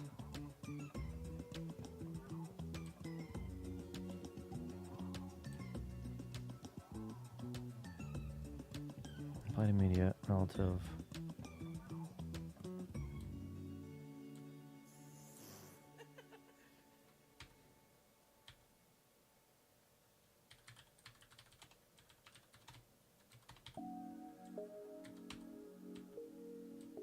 Return 2. Okay.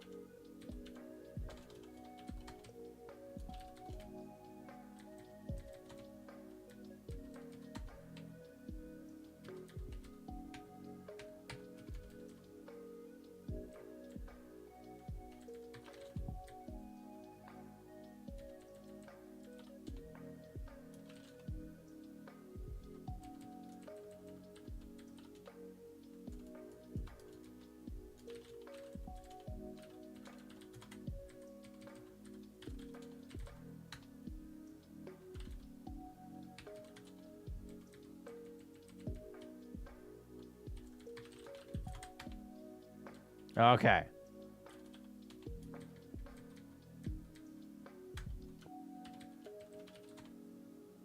Okay, that's better. All right, I fixed it. I fixed it. We're good. I fixed it. Okay.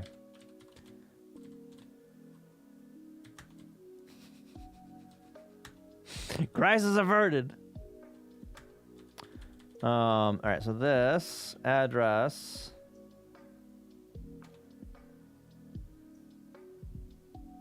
Eight 168 name routine.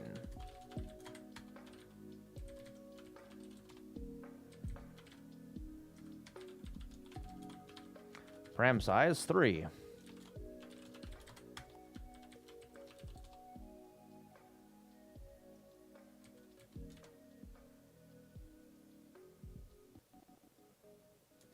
Okay, parameter sizes are broken. All right, I need to fix that. Because I never actually finished implementing them. I never finished implementing them.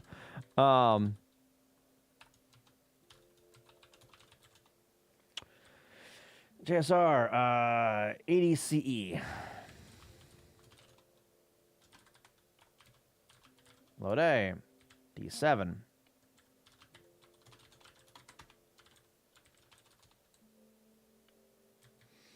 Load X at EA.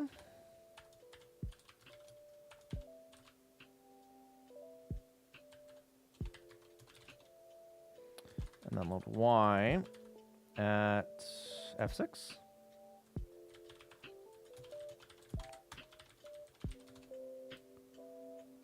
LSR 8102.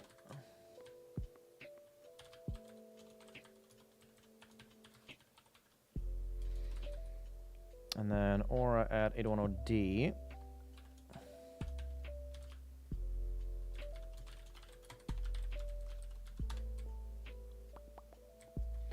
Rawl at 8120.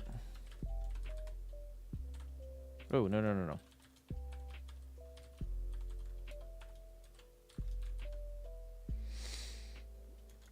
Roar 812B.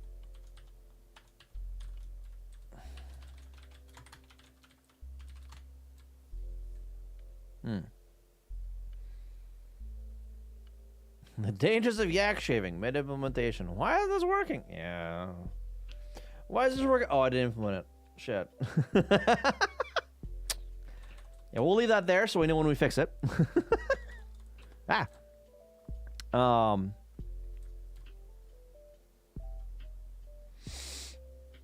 see. SBC starts at 8136.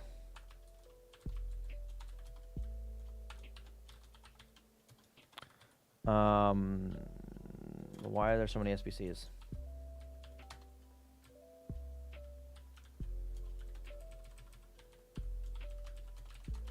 Okay, some of them were store A's. And that starts at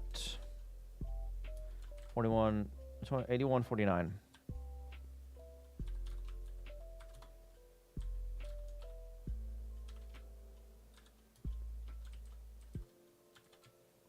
These don't need to be capital.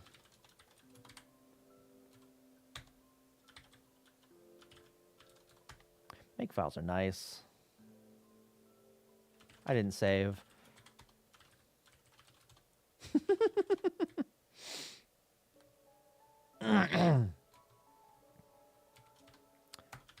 815A. 5A. STX. STY starts at 8161.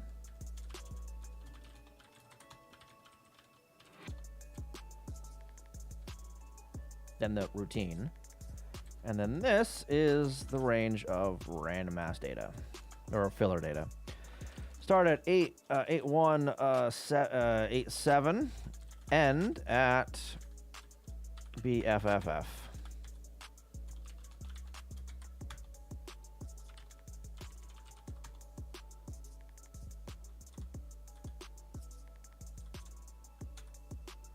There you go. Snow tonight. Uh-oh. It's a nice warm 40 degrees Fahrenheit today. So yeah, 2 weeks ago. No, 4 weeks ago, about a month ago. Shit. We got hit with a blizzard. Fucking 4 motherfucking feet of snow. It's still melting, by the way. There's still some spots where where they piled up some stuff, like in parking lots and shit. There's still some snow that's melting. But it hit like 70 degrees last week. Disassembly to add labels and then pull it back to the disassembler to keep those labels, maybe even get them into the config.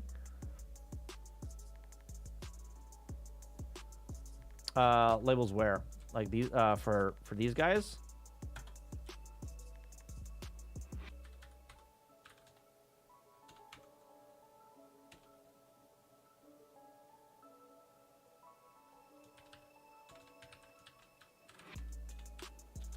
Label 00.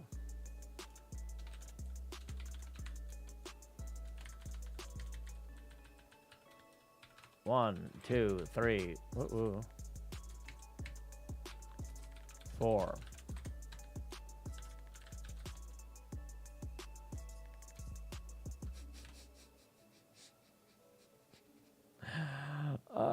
That's because they're outside or something, right? Maybe. Because, I don't... No, I do that.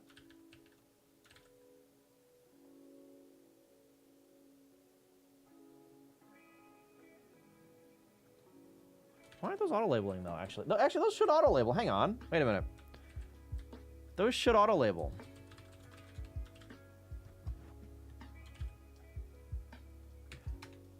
No, I don't have auto-var label turned on. What the fuck was the thing for that? I don't remember. Because that's off by default.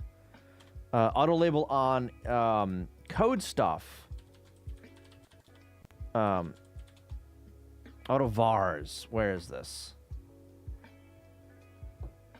It's in the bank?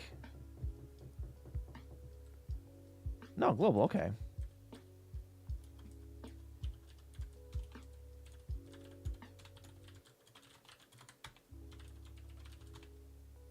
Where's that?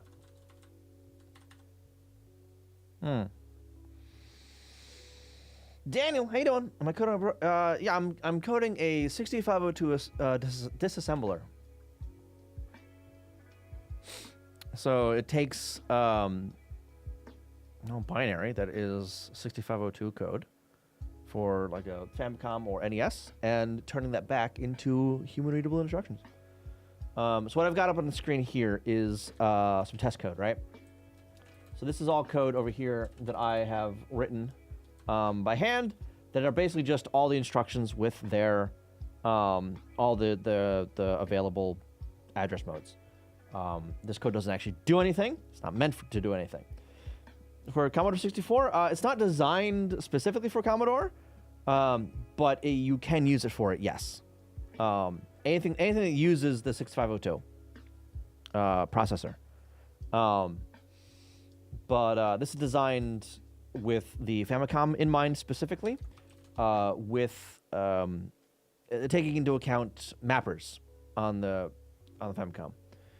So on the Commodore, there's a built-in memory management unit, MMU, right?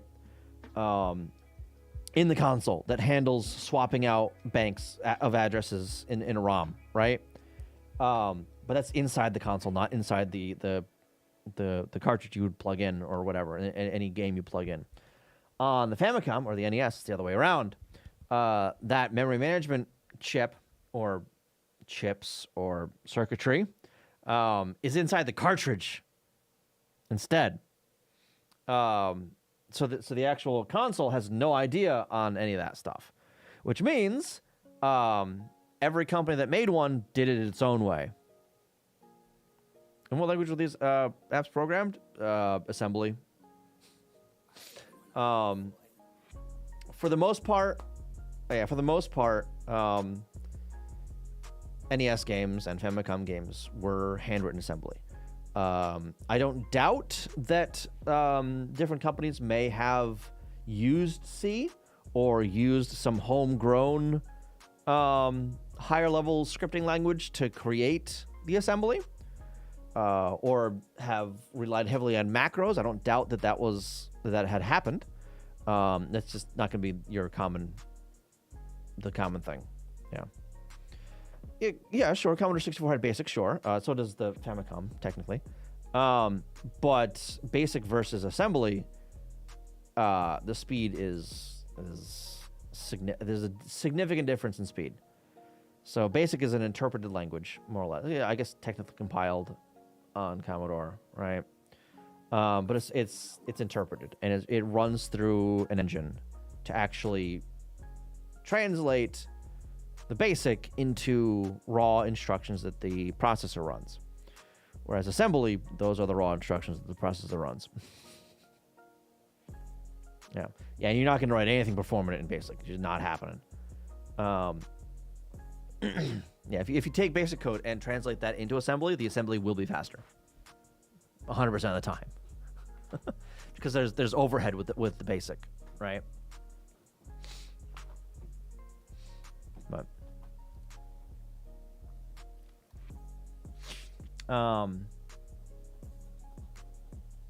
anyway, where was I?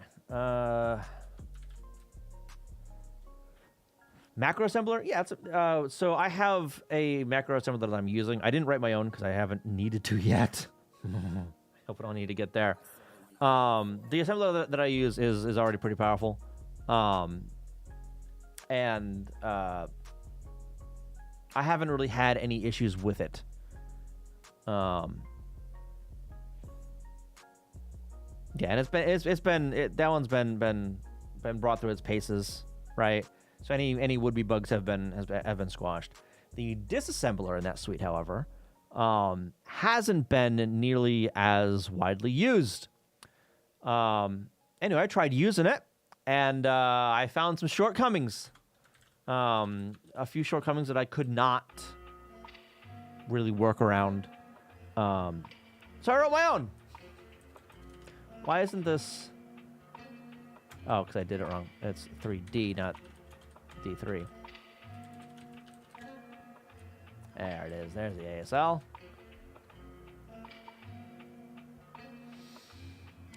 CS65 has a few limitations, but they're rarely a problem. Yeah, I can't even recall the limitations off the top of my head because I haven't had to I haven't run up against that wall, right? I'm sure they're there.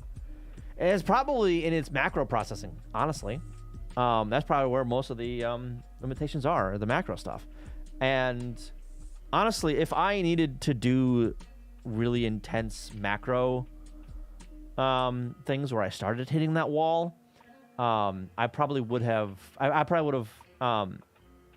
extracted that into a script instead. I'll wait. I'll wait before I answer you. That's fine. I know you can't hear me, but we got a minute left. Now.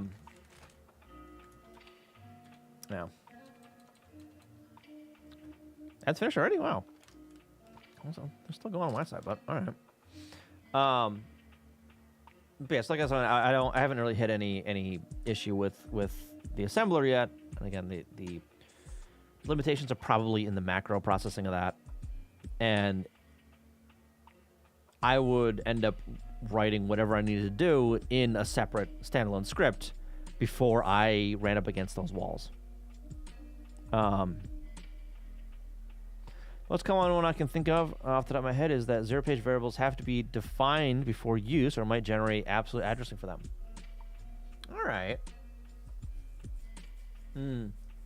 I could see that being a problem. So I haven't done stuff where I have I do like libraries, right? Where I have a separate object file for something and then I import labels into another file. I may have tried that once. But that's something where you had to define it as, no, this is a zero-page variable. Don't worry about it.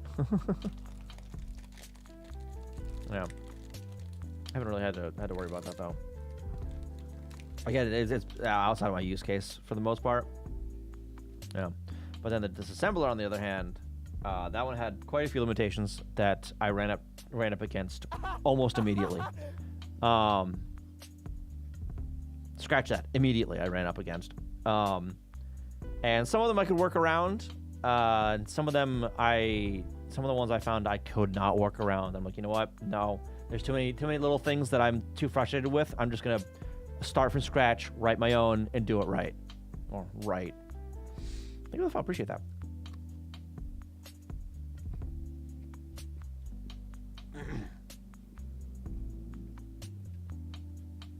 There's a limitation due to being single pass. No.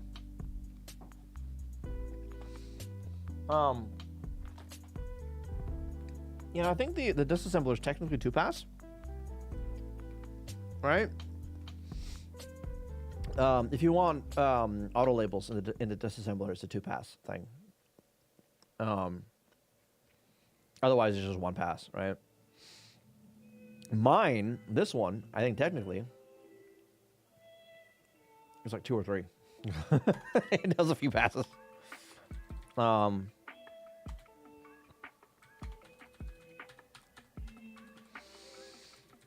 There's one. What passes this? This is. Oh no, that's the banks. Never mind. So there's one pass right there for the instructions. That's this guy.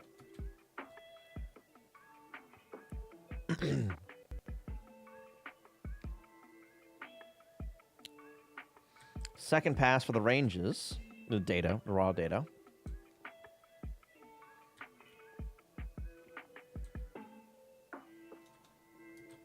Third pass for more. Wait, more range shit.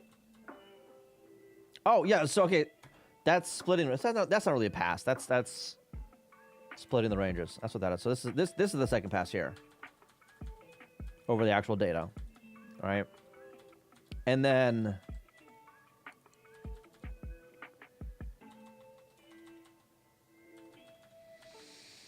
I guess I could count this as a third pass for the actual output. I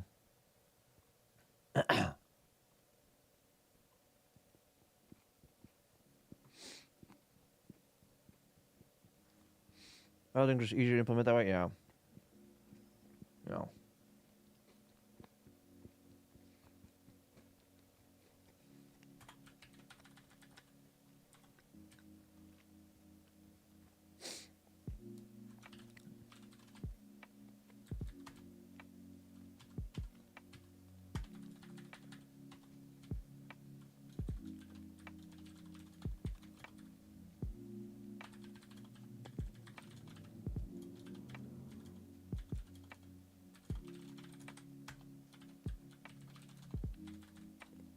Really?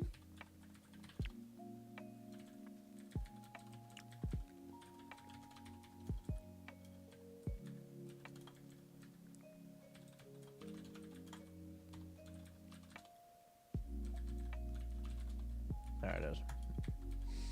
Maybe I should just give it a new line. I thought I actually did, though, if I gave it a name. I may have broken that. That might be something I broke, actually.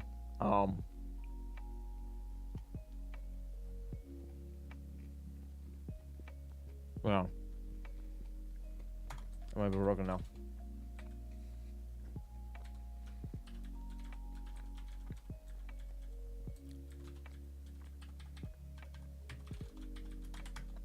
So let's do that. So it gets rid of that. Yeah. Racket, how you doing? Welcome. Welcome. Hello, hello.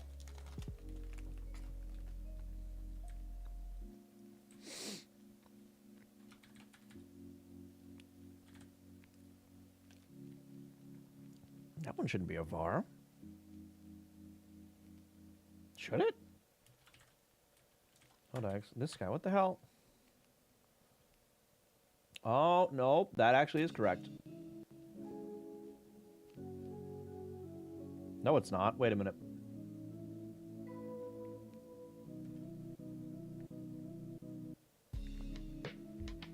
I got her +1.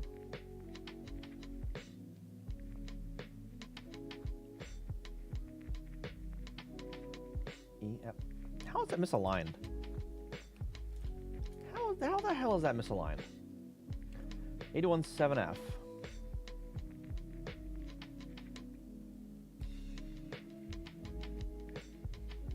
Oh, it's misaligned because this is. Yep. Okay, that's why. I need to do that.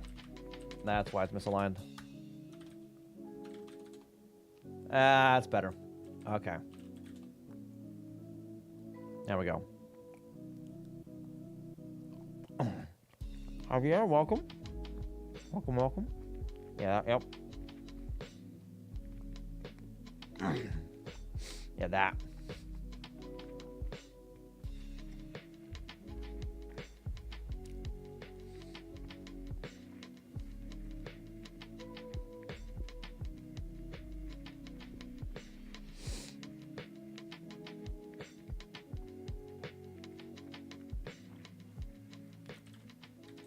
If I add that in now, address 817E, 817E,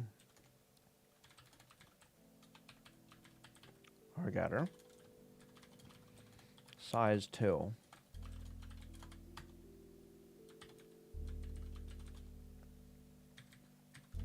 All right, that actually worked the way I thought it would. Good. Nice.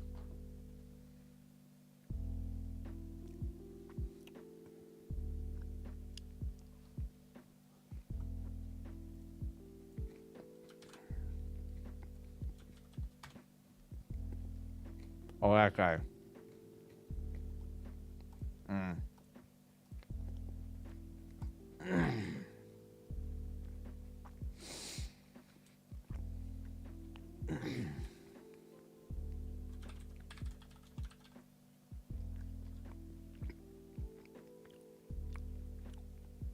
Okay.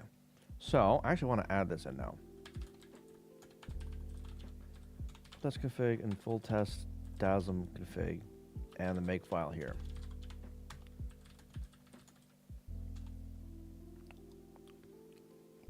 I don't want to add that yet because that gets rid of address data and that breaks everything else. Yeah.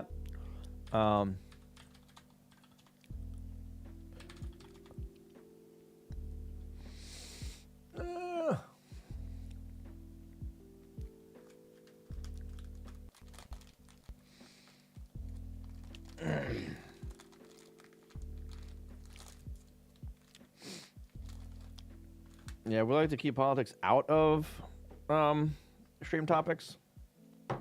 It's too depressing. And I can get very heated as well, so. It's a lot, like the month. Life is too depressing for me to go on about it on stream.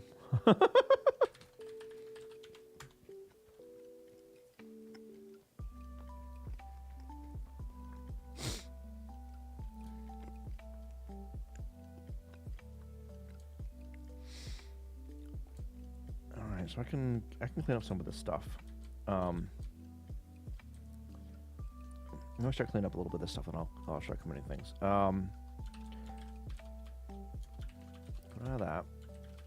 I'm gonna look at DASM. All right. I've already coded. That guy we were getting rid of. It's going away. We don't need it anymore.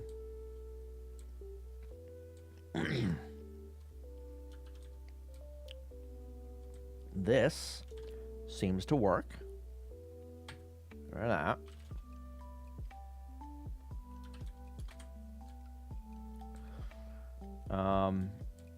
This also seems to, believe it or not, work.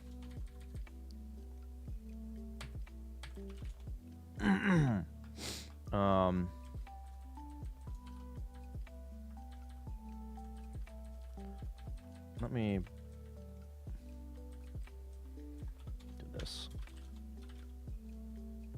Wrap that. Got rid of a bunch of that, and this is gonna add that again. Okay, so I don't think I want to remove that yet explicitly.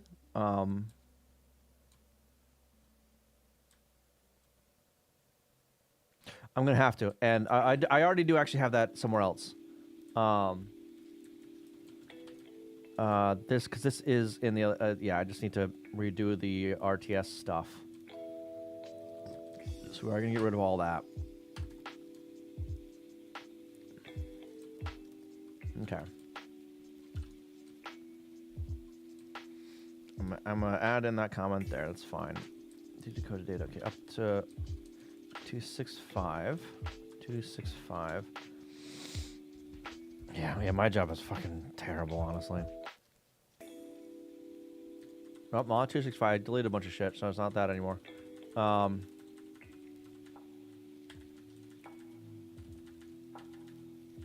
This here is words. Hang on, let me write that and then redo that. 111.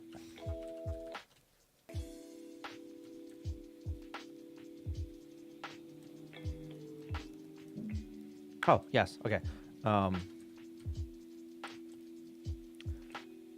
that I got rid of. Yeah. And that's all gone. And that.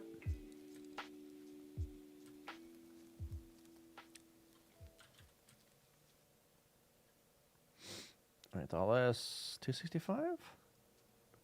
218. That is the new file. Okay, 218 here. Okay. Got rid of the decoded data stuff. Yes. I also want to get rid of this, because I don't need that there anymore. As well as all this shit, actually, as well. I don't need any of that.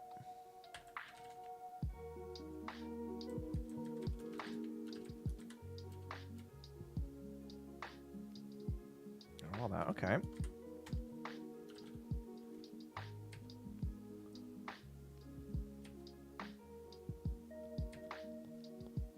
Okay. Add. What's different here? Not too much, but I'm going to clean that up a little bit.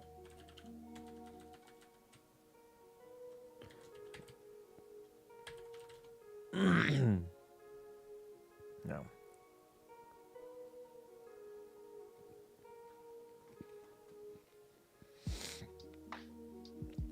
Something called software architecture does not seem to exist in the project. Ooh. Whoa.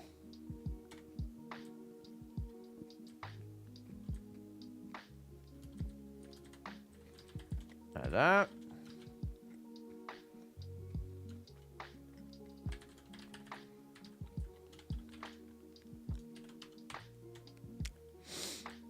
Oh, okay. So I moved a bunch of shit around in here.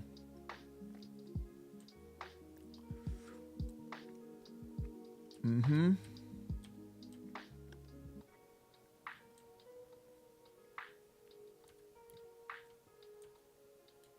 Removed a bunch of that shit. No, I didn't. I need to. Hang on, what?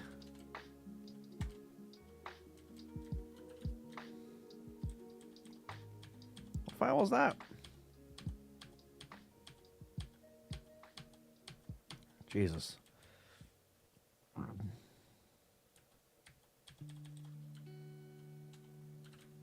Here? Ah! Get out of there. Get out of there. I ain't doing that shit anymore. Just remove a bunch of it. Get it all out of there.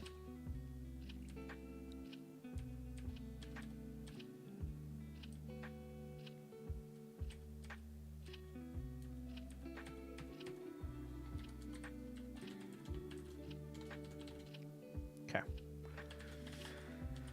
Types, ASM. Add that. Construction.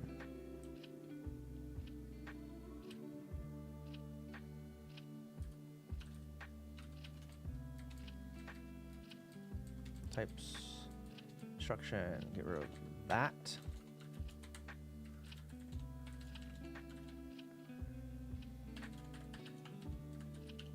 Label. Not doing anything with that yet, so I will not add that yet. Oh, no. Come back.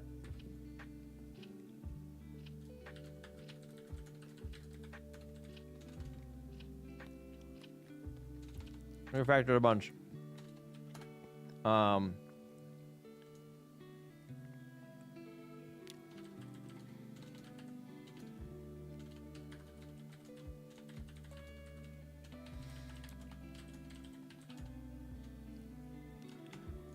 And the decoder interface, that will handle the actual decoding, and make it easier to swap out instruction sets.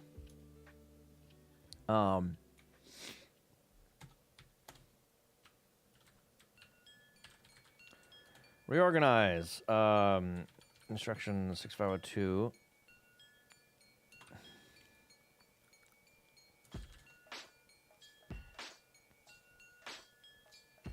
Yeah.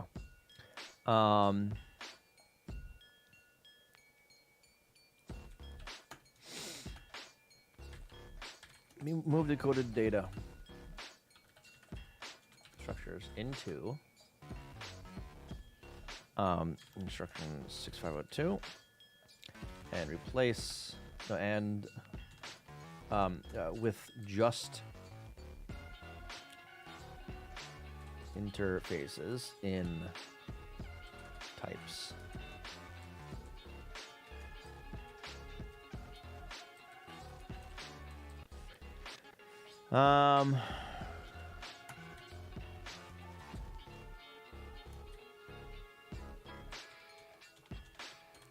Add some verbose test data. Test code.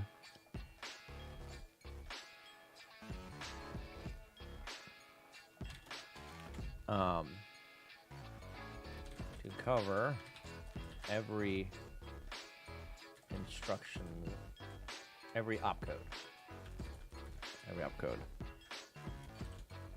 And some other corner cases with labels.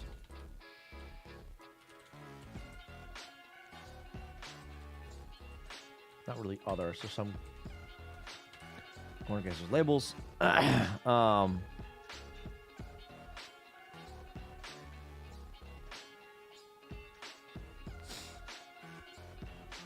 I'm happy with that. Not a great message, but it works. It works.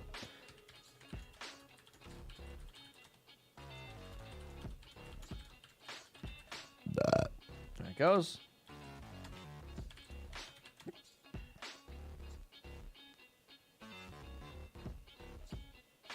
Oh, I changed that a while ago? Okay, I changed that a while ago. 10 days ago.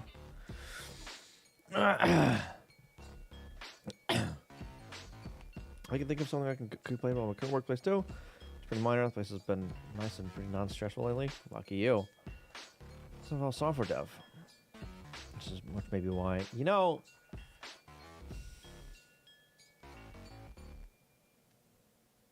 I'm not sure I want to be in software dev anymore. Honestly. Too goddamn stressful.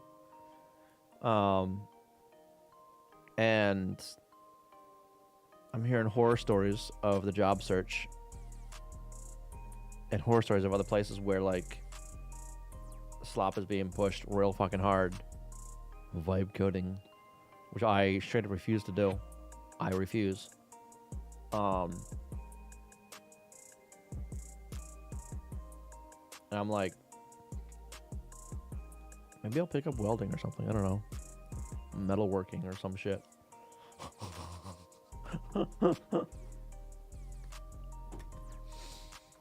Yeah, because there's a bunch of shit at work that's just stressful and anxiety inducing, you know? So, like, excuse me. So the week I was sick, I only called out sick one day. Because there were already how do I want to phrase this? There were already bits of work that were promised to be completed to the customer. Or other things that just fucking broke that needed to be fixed ASAP.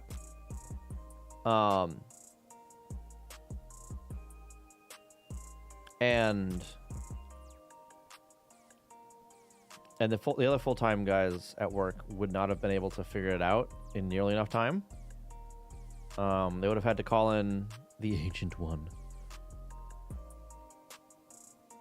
And even then, I don't think he would have taken him a hot minute to get up to speed, right? The engineering farmer pipeline. Honestly, yeah. Working overhead at power lines is really well paid. Yeah, but then I'd have to be up in the air. I don't know about that. No. But yeah, shit that broke, that shouldn't have broke. That, actually, honestly, so one of them, I fucking hate PGP. PGP needs to be brought out back and shot. All right? Fuck PGP. It's such a shit ecosystem and format. It's dog shit. That broke last week at my job.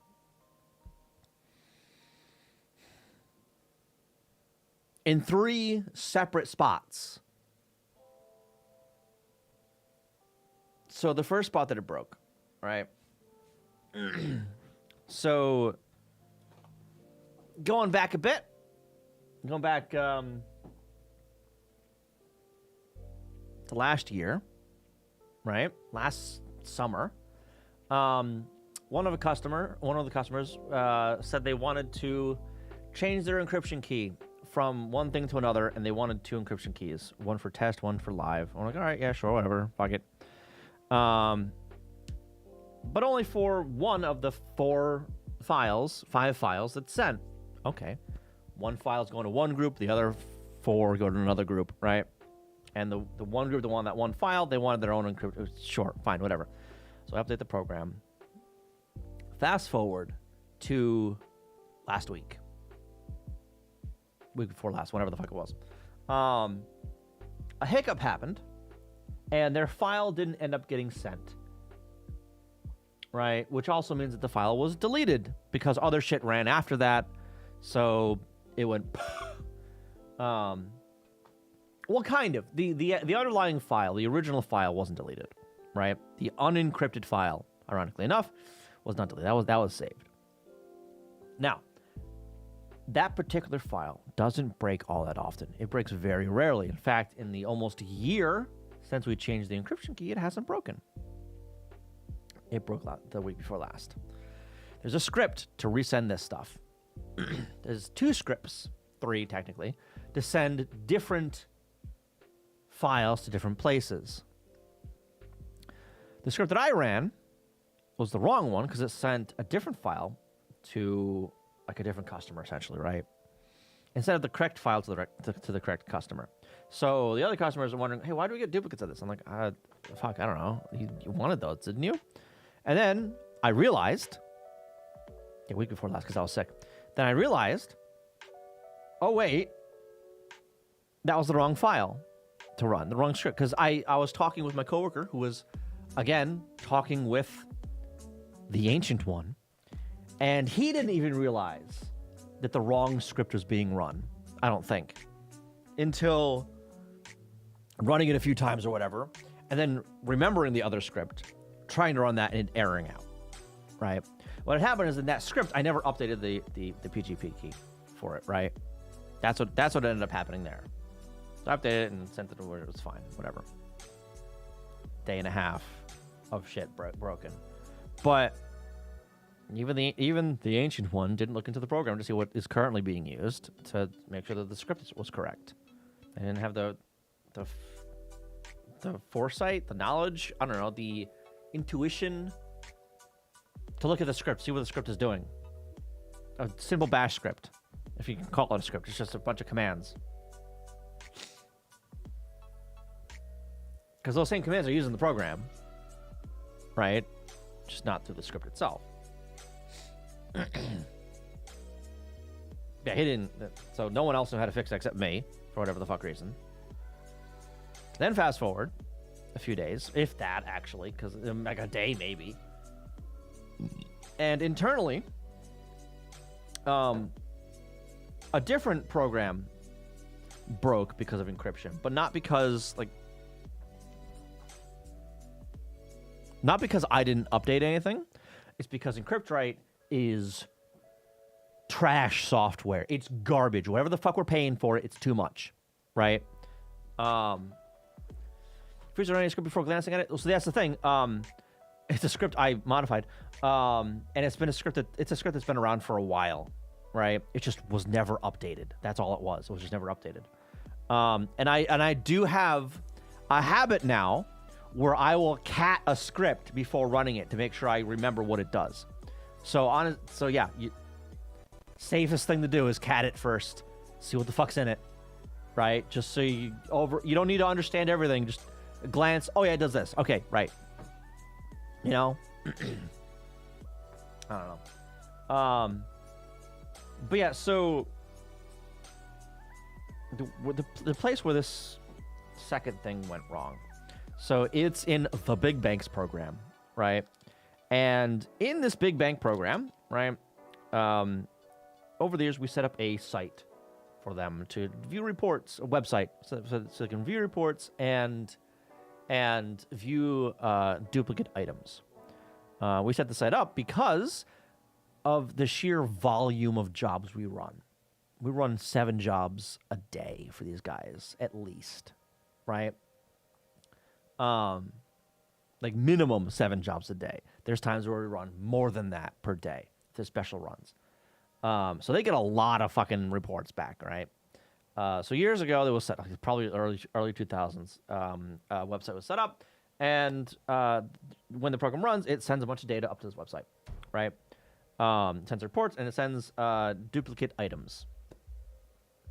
Now, all the duplicate items are just like the raw input file, essentially, just lines of the raw input file redirected into this like duplicate file, right?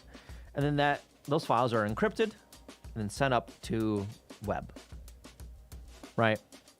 Well, the program that encrypts it using Encryptrite, it goes out to a server and says, "Hey, give me a key to use," and encrypts it and then sends it off or whatever, right? Now, the way that this was set up, for whatever the fuck reason, it's on a Linux machine, and it wasn't using the Encryptrite software installed on the local Linux machine. Instead, it put it on a Windows share, so a program, Sleeper we call them, running as a scheduled task on a Windows server could wait for a file in a directory. And when it saw the file, it would take that, copy it out, encrypt it, put it back, and put a .done file out there as well, right? Well, what happened on the first of the month was encryption keys cycled. And it wasn't just like, oh, this key's expired now, so we're going to make one new key. No, it made fucking 5 or 6 of them and only activated the first one. So there's one that's, active as of the first, and say it goes for a month or whatever, so it deactivates at the end of the month. I forget the actual timelines, but bear with me. When that happens, it deactivates that key and reactivates the next one, right? So when calling this fucking program and asking for which key you want, you give it a name, right? And then there's the version of it. So, like, it created 6 versions of the fucking key. So the version I was calling for, or it was calling for, rather, was the latest key. Now, you would think latest means latest valid key. And you would be incorrect. Latest key means the latest goddamn key. And try to encrypt with that, even if it doesn't fucking work. And this shitty PLB program doesn't check any errors and just blindly encrypts the thing, does not check return codes, does not check if the output file fucking exists, but it moves it, that file, whether or not it exists, to that output folder. And doesn't check there either to make sure that a file ended up where it moved it. It doesn't care.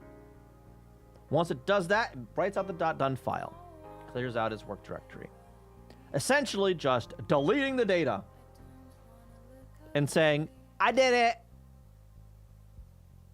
And then the program that wanted that data encrypted in the first place, that put it onto that window share, sees the .done and goes, I know what the name of that file is supposed to be. I'm going to take that file and move it over here. And ignores the fact that that file doesn't fucking exist. It never checks to see if that file exists. It just does it. So essentially, it finds some duplicates and just fucking deletes them. Thankfully, this customer has been with us for so long and so anal about a bunch of shit that in the physical reports that print out, it prints out the check number and the name and the dollar amount for every single item that duped out. So then I had to modify one of my programs. The program was an informational program, right? Took the input file and just listed out basically the items and batches and customers, whatever the fuck, were in that file. All it did, right? So I modified that because it could already read the input data. And it would, as it's reading it, check for the check number that you pass in. And if it finds it, it redirects to a dupe file for me. I thought I had it right. The batch header, the check data, the detailed data for the check. I thought I had everything. I encrypted all of it. After I figured out what the fuck was wrong, encrypted all of it. I sent it over to web. Saw the file go. Told the customer rep, hey, have a look at web, see if it worked. She pulls up the website, clicks on a button, 500 error. Oops. I broke the website. Web gets back. Yeah, it looks like you missed a record. Fuck. All right. Sure enough, I was missing a record. I did a compare for one of the other ones that I knew I had. I could see, all right, there's a record, and I made it work. I got it right. Sent it up. 500 error. Fuck, what now? Oh, it needs CRLF, not just LF. It's seeing everything as a single line.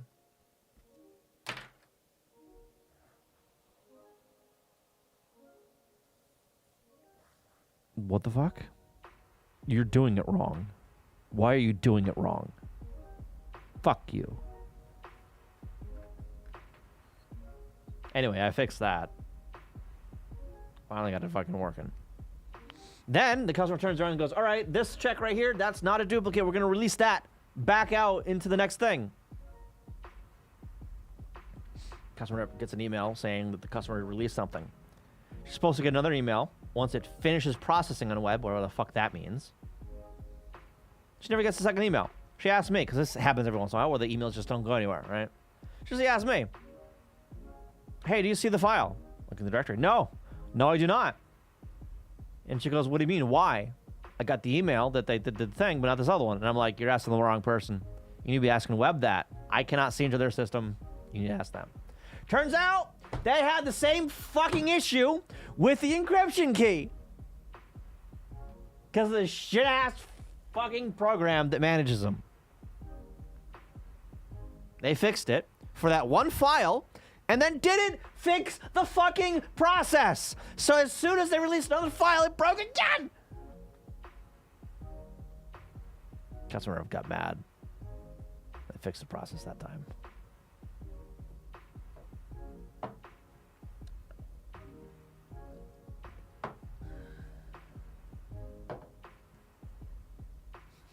You didn't check, that's your fault. So, okay, so there's another program that sends reports, but different, right? Angry People Runs the World, yeah. And this is a program that I have had issues with, right? This is one that also had sent stuff over to that other fucking encryption bullshit program on the server or whatever, right? And a lot of fucking file wait bullshit back and forth. And I'm like, no, that's stupid. It's installed in the server. I'm going to use it on this fucking server. So I don't have to wait for a file to show up. I'll know it's done when the fucking command finishes. Oh, and because it's happened before, I want to make sure that that file exists. So it doesn't just delete the input file. So I had modified that program to be correct, right? So when the encryption bullshit broke the other week, I still had all the input files sitting there waiting for me to rerun the damn program without having to do some hacky bullshit through like tests to recreate everything. It's already there. So I just need to run the program and it just fucking worked. It just fucking worked. It just worked. Which was so refreshing. So refreshing.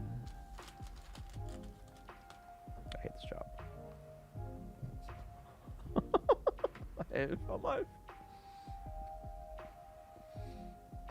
Kind of error show, yeah. Yeah. Actually, hang on. Speaking of comedy of errors, so we have this brand new fucking printer, right?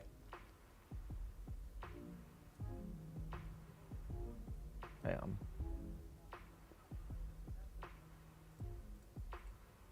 Okay.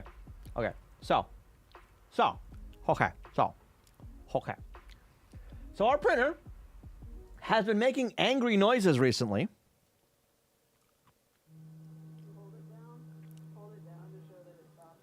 Hang on, I need to turn on that for you. Okay, so this is in between two print heads, right? These are the techs. These are the Canon techs that have the printer open. The thing's making noise, and it makes some angry noises. This is them recreating that on purpose for documentation.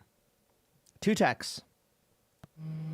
Hold it down to show that it stops once you... Oh, alright, that's the noise. And then if I... Yeah. Okay. Good. Wait and when for you it. let go, it comes back, right? Well, this side is definitely worse than mine. Wait for it.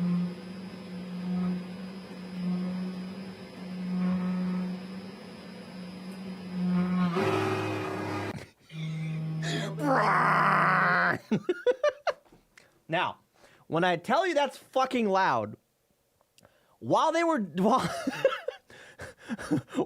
happens, one time it happened, I was on the other side of the fucking building taking a piss, and I heard this fucking thing. Yeah, angered the machine gods. Yeah. And then the video ended because the tech filming went into a panic to go and hit the stop button, the emergency stop. And when this happened, so Archiboots, he works nights. He's never actually heard this, right?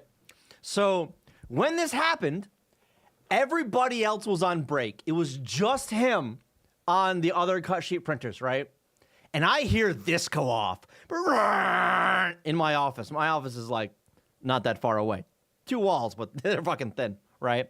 So I hear this go off, and I know he's in the building. So I run out to where I can see him. And he's staring over in this direction with like the happiest face. He's like, "Oh my God, what the fuck? That's the noise? Oh Jesus, what?"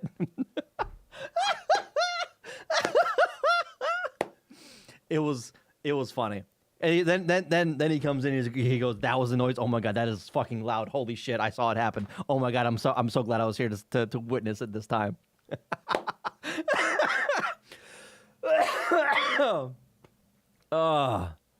Yeah. So, but yeah, that's been making that noise for a while. Yeah, the Canon Tech fucking jumps. It's like, oh shit. Show that it stops once you. Oh, well, right, because the grass doesn't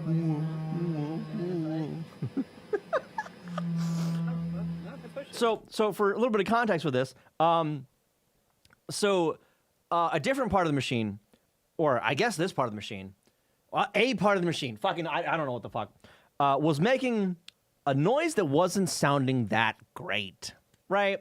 That was brought up 2 to 3 weeks ago, right? It was called in, being like, hey, the printer started making a noise we don't recognize, and it doesn't sound happy. Eventually, they sent in a tech. The tech goes, I mean, it's still working. It works now. It's probably fine. And then fucks off. So the supervisor's like, fuck it. Run it until it breaks. Who gives a shit? Run it until it breaks. I'm done caring. Fast forward to this week. Last week, actually, I think. And then all of a sudden, it sounds like someone's drilling through fucking concrete one day. Run over, hit the fucking e-brake on the damn thing to stop it. Like, oh, fuck, it broke. Get the tech in here. So the tech comes in. Turns out we need some parts. They'll be here by end of day. They were not there by end of day. The next day. Yeah, they're sitting in a warehouse 20 minutes away. Fucking get in your car and get it. Go on. Tech gets in the car and goes and gets it. Comes back in. Installs it. Yeah, we fixed it. Oh, shit. They didn't fix it. This is them eventually figuring out exactly what's going on. Hey, don't look. And when you let go, it comes back, right? It's a fucking panic. Oh, shit. Yeah.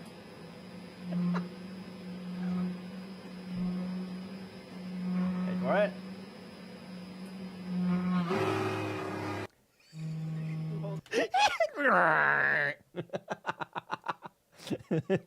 It's an expensive sound. Oh man. Yeah, so that's the paper path, by the way. As you can, there's a roll of paper, or there's paper there. That spins. Kind of, I think. Probably, yeah. Yeah. I wouldn't want my papers in there. My fingers in there. Jesus.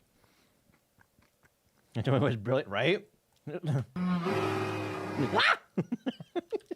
It's fucking. Ah!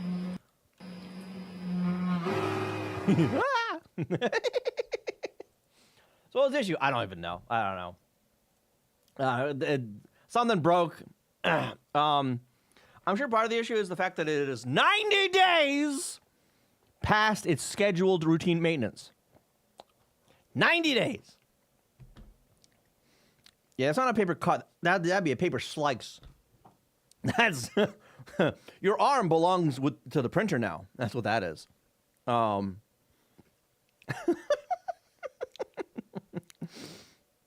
Yeah, and that fucker can move at speed. That thing fucking moves. Tell you what.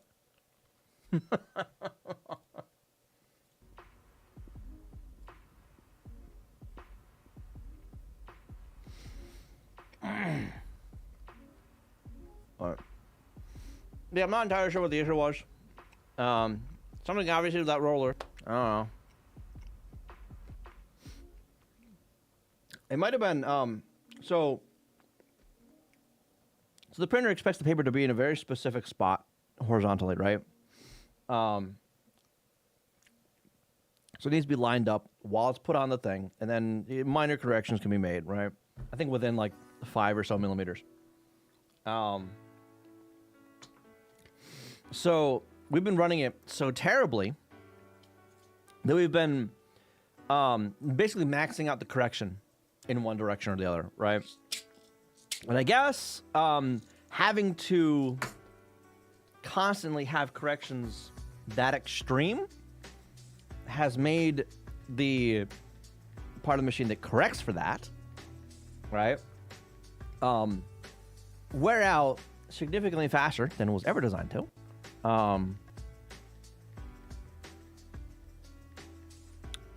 So that's probably why. Yeah. And and some of that's like, you know, I think poor training for the guys, because they were never really properly trained for any of those machines out there. But it was, all right, put the roll on the spindle, make sure it lines up right here, kind of thing, right? Well, that was wrong. Archiboots did some trial and error and figured out exactly where it should be, actually. Not exactly where that line was, but he got it within like 0.1 millimeter, I think, was the last time he, I think, tried. So he didn't have to like correct it at all, right?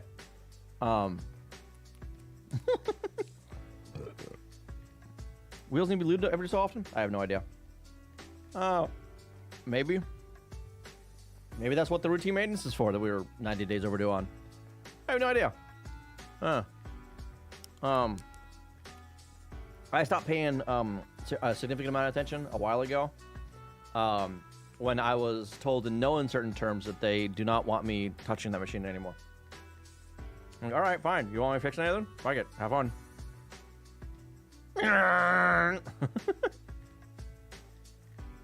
Okay, so 90 days last I heard. I don't know how far it is now. Yeah. Mind you, we've had this printer for like a year, maybe, right? And no one's trained properly on it. It has never undergone maintenance at the correct time. Some of the machines have never undergone maintenance. The cutter is starting to dull its blades because that's never been maintained. Those blades have never been replaced. I'm not sure if anyone that works there, especially during the day, even knows how to change those blades. But we want to put more shit through it. We want to send more shit through that machine. Yeah. That's just, yeah, the timers and sensors and shit, yeah. Not my responsibility. It's no reason to worry about it. Yeah. Actually, where is it? Hang on, I'm gonna scroll up a little bit.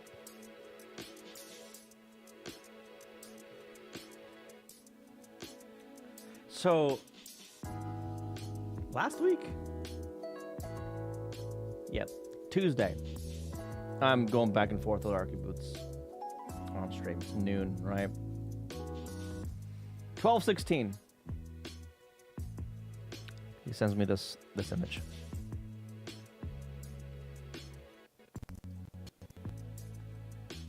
If you don't schedule time for maintenance, your equipment will schedule it for you. I kid you fucking not. 1 minute later, the Canon printer seizes the fuck up. 1 minute later. And then stops. Time for the fuck around find out graph again? Yeah.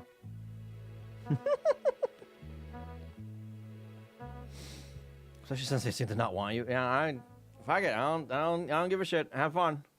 You know? So I hear stuff now. I don't give any input, but I hear about things now. About what happens. You know? And I raised my concerns with, all right, well, you want to get the big bank on that printer. You have to fix certain things first. And he goes, well, what? It doesn't cut right. What do you mean? Yes, it does. No, it doesn't. So the cutter, when it, so it cuts off a roll, right?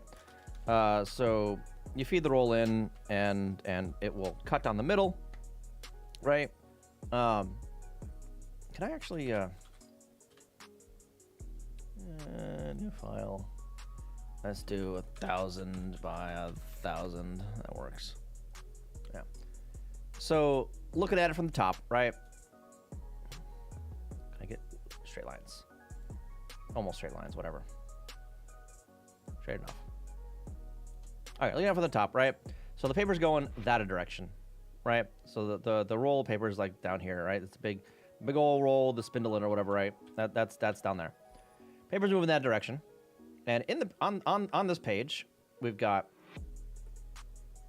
a 2-up image where it is one page and a second page, right? So first, it's cut down the middle, right? That's what happens first. And I think like this edge, this gutter over here is cut off. Then this keeps going straight, but this kind of like goes underneath that page. So now it's half the width, still going that direction, but it's got both page 1 on top and page 2 underneath, right? Then the machine comes and chops off there and then chops off there, right? And then also chops off this end of it as well, right? That all happens. Then at the end, you've got your individual sheets, right? Right.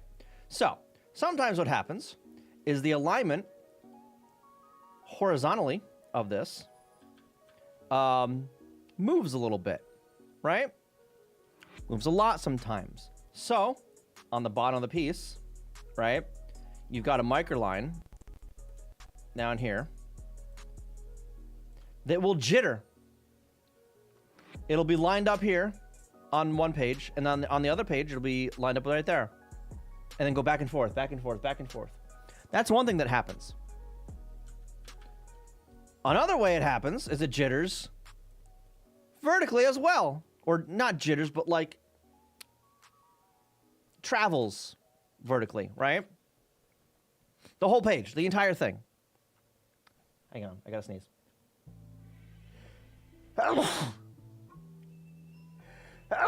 Oh, excuse me. So, the alignment from page 1 and 2 will be different. Page 1 will be over there, page 2 will be there. And yeah, like I said, this entire thing can also drift vertically.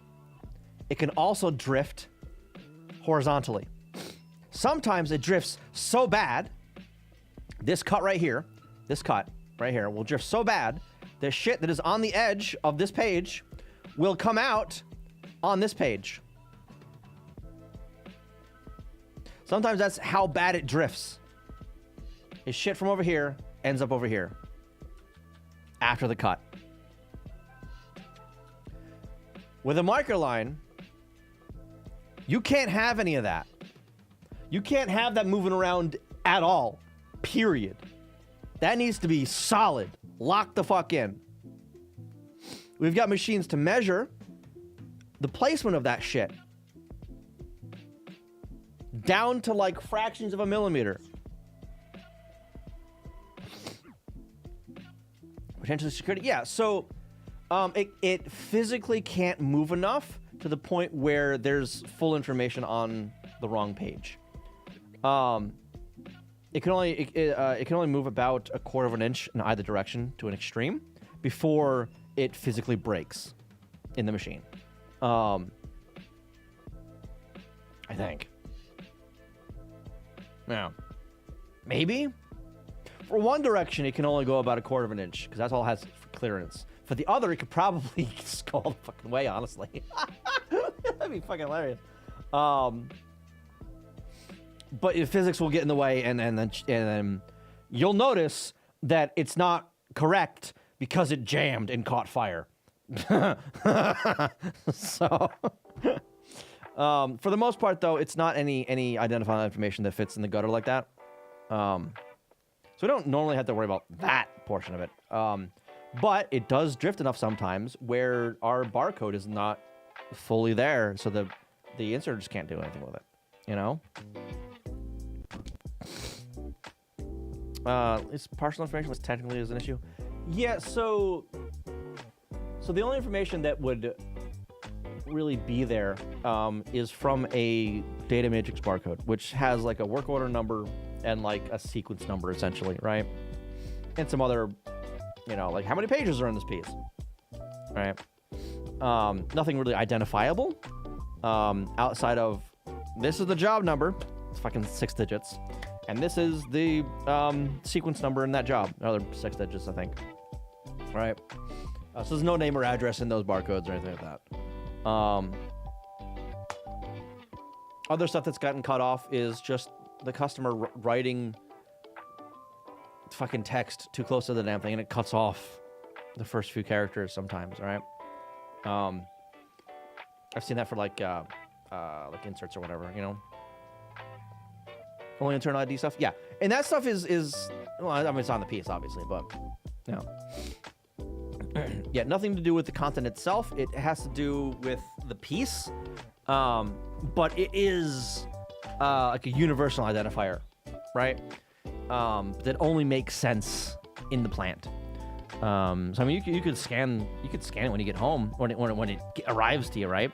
And you wouldn't know what the fuck to do with any of that information in there, because it doesn't pertain to the customer itself. The person is going to. It doesn't pertain to that. It doesn't pertain to the customer we processed the data for either. At least not directly. It's a code it's a work order number that is associated with that customer, sure, but you wouldn't know that without having access to an internal system to look up that work order number and see how many pieces were in it or whatever the fuck. But even then, I don't think you'd be able to look up individual sequences to a name and address. I don't think that stuff's sent into that system. So it's not really identifiable in any way.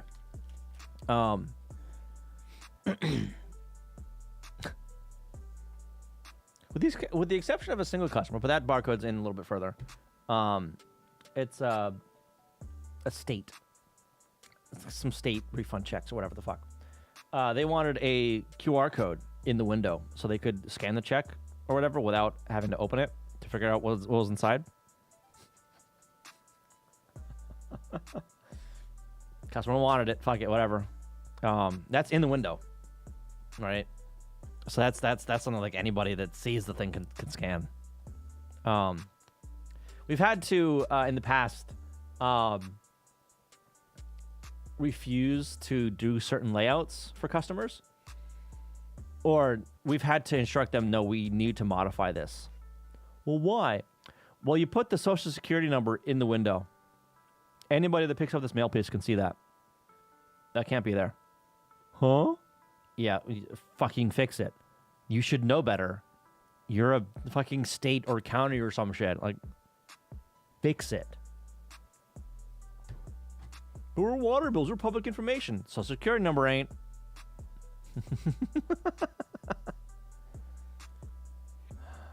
It's astonishing that anything actually gets done correctly in this world. On it, you know, it's amazing how much shit is just on the verge of breaking. This breaks the law. We don't want any part of it. But yeah, I wonder why ID theft is so common. I mean, yeah, it's a lot of people that just don't give a shit, honestly, with other people's data. Like, I see that all the fucking time.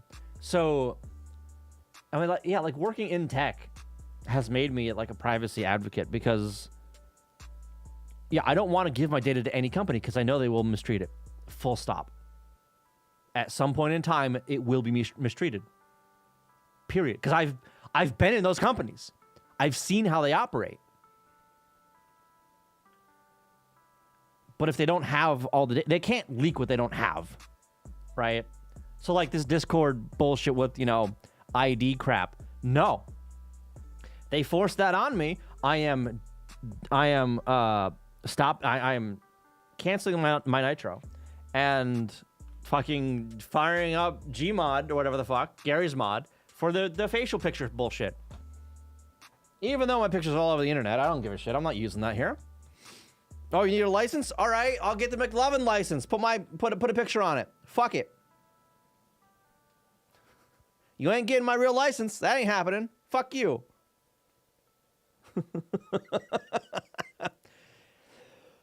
I've seen how this shit's handled. I've seen the promises that companies put out only to blatantly disregard what they are promising. Fuck, in my current company, I actually called it out the other day. Yeah, we need like real DR, disaster recovery over here, because our current disaster recovery plan is lacking. Bunch of C-suites on the call. I butt in. Our past DR plan was all smoke and mirrors. I say it like that. It was all smoke and mirrors. Well, no, yeah, it was smoke and mirrors. I was there. I ran it. I know what I'm talking about. I didn't say it like that, but like, no, it was. I've been there. You can't lie to, you can't gaslight me in this one. All right? In fact, the very first time that I was present doing this disaster recovery thing, I went, no, this is sorely lacking, and it's not at all what the customer has in their contract for disaster recovery. It's all smoke and mirrors. We need to fix this. So they all got together and we had a meeting, and I said, like, this is what we need to do. I did not consider this done.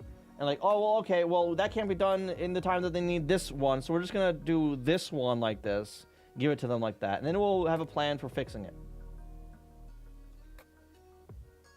That was 5 years ago. Guess it was never fixed. Gas. Never fixed. I'm still pissed off about that, honestly. Now, I'm at the point where I tend to trust smaller companies more than big ones, but even then only rarely, with as little as possible. Now, smaller companies are less of a target for one than big ones. But I just don't trust any for as a default at this point, you know? Because the porn observer, of course, it's a porn observer. Yeah, I don't know what fucking AI they're using to scan my messages to figure out how old I am. But I mean, the fact that I've been on there for, I don't even know how long. 2016, 10 years. The fact that I've been on there for 10 years and have had Nitro for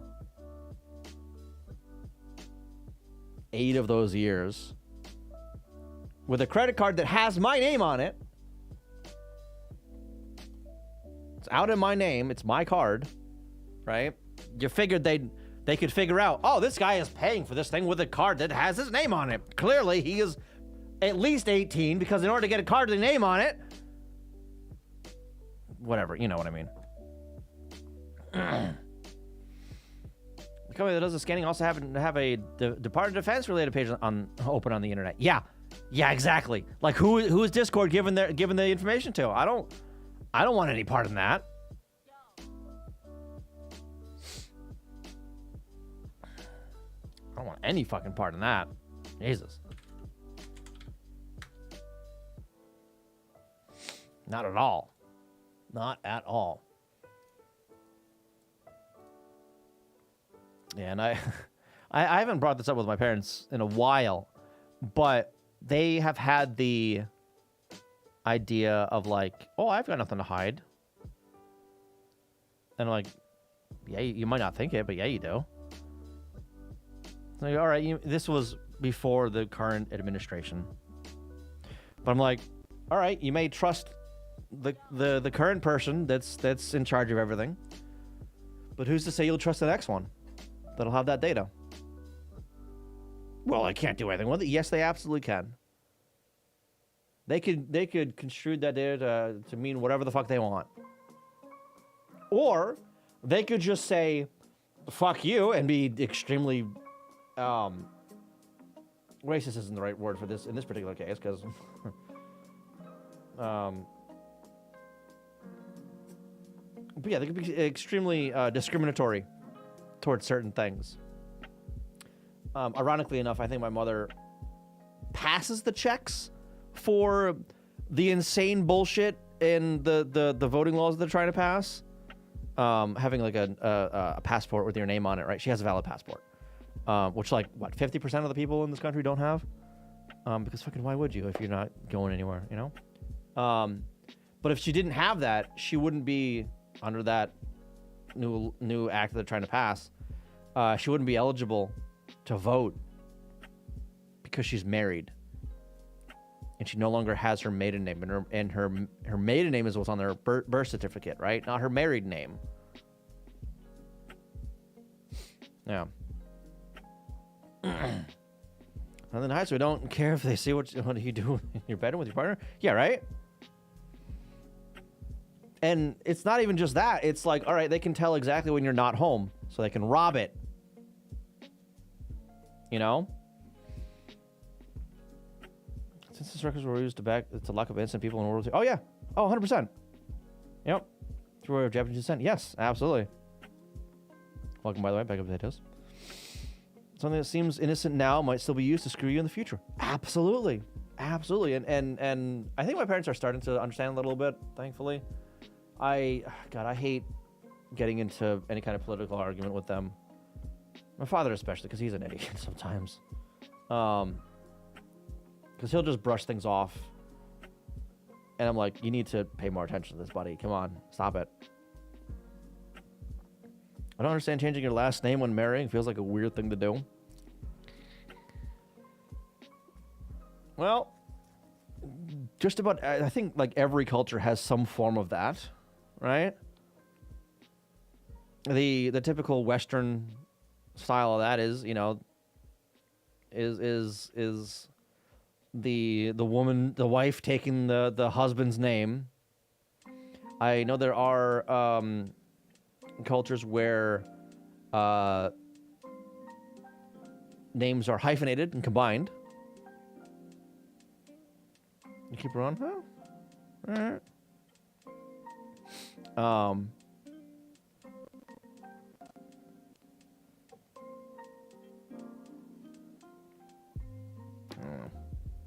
It's a thing. Actually, in what was it, like Korea? There's like South Korea, excuse me. Because of the, how do I want to phrase this? Not really seclusion, but because of the size of the country and the age of the country and language, they are losing last names, right? So common last names are just becoming more and more and more common. So you might have the same last name as somebody else, but like not even closely related. It's becoming a problem. I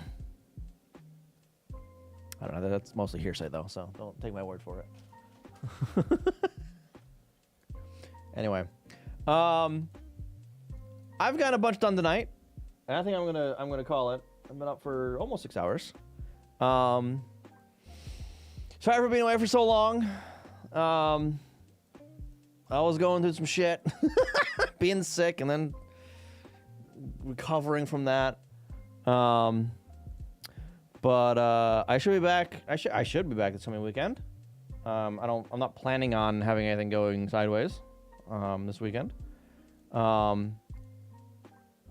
let's see if anyone's live.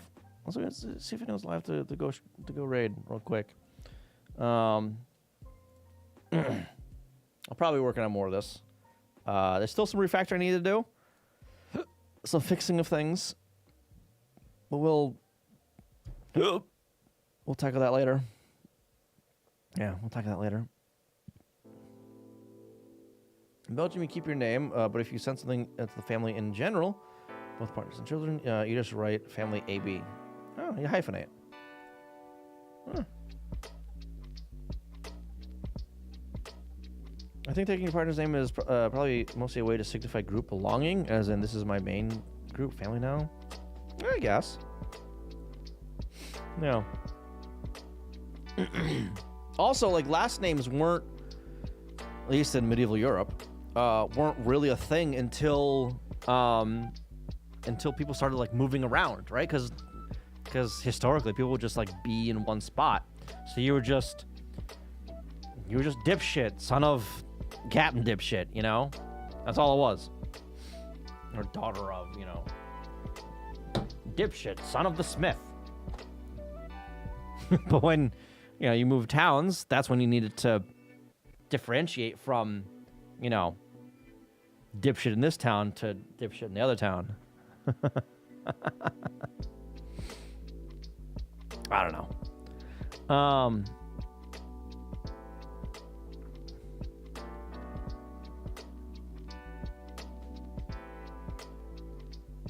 What is this guy doing? What?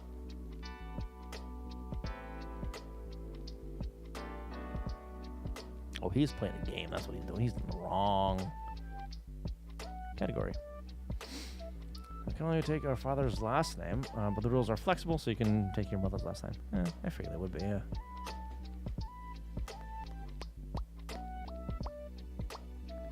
Let's go over here. I've been away for 2 weeks, so it's fine. All right. Don't want to say hi. I'd really appreciate it. I should be, like I said, I should be back this coming weekend. Probably doing more of this or something similar. I don't know. Something related, retro adjacent, if nothing else. But yeah, thank you for being here, and I hope to see you next time. Bye-bye.